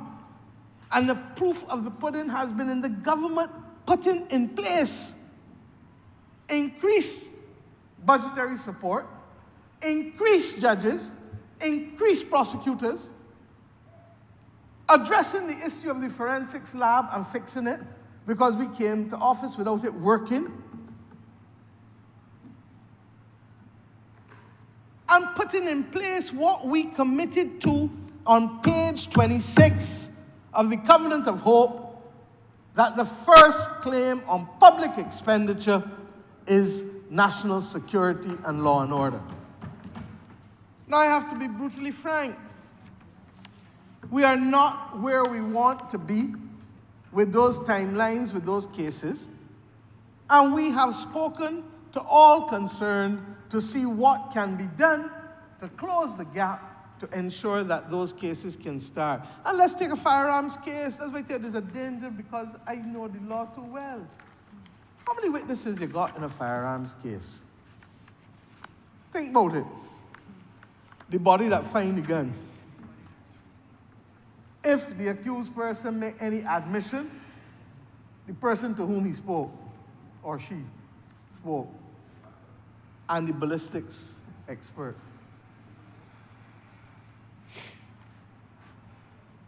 Three witnesses? And you can tell me that you can't do that case in 3 months' time? That all firearms cases in this country cannot be done in 3 months' time? 4 months' time? 6 months at the outer limit? Let's take the average murder case. The complexity comes not in the compiling of the statements. There is no reason why most murder cases cannot be done within 6 to 9 months, Mr. Speaker, sir. You know. You know. And most people now do not do a preliminary inquiry so that you get the statements by paper committal. And then let's go further, Mr. Speaker. If it is 5, 6, 7 accused, I can understand that you will need time for a long trial, but you don't need a long time to start the trial, because the complexity really comes when the case is being heard through the multiple cross-examinations and the multiple applications to the court and the multiple addresses to the court. But to get to the start, the compilation of the evidence, in most instances, the police know why they've charged somebody, and they may be waiting some confirmatory evidence that is forensic. Other than that, or ballistic, other than that, most of the statements are already available to them at the time at which they charge the person. And if not immediately available, can be made immediately available thereafter in 90% of the cases. So I'm satisfied, sir, that this matter is one that the government and the opposition and the people of Barbados can find common purpose on. And that's my point. That's my point. And while we don't expect unanimity on everything, we expect you to get up and come to the table and let us have the conversation. With respect to the wireless intercept, as I said, we will change that monitoring committee to be appointed by the president. But all of the other safeguards are in this legislation. And to that extent, If I were to tell this country the calamities that we have avoided over the last 20 years to my certain knowledge, there would be no more discussion, you know. But as Minister of National Security, there are certain things that you have to allow me and to trust the government to be able to deal with as national security, and the police as operations to deal with respect to law enforcement. And why do I say so, sir? Do you expect in playing dominoes that you can pull a hand and skin it up? How you pull a hand in dominoes and skin it up? So are you going to pull a hand and skin up the whole strategy that the police have, or the Defense Force have, or the Financial Investigations Unit has, or the cybercrime people have, in order to catch the people that they want? You don't do that. And nobody outside, from shop to supermarket, from church to school, will expect anybody to diminish their safety and security by doing that. I want to give this Honourable House the assurance. The tweaking to the firearm legislation is necessary, and we will continue to tweak as necessary. Because when loopholes are found or being exploited, then it is our role to close them. We said we were not omnipotent nor omniscient. And the irony is, it's not the government of Barbados alone, it's almost every other country. The Bail Act. We chose last year to bring a South African Bail Act here. And quite frankly, it is now beginning to pay its dividends. Because if persons are going to be a threat to common public spaces and society, we must be allowed to protect innocent people in this country. And if people looking for you and looking to shoot you wherever you turn up, then at some point the police can say that this person who is on bail and who is supposed to be presenting themselves once a week or twice a week has now become a threat to public safety, because every time he's in a public space, somebody wants to shoot him. Man on bail, you know. The legislation now says that the police have the power to revoke bail and not just deny bail. So that let us be clear as to what the role of government is. We are the lawmakers. We have to bring the legislation that strengthens the hands from the police to the courts, to the forensic people, to the victims, to the society as a whole. We are the purse string holders. And there has not been a single occasion in 7 years that the police of this country have asked for anything at all in terms of their budgetary expenditure, and it has been refused. In fact, Mr. Speaker, I would challenge the Attorney General to go and do his numbers such that when we're in a debate again, that either he or the member for Christchurch East Central can get up and show the extent between which the Ministry of National Security under my ministry and the Ministry of the Office of Attorney General responsible for the police have shown where we have supported them fully institutionally and individually as officers. And in fact, we have extended the POLTA, the travel allowance, to the sergeants. We have improved their terms and conditions. And let me be clear, sir. Sometimes there is an unacceptable lag between what we announce and what is implemented, particularly in large organizations like the police and the hospital, and in education, where there are thousands of people that they're dealing with in terms of processing. And that is why we are so adamant on getting the digitization processes through for these large institutions, especially now that we have a little more freedom fiscally to ensure that they can benefit and they can process their work in a more efficient manner so that there will not be that lag that we're talking about between announcement and payment, as has happened, regrettably, with respect to the police. I have said to the Honourable Attorney General, please make sure that the police are paid for crop over by the end of August.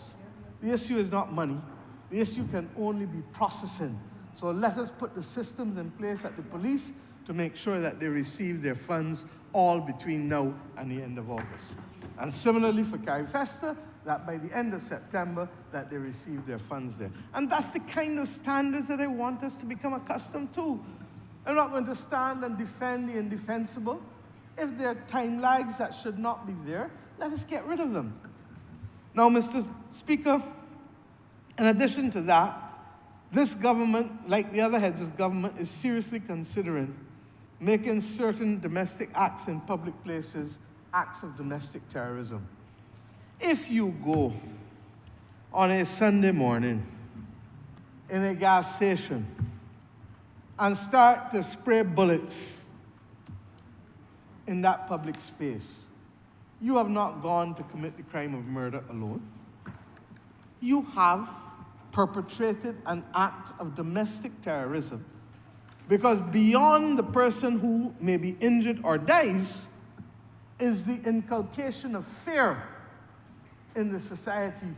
And that is what terrorism, by definition, is intended to elicit.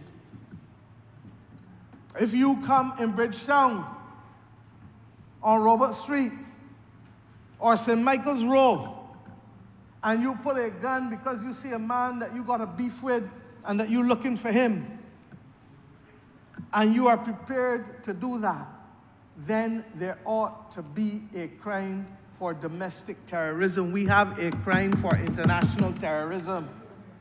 There has to be a crime for domestic terrorism.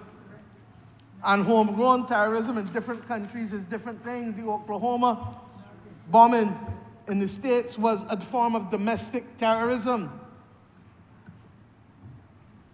I say to you, sir, that this House hopefully will receive such a bill, as well as other Caribbean countries, because we have to call it what it is and to go after it, because there shall be no surrender and no retreat. Mr. Speaker, in addition to that, the government will continue to put serious support for in situ training. You would have noticed 2 senior members of the police service on training for 6 months this year in the United Kingdom. I am told that another 2 go at the end of this year for another 6 months. But even if we were to send 2 and 4 and 2 and 4, we have 1,300 officers roughly in the service. And therefore, the government took the decision, and when I met with Sir Keir Starmer and the United Kingdom government earlier this year, I reinforced that we would want the ability to do in situ training on the spot training in Barbados, so that the widest possible number of persons who need it can receive training in modern policing, modern forensics, modern ballistics, so that we can literally up our game and continue to be ahead of those who would want to destabilize this country. As it relates to the Juries Act, there can be no more anachronistic situation than we've inherited there. And the member for Christchurch East appropriately described it, as did the Honourable Attorney General. You cannot have that continued waste of time. If we have the evidence that can allow us to do the rape, the murder, and the burglary all at once, then do it as one case rather than having to hold separate cases, because the requirements for who constitutes a jury by law are different for the offense of murder, where it needs 12, for the other offenses, invariably, where 9 is usually the number. So that this allows us to be smart and efficient rather than being a victim of inefficiency. We spoke earlier of the witness anonymity problems with witnesses, and hence the need now for witness anonymity is absolutely essential. And we live in a world where, look, how many Zoom calls you do a day? At least 3 or 4. We don't be in the same building. We don't sometimes be in the same country. We don't sometimes be in the same hemisphere. The only one we haven't been able to do is one with a man on Mars. But we can do it on Earth. We can reach everybody. So the modern legal system has to catch up with the rest of where the society is. And the society allows for that kind of instantaneous communication. And similarly, we should be able to not have just audiovisual evidence, but we must be able to protect the identity of witnesses where necessary to ensure that there is not vengeance exercised upon them and persons seek to take matters into their own hands to prevent them from being able to give evidence. Mr. Speaker, you heard me say that we had a number of consultations with the social partnership, and you're going to begin to see the consequences of that, and you're also going to begin to see us roll out consultations at the community and parish level in order to be able to have the kind of commitment for Barbadians. Who is stepping up? Who is stepping up to help to ensure that we can win this battle to keep our country safe? Bottom line is, we all know that when we were growing up, there were far more community groups, social groups, sporting groups than exist perhaps now. We all know that our children have found comfort in the other addiction that I should have referred to in the 5. It probably should have been 6 factors finding confluence. And the 6th factor finding confluence, regrettably, is addiction to social media and technology. And we are at risk, Mr. Speaker. The member, I believe, for St. James North will address this chamber with a ministerial statement on Tuesday on the educational transformation. But we are at risk of having generations and current one and future ones not developing the capacity to concentrate, discern, and analyze because of this addiction to short form media. 30 seconds, 60 seconds, 2 minutes, 3 minutes. And anything beyond that, not interested. And then when you combine with that the capacity of AI to summarize almost any document in seconds, you begin to recognize that we have to find countermeasures to maintain people's capacity to concentrate. But first and foremost, we also have to let them look in the mirror and love who they see. The issue of self-confidence and self-esteem is utterly and absolutely critical. There are too many people I know, I don't need to know about now, there are too many people that I have defended in my life, in my career as a criminal lawyer, who when you start to talk with them, you would know, Mr. Speaker, they're in the big bad bogies, they're looking for attention. What the Chief Education Officer said, they're hungry for affection, hungry for empathy, want somebody just to stroke them and say, it's okay. Want somebody to engage with them and listen to them even if you don't say nothing. And we have to find a way in our school system, but equally in our communities for those who have left school, to be able to bolster self-esteem and self-confidence, to strengthen literacy, particularly where persons left school without the ability to read properly. And the government is going to commit to a number of things on Tuesday in the school system that are intended to be able to help us with the building of social capital and the removal of a number of the challenges by trying to reinforce how we prepare our children, what they're required to do, how long they're required to do it, so that if we don't get all, we can certainly minimize the ones who are at risk of falling off the edge, proverbially. In our conversations, we discuss the issue of parental accountability and liability. Mr. Speaker, let me be blunt, and I said this a few months ago. The government cannot go in anybody's house and tell their child, come and go to Sunday school now. The government cannot go in anybody's house and ask the little girl or boy, where you get that chain from?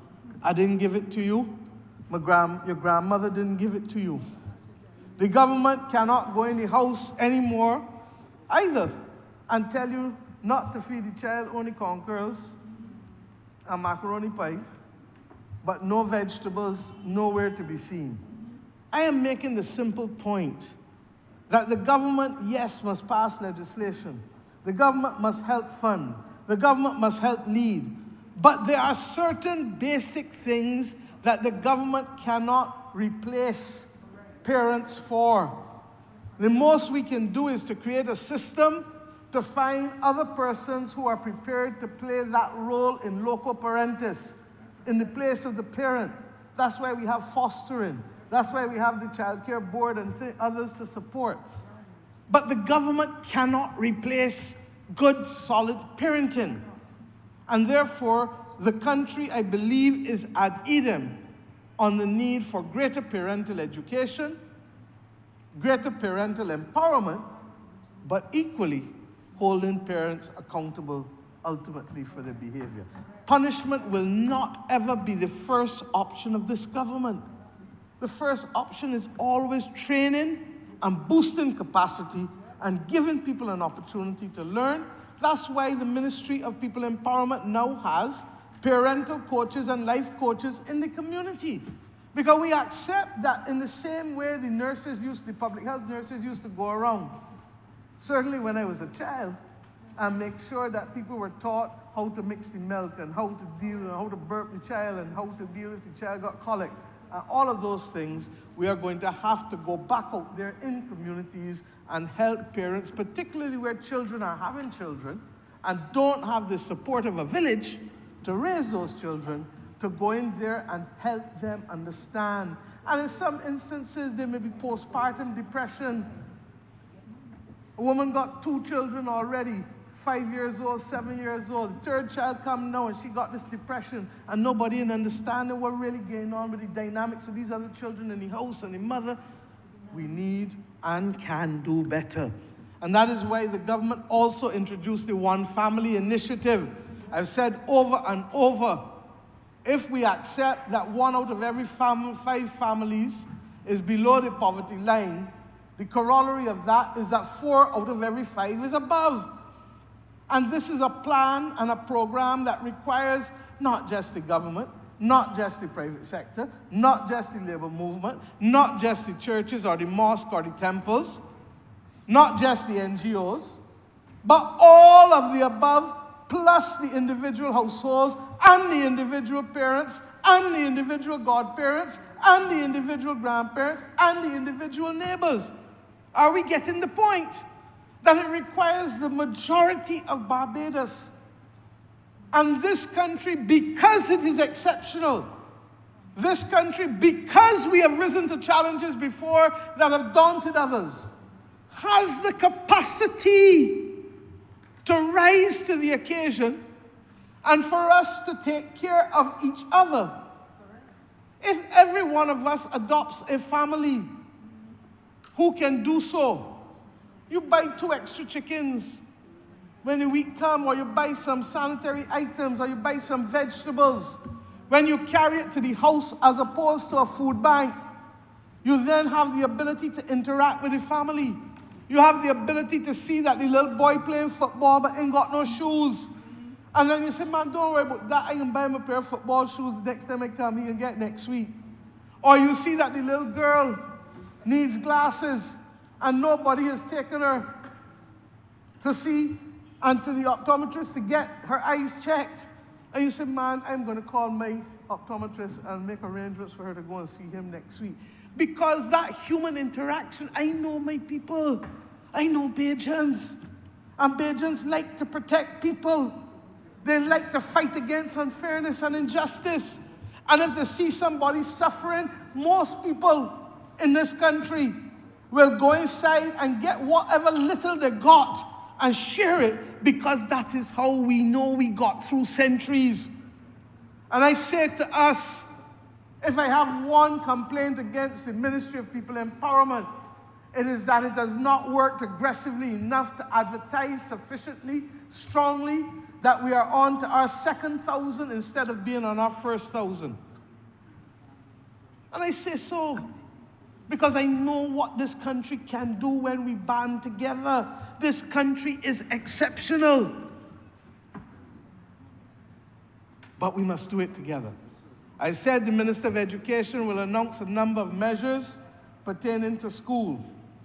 The Minister of Transport and Public Works also will have the comments from the Barbados private sector and the labor movement and the Evangelical Association and the Christian Council as it relates to GPSs and cameras on public service vehicles.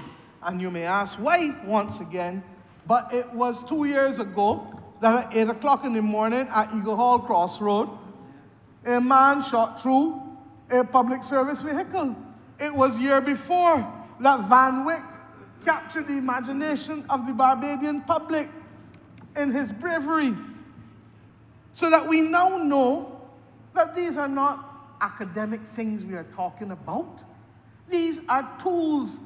And if the criminals have access to the same technology, how are you going to stop the government and the police and the others from using the technology to be able to deal with the criminals? Mr. Speaker, that could only come from somebody who don't want crime fight in this country. Here I ain't in that foolishness. Anybody who is interested in making Barbados safe will use all legitimate tools in alignment with the Constitution to do what we have to do. Mr. Speaker, on the matter of truth verification testing, the government has spent, what? The Honourable Attorney General spent about 2 years in consultations with the labor movement and the various departments who have access to the airport and the seaport, as well as the private sector, because the government has made a decision that if you want access to the airport or the seaport to work inconsistently, you are going to have to be subject periodically to truth verification testing. Fancy words for a lie detector test. The first thing one person asked us in the social partnership on Wednesday is who can guard the guards? Do you remember that? And it wasn't a member of government who said it. But the government is ever aware that this notion of who will guard the guards is continuing to be a major issue, not just in Barbados, but across the world. Now, we believe that the majority of people are good, but we do in every profession, in every sphere of life, have persons who sometimes may stray from the center and start to get involved in things that they should not get involved in. And to that extent, therefore, Mr. Speaker, we believe that the truth verification testing is absolutely critical. People ask where the guns have come from. The guns that came in when the last Commissioner of Police and others said that they were coming through the port. Remember this in 2016 or 2017. Those guns have not rusted and gone in or degenerated like compost. They're still out there.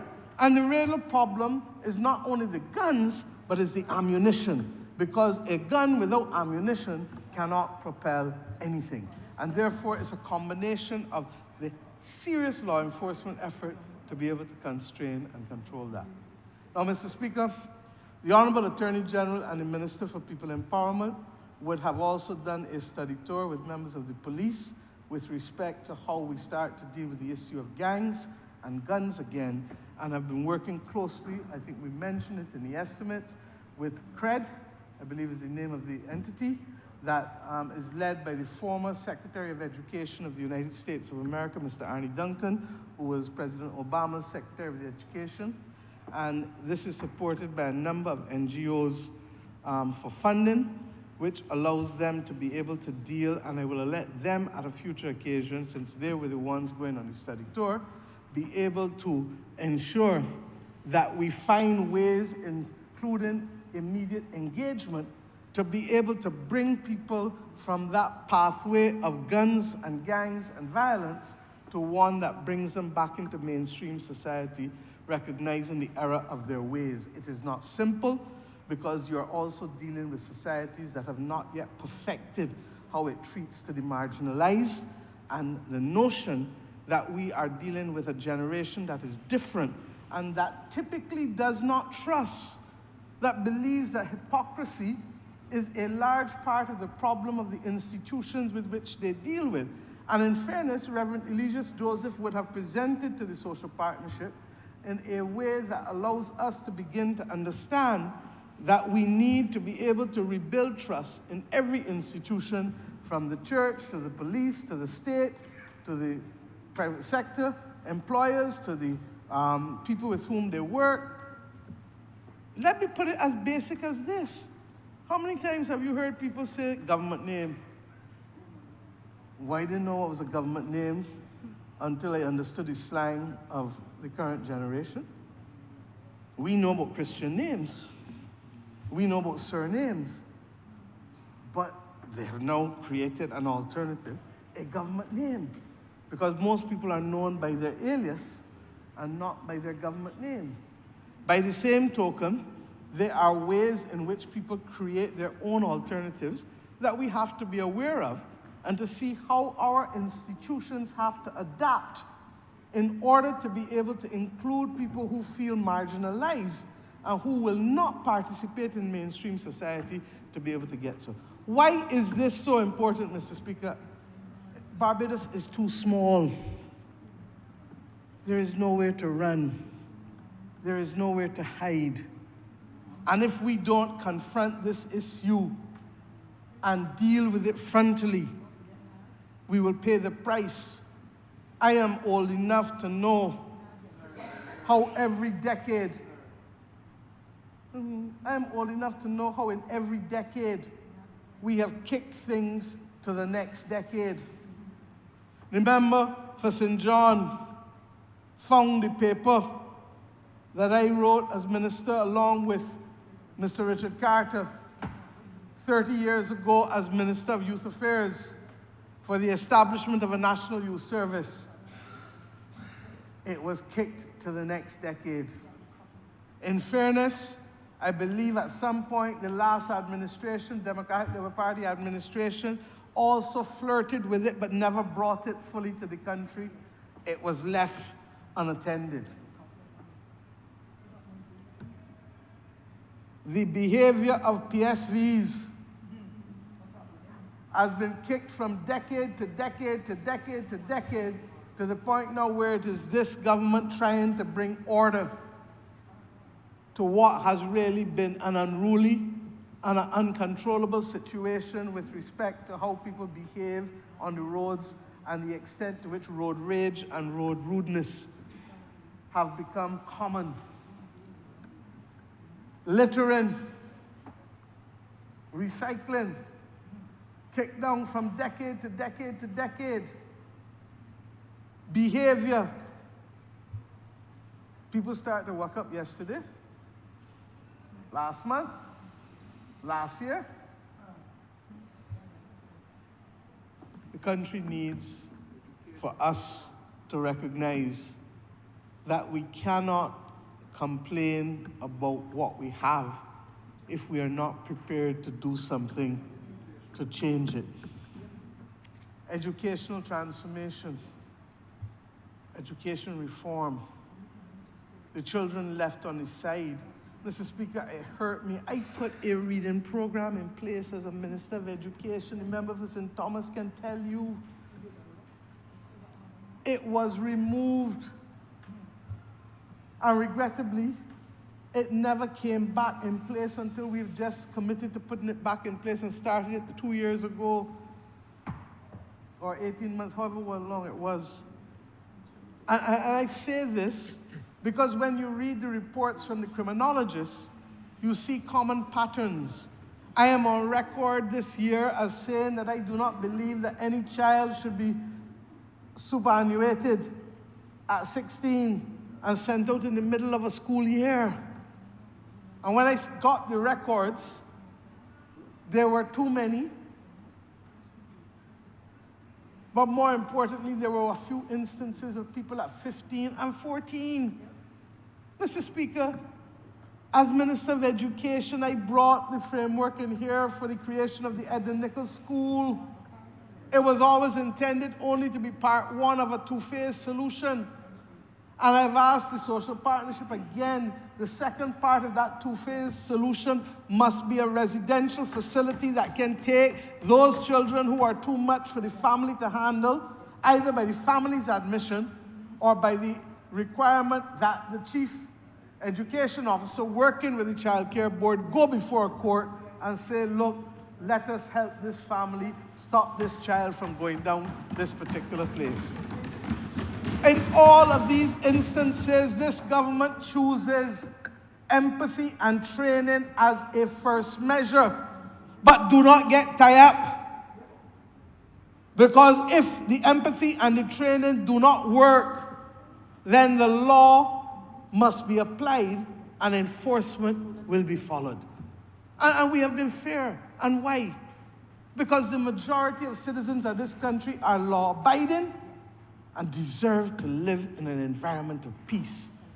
And I close this evening by saying, sir, that the commitment of this government seen simply today by the passage of these 5 bills, 5 separate pieces of legislation brought in short order. What is to come? The criminal procedure rules. What is to come?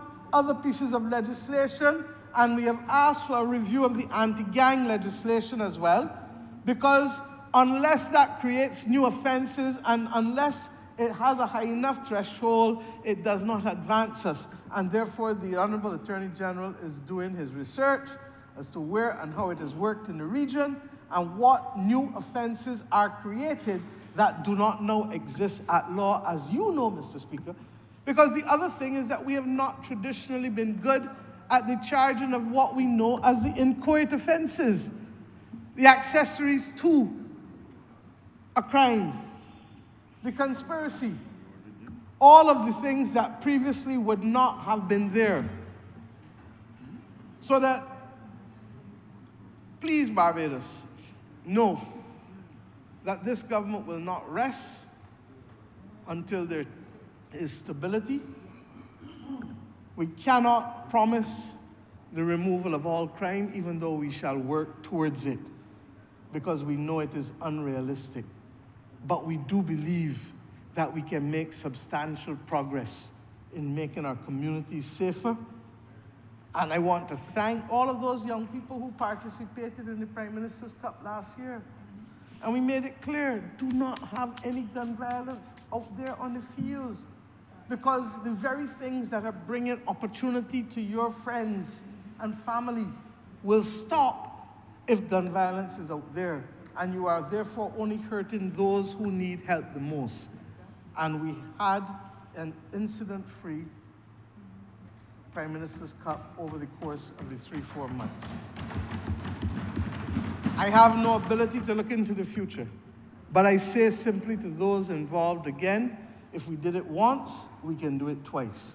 Let us make sure that we keep conflict and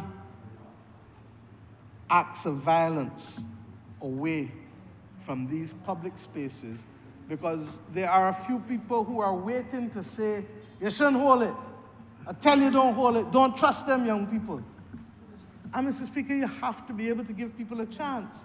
But if you play the fool, shut down, and we look for something else to do. The rules are very clear.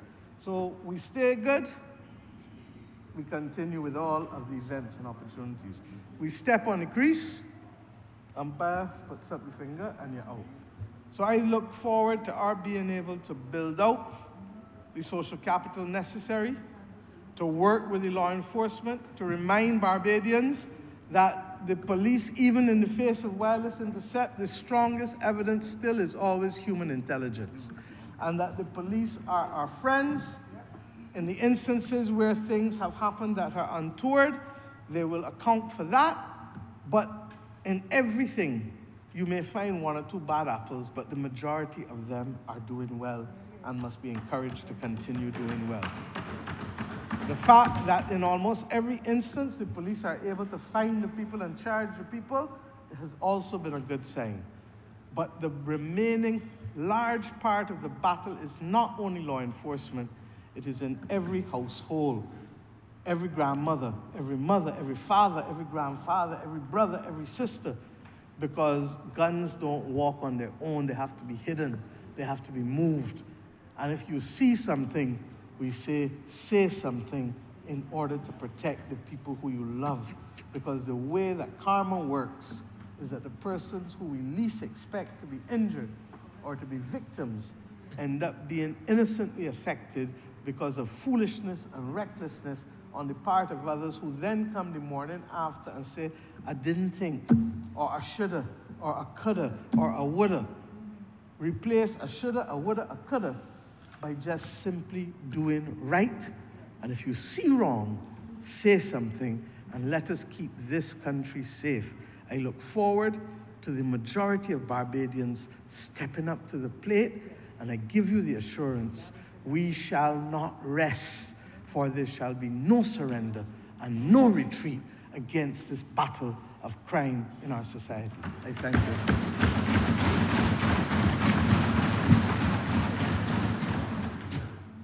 Honourable Member for St. Joseph.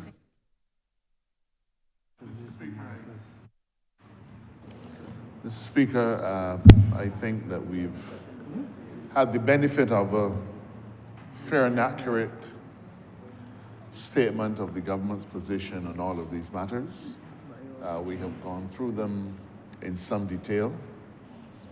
Yes, we've gone through them in some detail, and I believe, sir, that as with every important piece of legislation, we should encourage the public to go to Parliament's website, look at the legislation, and study it. And I'm confident, Mr. Speaker, that when they study it, whether they do it in small groups or whether they do it alone, whether they have a chat with a friend maybe who's a lawyer or a law student, they will begin to pare back the false layers or the falsities in the layers that the Leader of the Opposition presented to this chamber as his argument. It is bad enough, Mr. Speaker, that having spoken in support of the legislation, he now comes to this chamber to disavow it.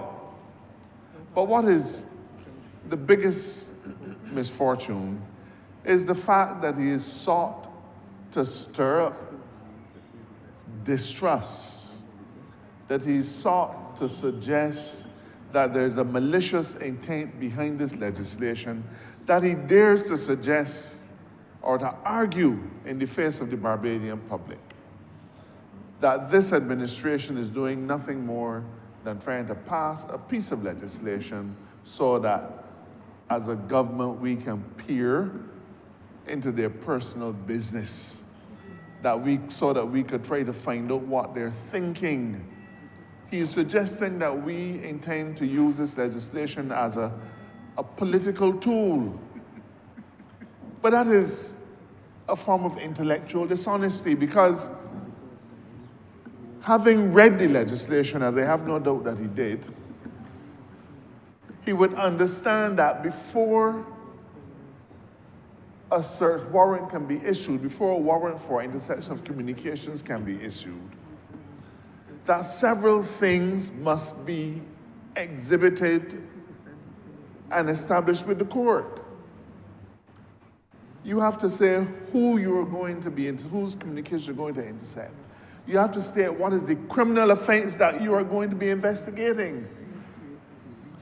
In our consultation with the social partnership, a question was raised whether anybody was going to be exempted from this legislation. And the response given quite firmly and perhaps even sternly by the Prime Minister was that there will be nobody who is exempted from this legislation. There is no exemption. If you are either suspected, if on the ground of national security, or if on a ground that the police are investigating any of those very serious offenses, then anybody, whether you're a parliamentarian or any other thing, whether you're a judge, a police, a doctor, a lawyer, no matter who you are, the public good dictates that you must be investigated. So there's no exemption. But for the leader of the opposition to suggest that there's something pernicious behind what we're doing is nothing short of disgraceful. It is evident that he's trying to stir up public sentiment against legislation that only a few months ago he said he would support. But he's also trying to throw red herrings across the trail. And who will these red herrings help, sir? The red herrings will only cause people to distrust the police, law enforcement, and indirectly then give support and succor to the criminal element. Mr. Speaker, I shudder to think that that is anywhere close to the mindset of the leader of the opposition. I'm sure he would not want to give succor and support to the criminal element. But I have to say that it is wrong, absolutely wrong of him to suggest that there is some motive, some improper motive here when we pass this legislation in this chamber. Let me say again, this legislation will have no impact at all on the vast, vast majority of law-abiding Barbadians. It will not. I would dare to say, Mr. Speaker, that there's no chance that any member of the public who is law-abiding will have their communications intercepted, because the police must be able to go, the commissioner must say to the court, this is the ground on which I want to intercept your communication.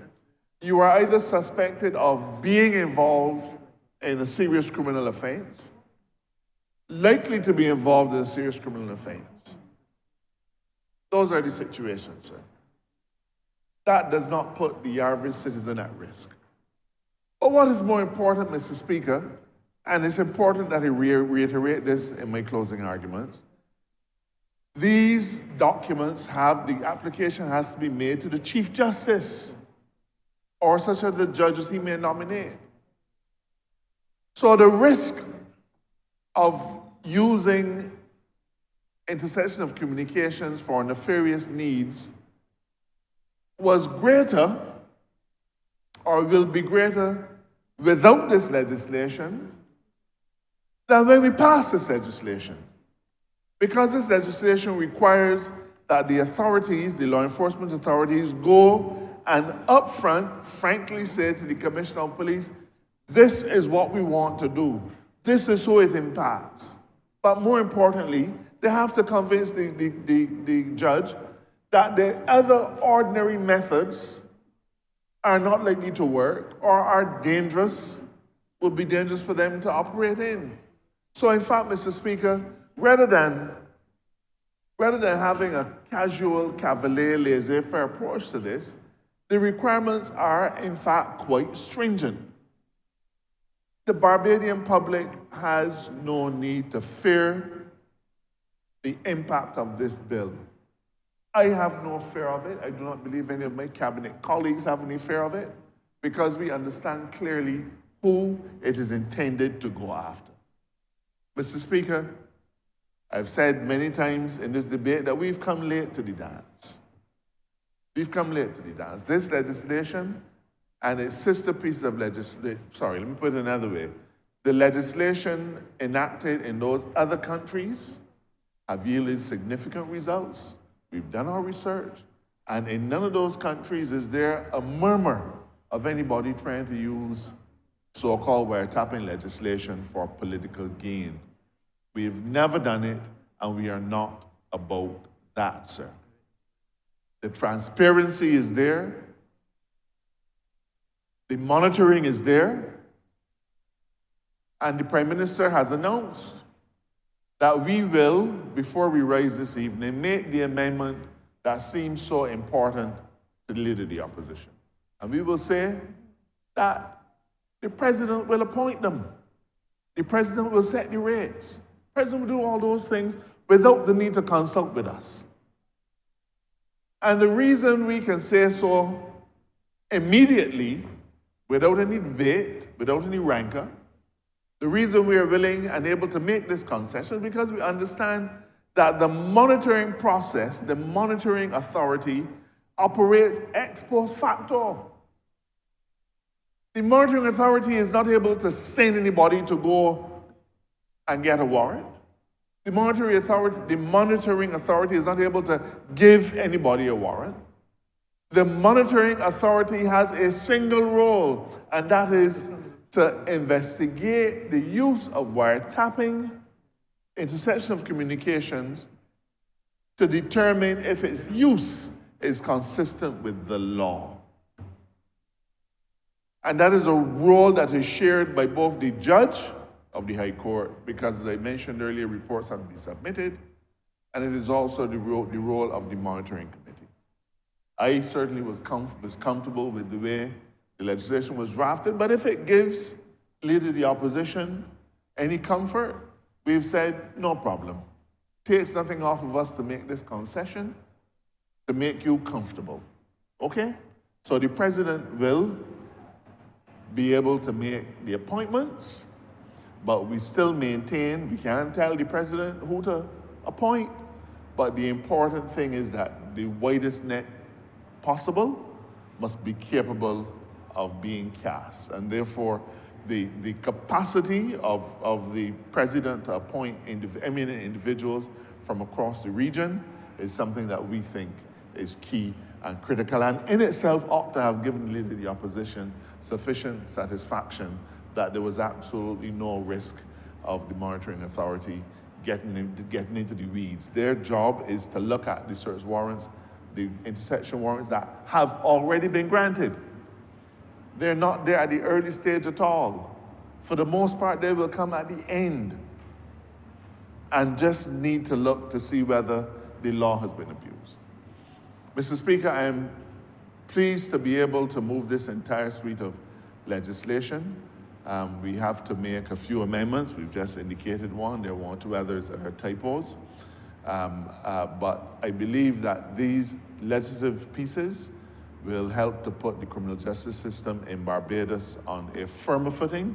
They will help to put the criminal justice system in relation to the new jury's provisions on a firm footing. And I can say to the court, I can say to this chamber, that one criminal judge said to me that they are so excited that these legislative changes have finally been made to the Juries Act because they've been calling for them for a long time. And they've said, with no disrespect intended, that as far as the dispensation of justice is concerned, the Juries Act probably means more to them than all of the other pieces of legislation that we're enacting. Because this Juries Act, in its current formulation, will plug a huge hole which ensured, as long as it existed, that justice was not properly meted out to individuals. Mr. Speaker, I therefore beg to move that the interception of communication bill be read a second time. Question is that the aforementioned bill be read a second time. All those honourable members in favor, please say aye. Those against, please say no. We think the ayes have it. Mr. Speaker, I beg to move that this House do not resolve itself into committee for further consideration of the bill. You have, honourable member, you are beg that I leave the chair. Honourable member. Honourable, you have to beg that I leave the chair. Well, implicit in it, sir, is that you would leave the chair. I prefer to be for the explicit, avoidance honourable of doubt, I ask that you leave the chair, thereby permitting this House to go into committee. The question is that the Speaker do not leave the chair and the House resolve itself into committee for the consideration of this bill. All those honourable members in favor, please say aye. Those against, please say no. We think the ayes have it.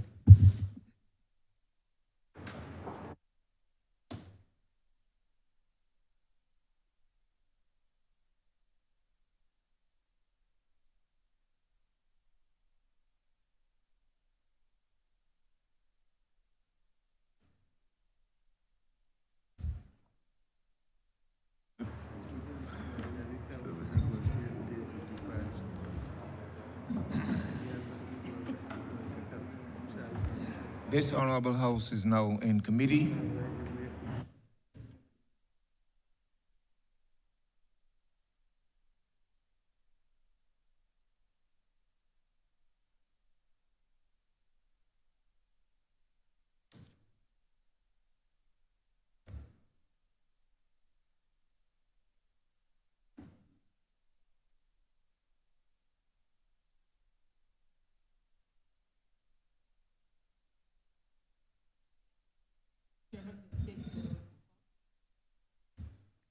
Yes, so proceed.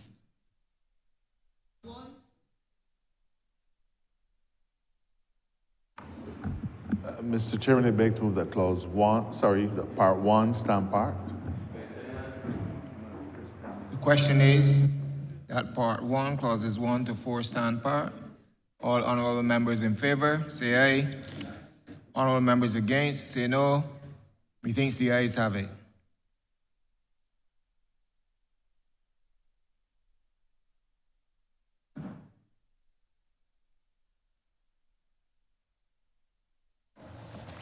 Part 2. Part 2. Clauses 5 through 14. Mr. Chairman, I want to make a slight amendment to clause A, subclause 4, subclause D, to delete the word section and replace it with subsection. We really meant to say subsection, but we have section instead. So we want to amend this by substituting the word subsection for the word section. With that amendment, I beg to move that part 2 stand part as amended. That's what you mean when you say with that amendment. The question is that part 2, clauses 5 to 14 as amended, stand part. All honorable members in favor, say aye. Honorable members against, say no. Methinks the ayes have it. Part 3, clauses 15 through 24. Mr. Chairman, I wish there are a number of instances in this part where the incorrect numbers have been used, and these are them. In subclause 1A, I want to substitute the word 7 for the word 6. B, that is subclause 1B, I want to delete the word 9 and substitute the word 10. And in clause 21 in subclause 2A, I want to delete the word 6 and substitute the word 7, and in B, delete the word 9, substitute the word 10. In subclause 6, I want to delete the word 6 and substitute the word 5. In subclause 7A, I want to delete the word or in the first place in which it appears. I move that part 3 as amended, stand part. The question is that part 3, clauses 15 to 24 as amended, stand part. All honorable members in favor, say aye. Honorable members against, say no. Methinks the ayes have it. Part 4, clauses 5 through 31. Mr. Chairman, I beg to move that part 4 stand part. The question is that part 4, clauses 25 to 31 stand part. All honorable members in favor, say aye. Honorable members against, say no. Methinks the ayes have it. Part 5, clauses 32 to 37. Mr. Chairman, I beg to move that part 5 stand part. The question is that part 5, clauses 32 to 37 stand part. All honorable members in favor, say aye. Honorable members against, say no. Methinks the ayes have it.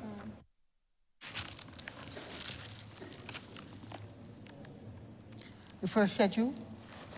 Mr. Chairman, in the first schedule to the bill, we have an instance of surplusage, which is to say that we have extra words that mean the same thing. And we therefore want to delete from paragraph 13 the following words: the contrary to, those 3 words. The contrary to, I ask that they be deleted.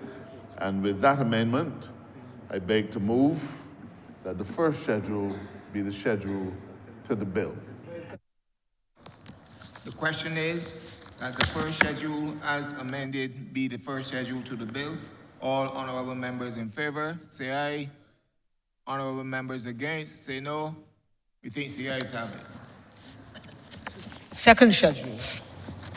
Mr. Chairman, we've given the assurance that we will make the amendment suggested by the Leader of the Opposition, and therefore, in this schedule, wherever the word minister appears, we want to substitute the word president. So wherever the word minister appears, we want to substitute the word president.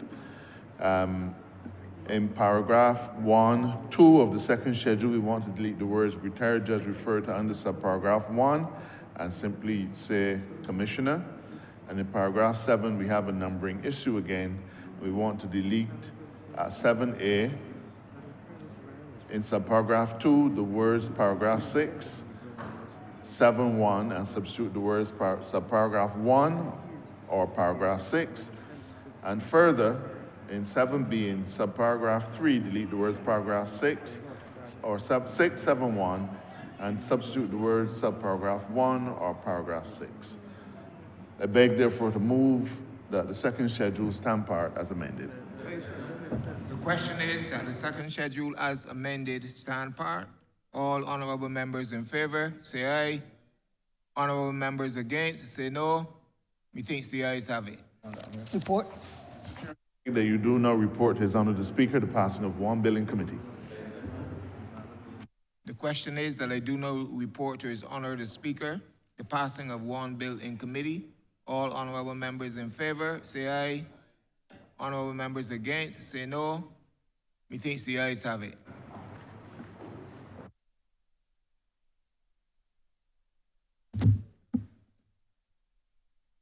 Chairman of committees has reported the passing of one bill in committee. Honourable Member St. Joseph. Mr. Speaker, I beg to move that this bill be read a third time. Question is that the aforementioned bill be read a third time. All those honourable members in favor, please say aye. Those against, please say no. Methinks the ayes have it. This is the Honourable member, constitutional. this bill is subject to a constitutional amendment, but therefore require 2/3 majority. Do the next stage and then they pass in the second. I gotta do it at the pass in the second. Mr.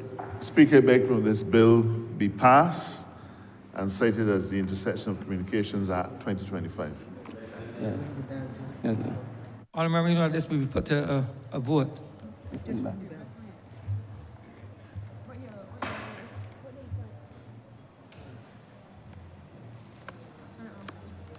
No, we gotta make sure.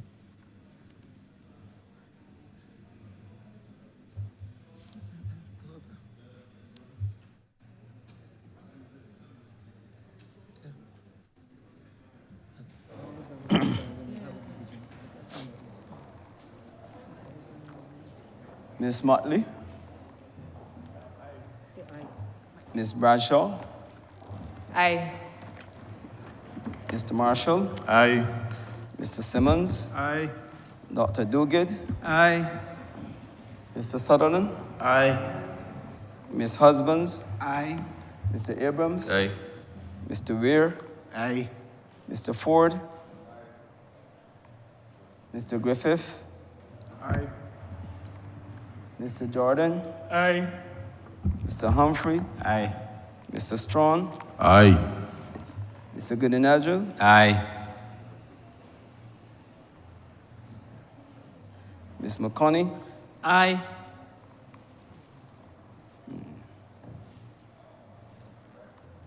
Mr. Lynn? Mr. Gibbs? Aye.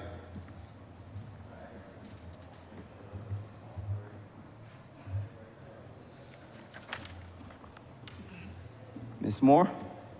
Aye. His Honor, Mr. Nero?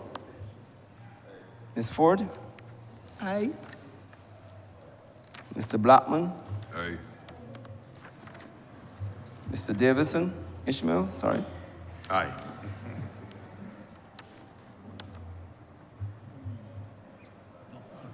Dr. Springer? Aye. Ms. Cottle? Yes. Mr. Prescott? So- Oh, he was in there. He was in there.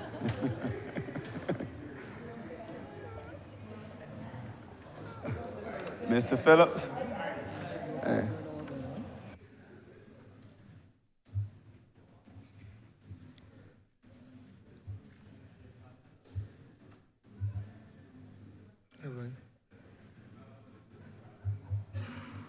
Mr. Speaker,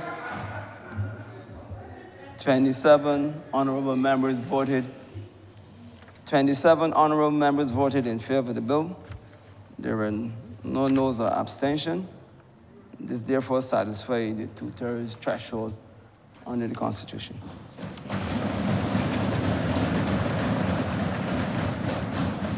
This bill having passed the threshold required by the Constitution now stands passed.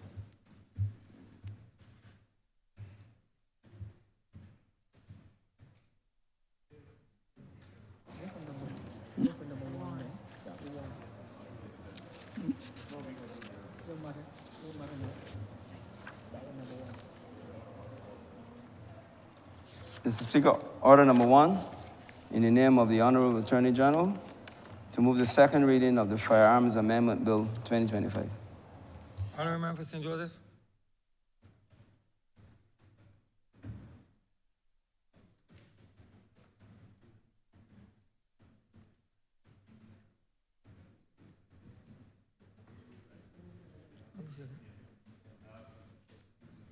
Mr. Speaker, I beg to move this bill be read a second time. The question that the bill be read a second time. All those honourable members in favor, please say aye. Those against, please say no. We think the ayes have it. Firearms, too? Mr. Speaker, I beg to move that you do now leave the chair, for sure, and that this House resolve itself into committee for further consideration of this bill. The question is that the Speaker do not leave the chair and the House resolve itself into committee for further consideration of this bill. All those honourable members in favor, please say aye. Those against, please say no. We think the ayes have it.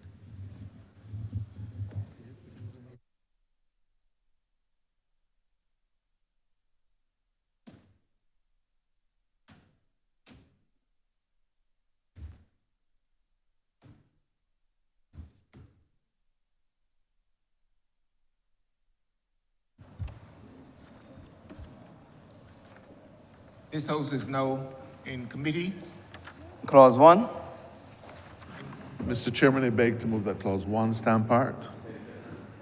The question is that Clause 1 stand part. All honourable members in favor, say aye. Honourable members against, say no. Methinks the ayes have it. Clause 2.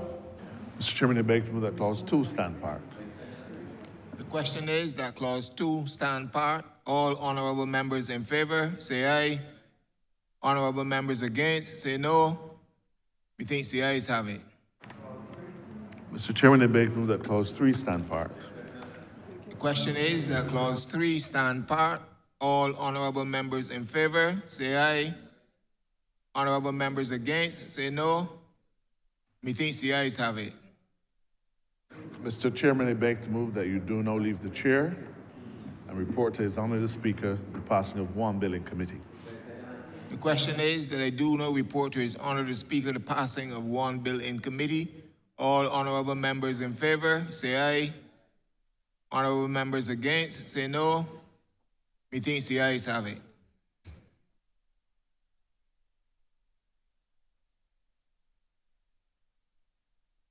The chairman of committees has reported the passing of one bill in committee. Honourable Member for St. Joseph. Speaker, I beg to move that this bill be read a third time. The question is that this bill be read a third time. All those honourable members in favour, please say aye. Those against, please say no. We think the ayes have it. Mr. Speaker, I beg to move this bill do now pass and be cited as the Firearms Amendment Act 2025. The question is that the bill be passed and so cited. All those honourable members in favour, please say aye. Those against, please say no. We think the ayes have it. This bill is passed and so cited.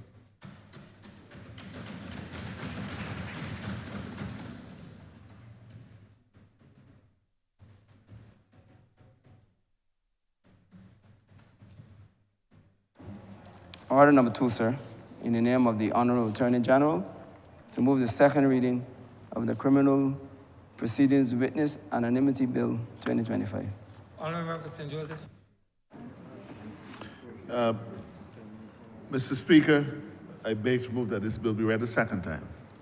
The question is that the bill be read a second time. All those honourable members in favour, please say aye. Those against, please say no. Me think the ayes have it. Honourable St. Joseph. Mr. Speaker, I beg to move that you do now leave the chair and that this House resolve itself into committee for further consideration of the bill. The question is that the Speaker do now leave the chair and the House resolve itself into committee for further consideration of this bill. All those honourable members in favour, please say aye. Those against, please say no. We think the ayes have it.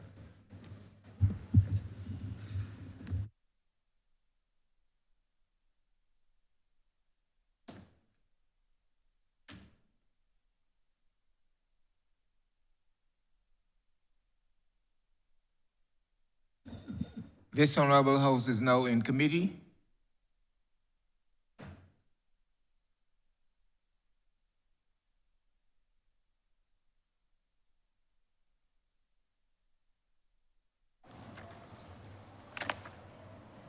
Mr. Chairman, permission to call the bill in parts. Permission granted. Part 1, clauses 1 to 3. Mr. Chairman, I beg to move that Part 1 stand part. The question is that Part 1, clauses 1 to 3 stand part. All honourable members in favour, say aye. Honourable members against, say no. Methinks the ayes have it. Part 2, clauses 4 to 12. Mr. Chairman, I need to move a small amendment to Clause 11.5. In that clause, I want to delete the word summary conviction and substitute the word indictment on the basis that we consider the nature of that offence to be so severe that it should not be done summarily. And we also want to delete the word to and substitute the word 10. I therefore beg to move that, as amended, Part 2 stand part. Very second that. The question is that Part 2, clauses 4 to 12, as amended, stand part. All honourable members in favour, say aye. Honourable members against, say no. Methinks the ayes have it. Part 3, clauses 13 to 27. Mr. Chairman, I beg to move that Part 3 stand part. Very second that. The question is that Part 3, clauses 13 to 27 stand part. All honourable members in favour, say aye. Honourable members against, say no. Methinks the ayes have it. Part 4, clauses 28 and 29. Mr. Chairman, I beg to move that Part 4 stand part. Very second that. The question is that Part 4, clauses 28 and 29 stand part. All honourable members in favour, say aye. Honourable members against, say no. Methinks the ayes have it. Schedule. Mr. Chairman, I beg to move that the schedule be the schedule to the bill. Very second that. The question is that the schedule be the schedule to the bill. All honourable members in favour, say aye. Honourable members against, say no. Methinks the ayes have it. Mr. Chairman, I beg that you do not report His Honour the Speaker, the passing of one bill in committee. Very second that. The question is that I do not report to His Honour the Speaker the passing of one bill in committee. All honourable members in favour, say aye. Honourable members against, say no. Methinks the ayes have it.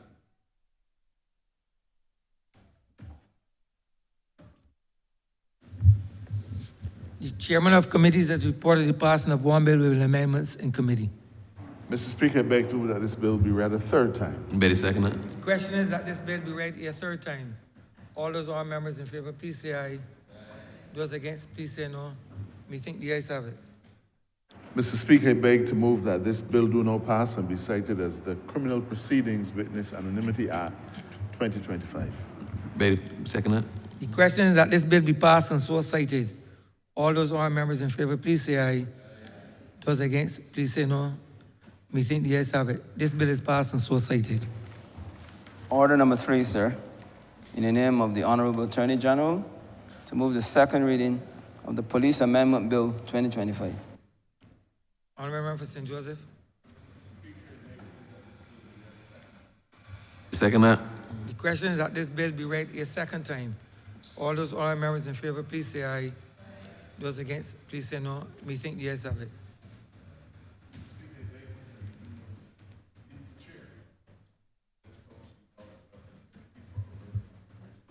Better second that.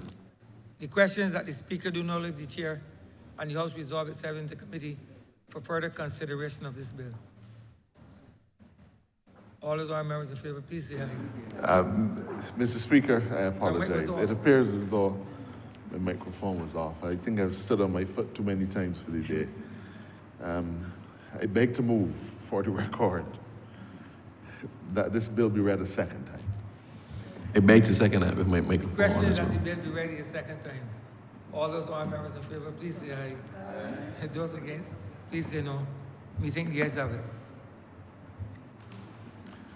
Mr. Speaker, I beg to move that you do not leave the chair and that this House resolve itself in the committee for further consideration of the bill. The question is that the Better Speaker do second not that. leave the chair and the House resolve itself into committee for further consideration of this bill. All those honourable members in favour, please say aye. Those against, please say no. We think the ayes have it.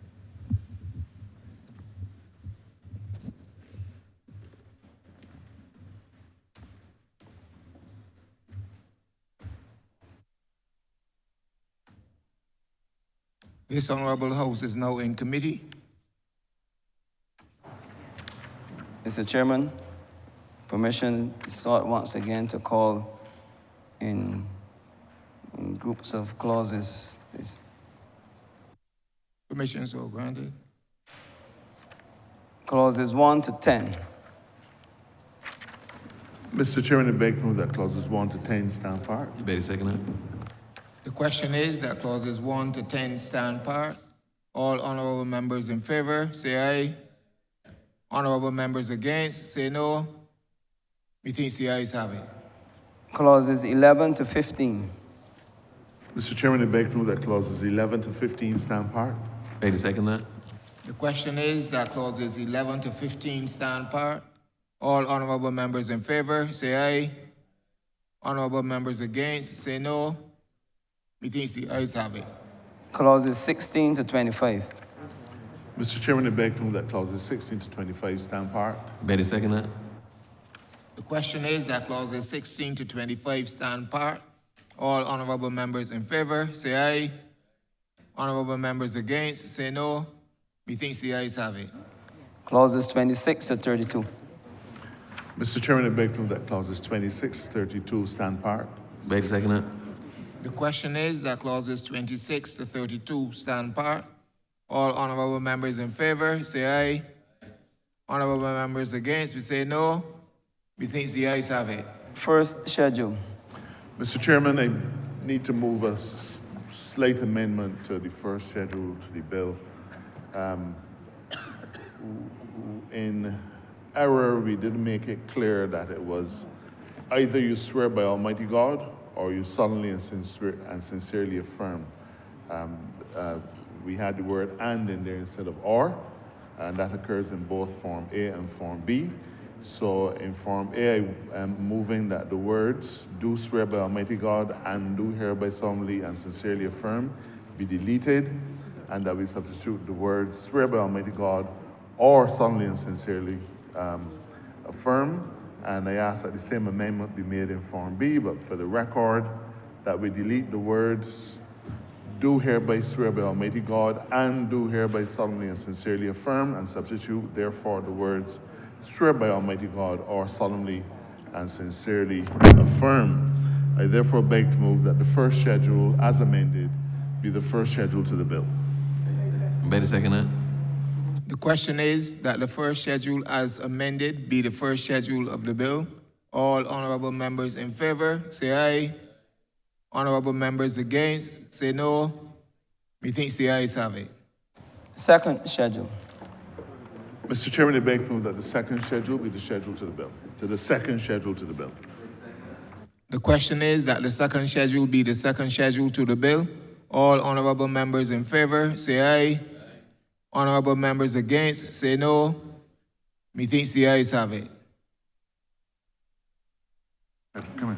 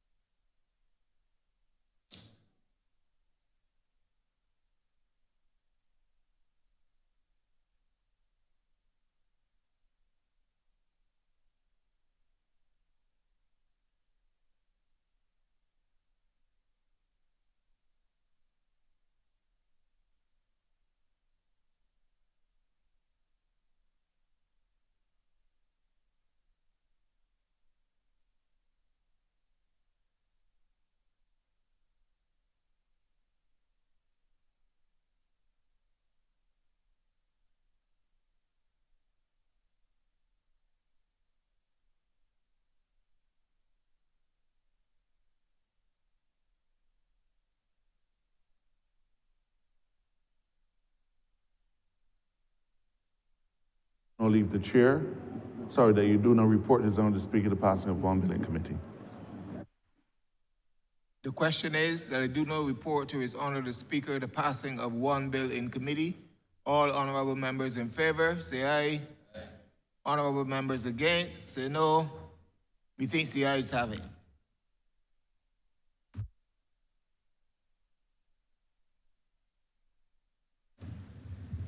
The chairman of committees has reported the passing of one bill in committee.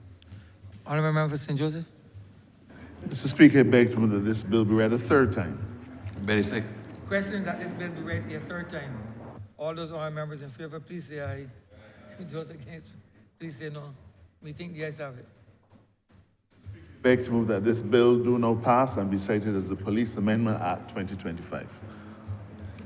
The question is that this bill be passed and so cited. All those honourable members in favor, please say aye. Those against, please say no. We think the ayes have it. This bill is passed and so cited.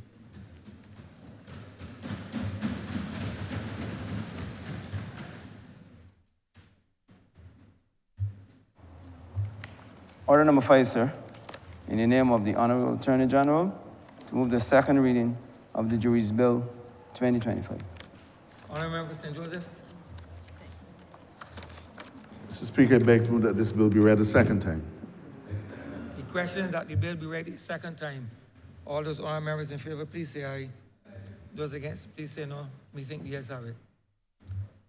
Speaker, I beg to move that you do not leave the chair and that this House resolve itself into committee for further consideration of the bill. The question is that the Speaker do not leave the chair and the House resolve itself into committee for further consideration of this bill.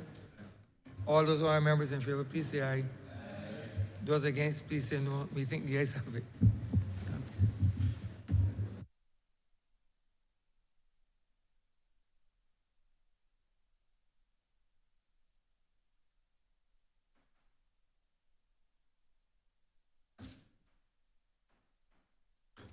This honorable House is now in committee. Mr. Chairman, permission once again to call in parts, please. So granted. Part 1, clauses 1 and 2. Mr. Chairman, I beg to move that Part 1 stand part. Very second that. The question is that Part 1, clauses 1 to 2 stand part. All honorable members in favor, say aye. Honorable members against, say no. Methinks the ayes have it.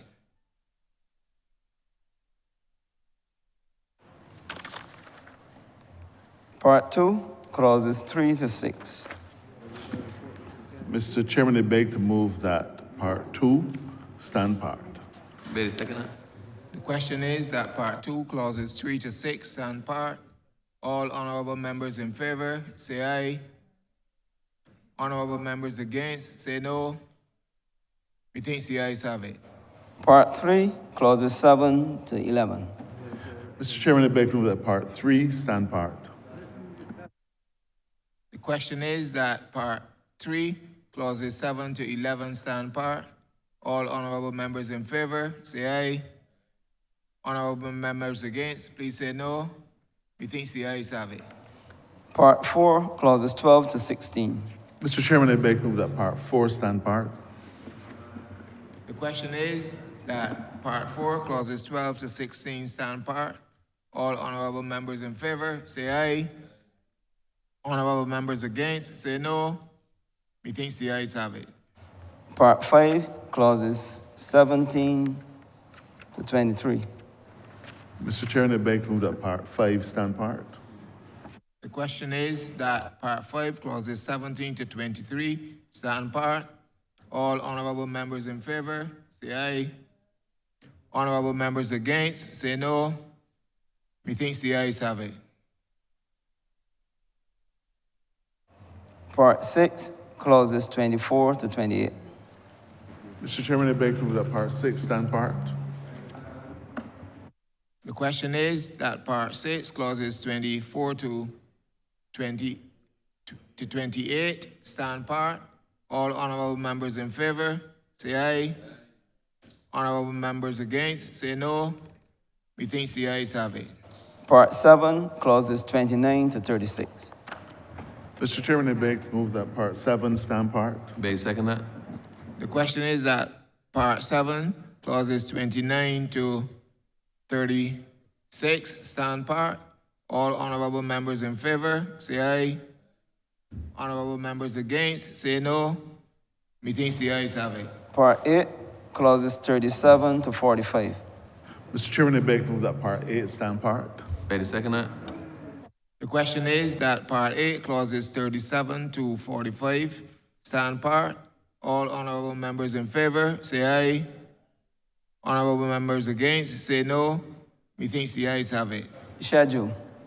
Chairman, I beg to move that the schedule be the schedule to the bill. Ready, second that? The question is that the schedule be the schedule to the bill. All honorable members in favor, say aye. Honorable members against, say no. Methinks the ayes have it.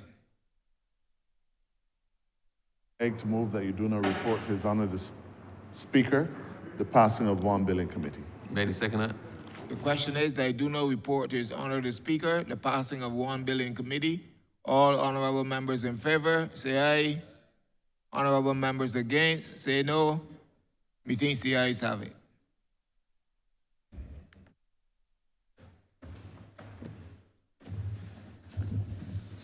The chairman of committees has reported the passing of one bill in committee. Mr. Speaker, I beg to move that this bill be read a third time. The question is that the bill be read a third time. All those honorable members in favor, please say aye. Those against, please say no. We think the ayes have it. Mr. Speaker, I beg to move that this bill do not pass and be cited as the Juries Act 2025. Right, second. The question is that this bill be passed and so cited. All those honorable members in favor, please say aye. Those against, please say no. We think the ayes have it. This bill is passed and so cited.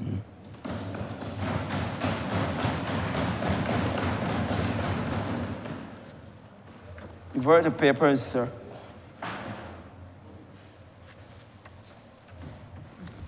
Honorable member for St. Philip West. Mr. Speaker, I'm commanded to lay the amendatory contract number 5908/0C BA, amendment number 1 to the Barbados Climate Resilient South Coast Water Reclamation Project, and the loan contract number 5985/GN-BA, the Barbados Climate Resilient South Coast Water Reclamation Project, and to the non-reimbursable investment financing agreement number GRT/GN-21498, the Barbados Climate Resilient South Coast Water Reclamation Project.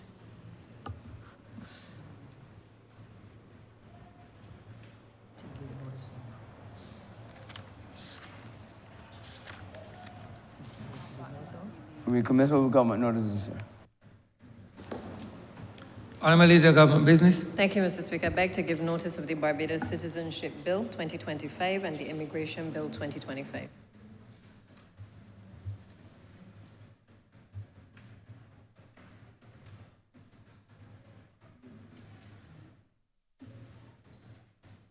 Recommittal, first readings of bills. Honorable Leader of Government Business. Mr. Speaker, I beg to move the first reading of the Barbados Citizenship Bill 2025 and the Immigration Bill 2025. The question is that the aforementioned bills be read a first time. All honorable members in favor, please say aye. Those against, please say no. We think the ayes have it.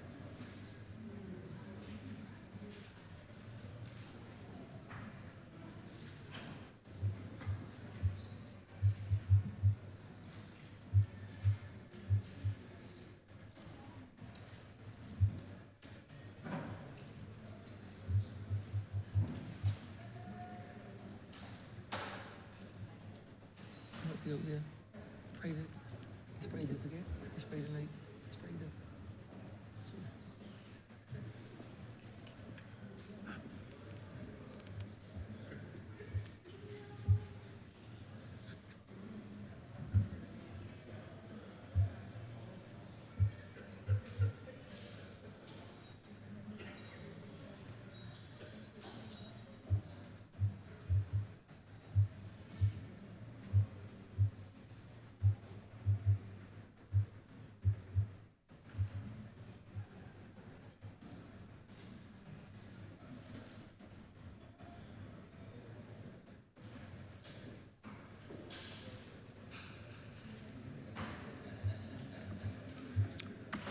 Honourable Leader, Government Business.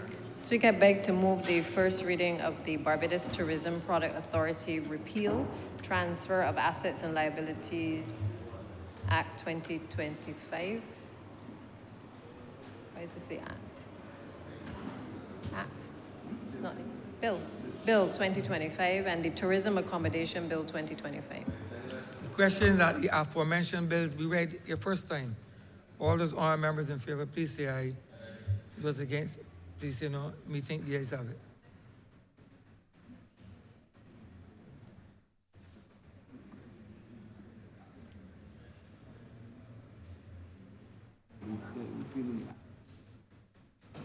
Honourable Leader, Government Business. Thank you, Mr. Speaker. With that, we've come to the end of today's sitting. I therefore beg to move the adjournment of the House until Tuesday, the 12th of August at 10 a.m.